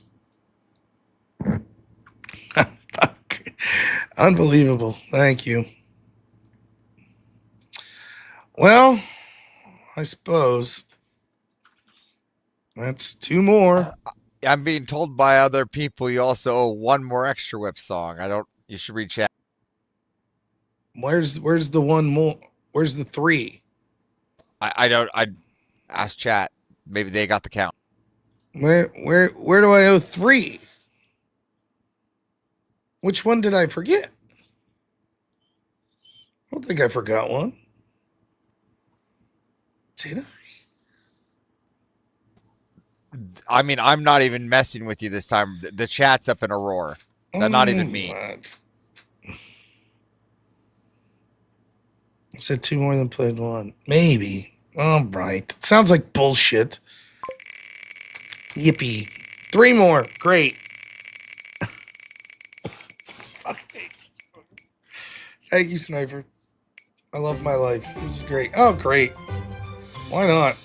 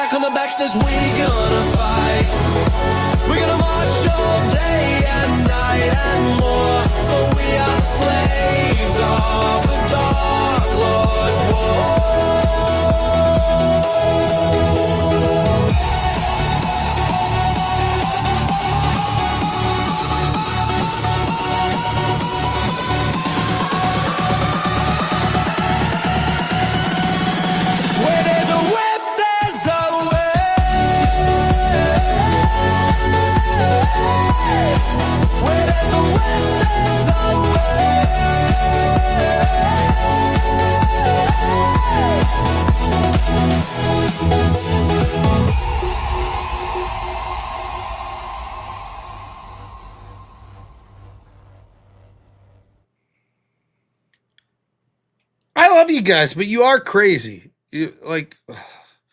Thanks so much. Dan the Man SoCal, $10 says, for your last rant in the extravaganza, you 100% nailed it. Thank you, Rob, for shouting what so many of us are shouting as well. Thank you for the catharsis. Thank you. I'll be on the extravaganza all week this week, so please check it out, 6 p.m. 2 more. Go back and watch this and see if I got cheated.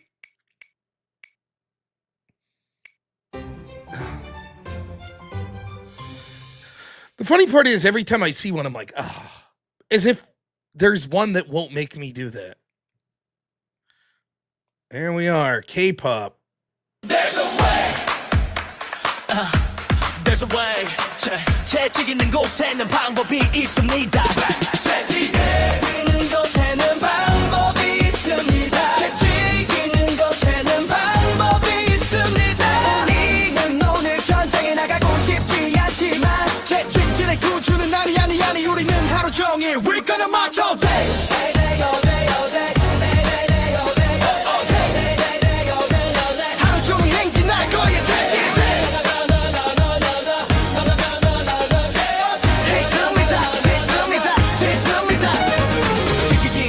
길이 있습니다. 채찍 있는 곳에는 방법이 있습니다. 채찍 있는 곳에는 방법이 있습니다. 채찍 있는 곳에는 방법이 있습니다. 왼쪽 오른쪽 왼쪽 오른쪽 왼쪽.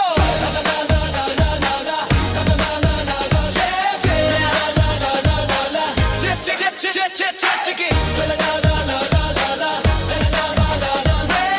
랩 곳에는 방법이 있으면 우리가 싸울 거라고 하더군요. 우리는 밤낮으로 행진할 것입니다. 우리는 어둠의 군주 전쟁의 노예이기 때문입니다. For we are the slaves of the dark. Lord's war.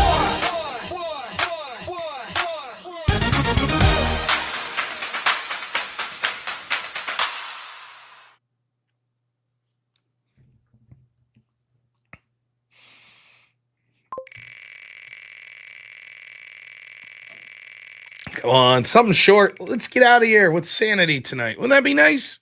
Wouldn't that be great? Okay. Another epic. What did I do?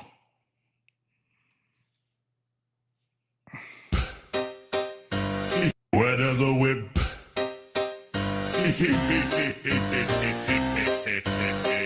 Where there's a whip, there's a whip. Where there's a whip, there's a whip. We don't wanna go to war today, but the Lord of the Lash says nay, nay, nay. We're gonna march all day, all day, all day. Where there's a whip, there's a whip. Where there's a whip.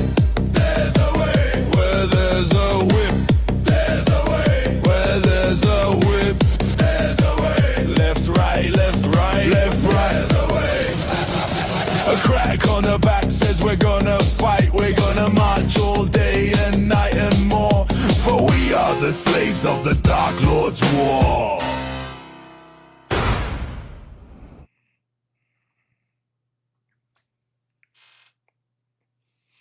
All right.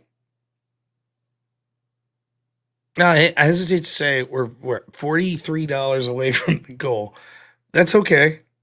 Yeah, short but painful. That's my life. We could Short but painful. possibly get a Disney whip in some of these. You know, I just feel it. If we can just get a few more whips, Disney might be in it for us tonight, Rob.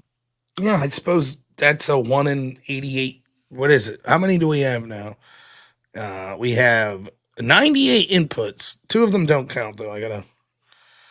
Good luck on your interview, Snake Driver. We wish you well, man. Really do. I'm just really hoping for that Disney whip. You know what I mean? We got to put some dancing in. I will be putting no dancing, but I will enjoy my sleep tonight. That I'll enjoy. Where did I? Does the goal mean another song? I don't know. I suppose tonight we could do that.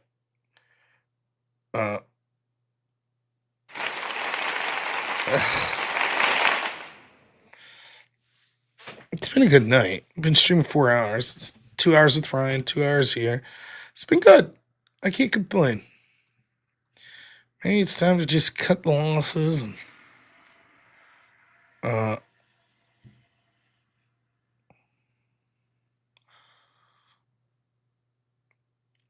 no rest for Rob, only whips. No thanks. All right. Sniper. That's fucking crazy. Sniper, you're crazy, man. Thank you so much. All right, one more. Kyle ran him out. $5 says where there's a whip. Thank you, Sniper.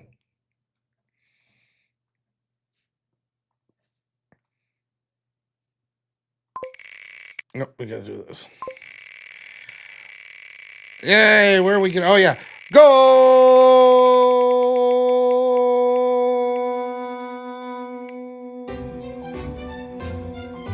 That's what I said. Go.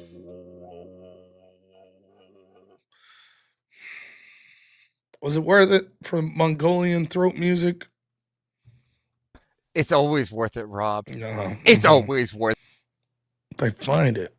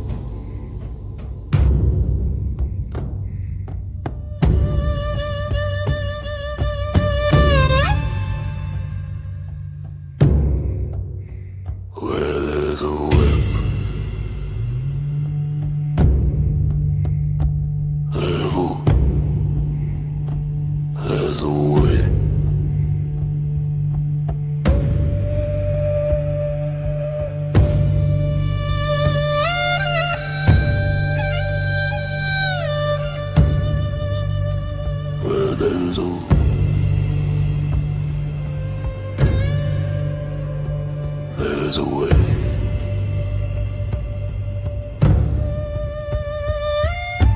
We don't wanna go to war today, but the Lord of the Lash says, nay, nay, nay, we're gonna march all day. All day, where there's a whip. Where there's a whip.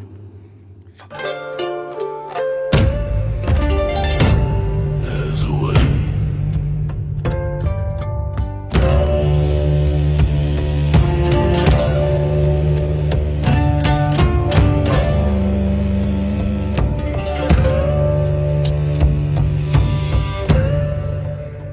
Where there's a way.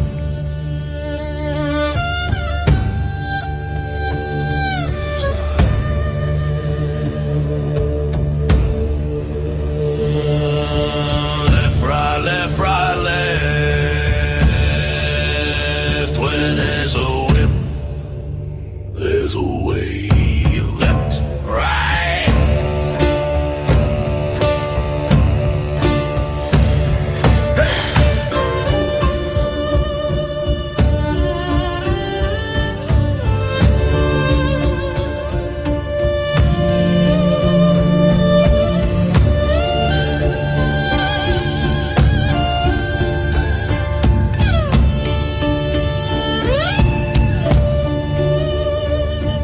A crack on the back says, we're gonna fight, we're gonna march all day and night and more.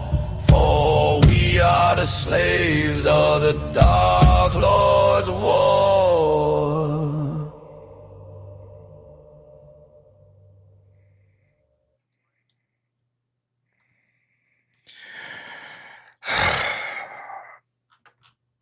Wade Boggs, thank you for the $50.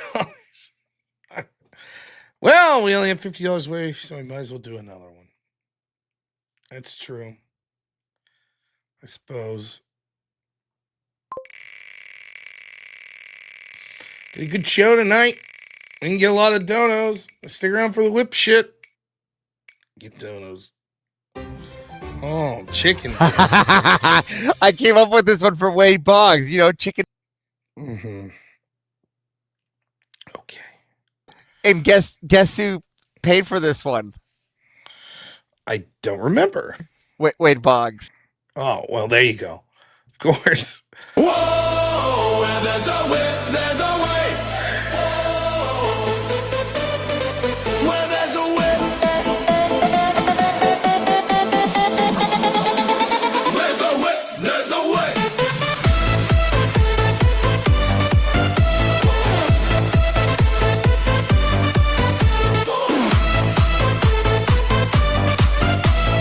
We don't wanna go to war today, but the Lord of the Lash says nay, nay, nay. We're gonna march all day, all day, all day. Where there's a whip, there's a whip. 1, 2, 3. Where there's a whip, there's a whip, there's a whip, there's a way. Where there's a whip, there's a whip, there's a way. Where there's a whip, there's a whip, there's a whip, there's a way. Where there's a whip, there's a whip, there's a way. Left track on the back, so we're gonna fight. We're gonna march all day and night and more. For we are the slaves of the Dark Lord's war.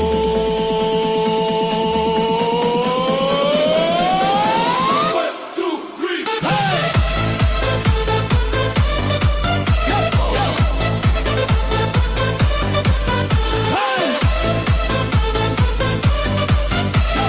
Where there's a whip, there's a way.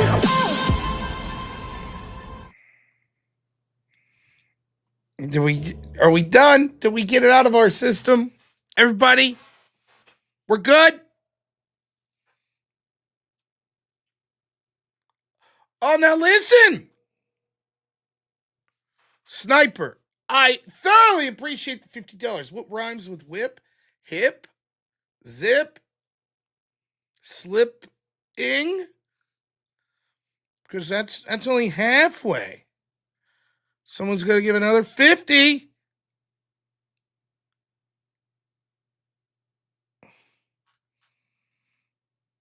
Yeah, nails it.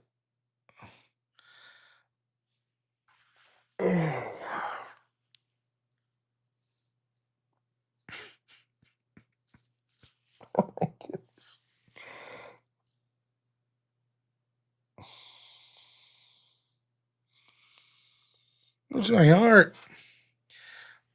This is like, well, can't we leave this one illegal stay? Just stretch the rules for her, and then we end up with a million. I got a fair idea. We just set the timer, right? We set the timer for somebody to pick up the slack for Sniper. All right. Say 3-minute timer. Too late. Oh, chop. Thanks so much for the 50. Says another 50, you say. Thank you, chop. I keep forgetting. I'm losing my fucking mind. All right. What am I hitting here? There's a whip. There's a whip. Where there's a whip, there's a way. We don't want to go to war today, but the Lord of the Land says nay, nay, nay, nay, nay, nay, nay. We're gonna march all day, all day, all day. Where there's a whip, there's a way. Where there's a whip, there's a whip, there's a way. Where there's a whip, there's a whip, there's a way. Where there's a whip, left, there's a whip, left. A crack on the back say, gonna fight. We're gonna march all day and night and more. For we are the slaves of the Dark Lord's war. Where there's a whip,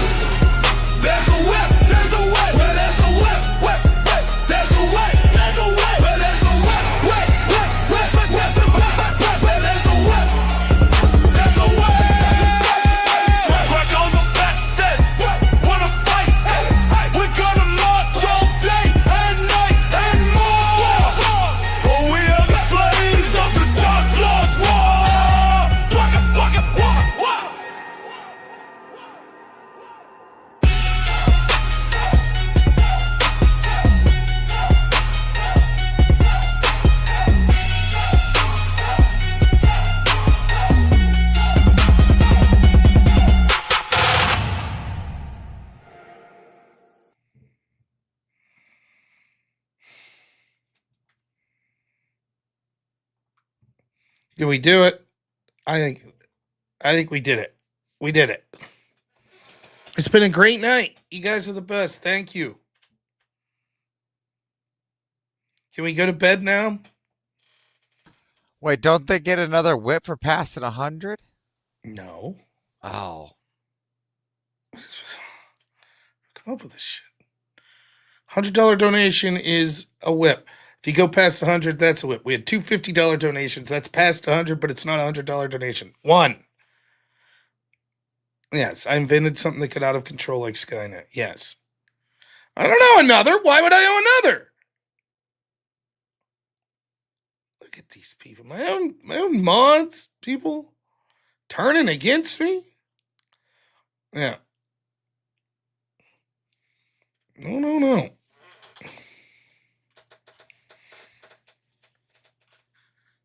But it could be too. That's true. It could be. I suppose it could be. Hypothetically. All right. I've already thanked people, so I'll remind you. Tomorrow, 6 p.m. Eastern. What do you mean? 6 p.m. Eastern tomorrow.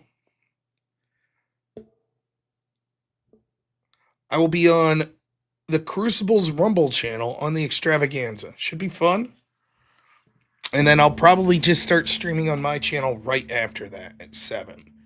So it should be early shows the next 3 days. Now there is a chance. One thing about it though is I was supposed to have dinner with my mom on Wednesday, and I got to see what I'm doing. So there's a chance that I'm going to do the Extravaganza 6 to 7. Or is it 5 to 6? 6 to 7. 6 to 7. And then hurry up and leave and go meet my mom for a late dinner. If that's the case, then Wednesday night we'll start the show late. Then you get a Disney Whip song at $1,000. A free one. 1,000. Stream my dinner with my mom. You guys would like my mom. She's funny. She's not very political. She's a talker, though. She's good. But I will not stream my dinner with my mom. All right. We're raiding over to Speakeasy. It's been a great night. We're going to leave on a high note. I think Speakeasy's got a debate. So next time you'll see me 6 o'clock tomorrow on the Crucible's Rumble channel, and then immediately preceding that around 7, I'll be right here. So that's where you'll see me. Thank you so much to everyone. I appreciate you all. Everyone who donated, you guys are the best. It is the best audience out there. I can't believe how generous you all are. I know it's to torture me, but it's still incredibly generous. So, enjoy the raid of Speakeasy. Take a moment. Think about the life of Charlie Kirk and what he represented. We talked a lot about the failures of the Republican Party today. I know how there was someone out there trying to do the right thing from a young age like Charlie that was out there trying to do the right thing. And he was killed and celebrated, and they mocked him, and they mocked his wife. And it's been effective as a political tool. So never forget. Say a prayer for him and his family, and don't forget what those stakes are. Enjoy this raid of Speakeasy. We will see you all tomorrow. Crucible's Rumble channel, 6 p.m. And then right on my channel afterwards at 7. Thank you so much, everyone. And as always, have a good one. Only in America is it possible to say, you know what, I don't like the way the country is going, and to do something about it. Take that risk. Take that leap of faith. Stay involved. Trust God and act obediently. Romans 12:2 verse. That God will use all things for good for those who love him. It's bigger than you. I want you to remember that. It is bigger than you. It's bigger than me. You are here to make somebody else's life better, the pursuit of liberty and freedom. You know what gives me strength? The hundreds of thousands of you that say, Charlie, keep going. 1 Corinthians 5 and 15. So that's all pretty amazing evidence, not just intra-biblical evidence, but extra-biblical evidence that Jesus Christ was a real person. He lived a perfect life. He was crucified, died, and rose on the third day, and he is Lord and God of all.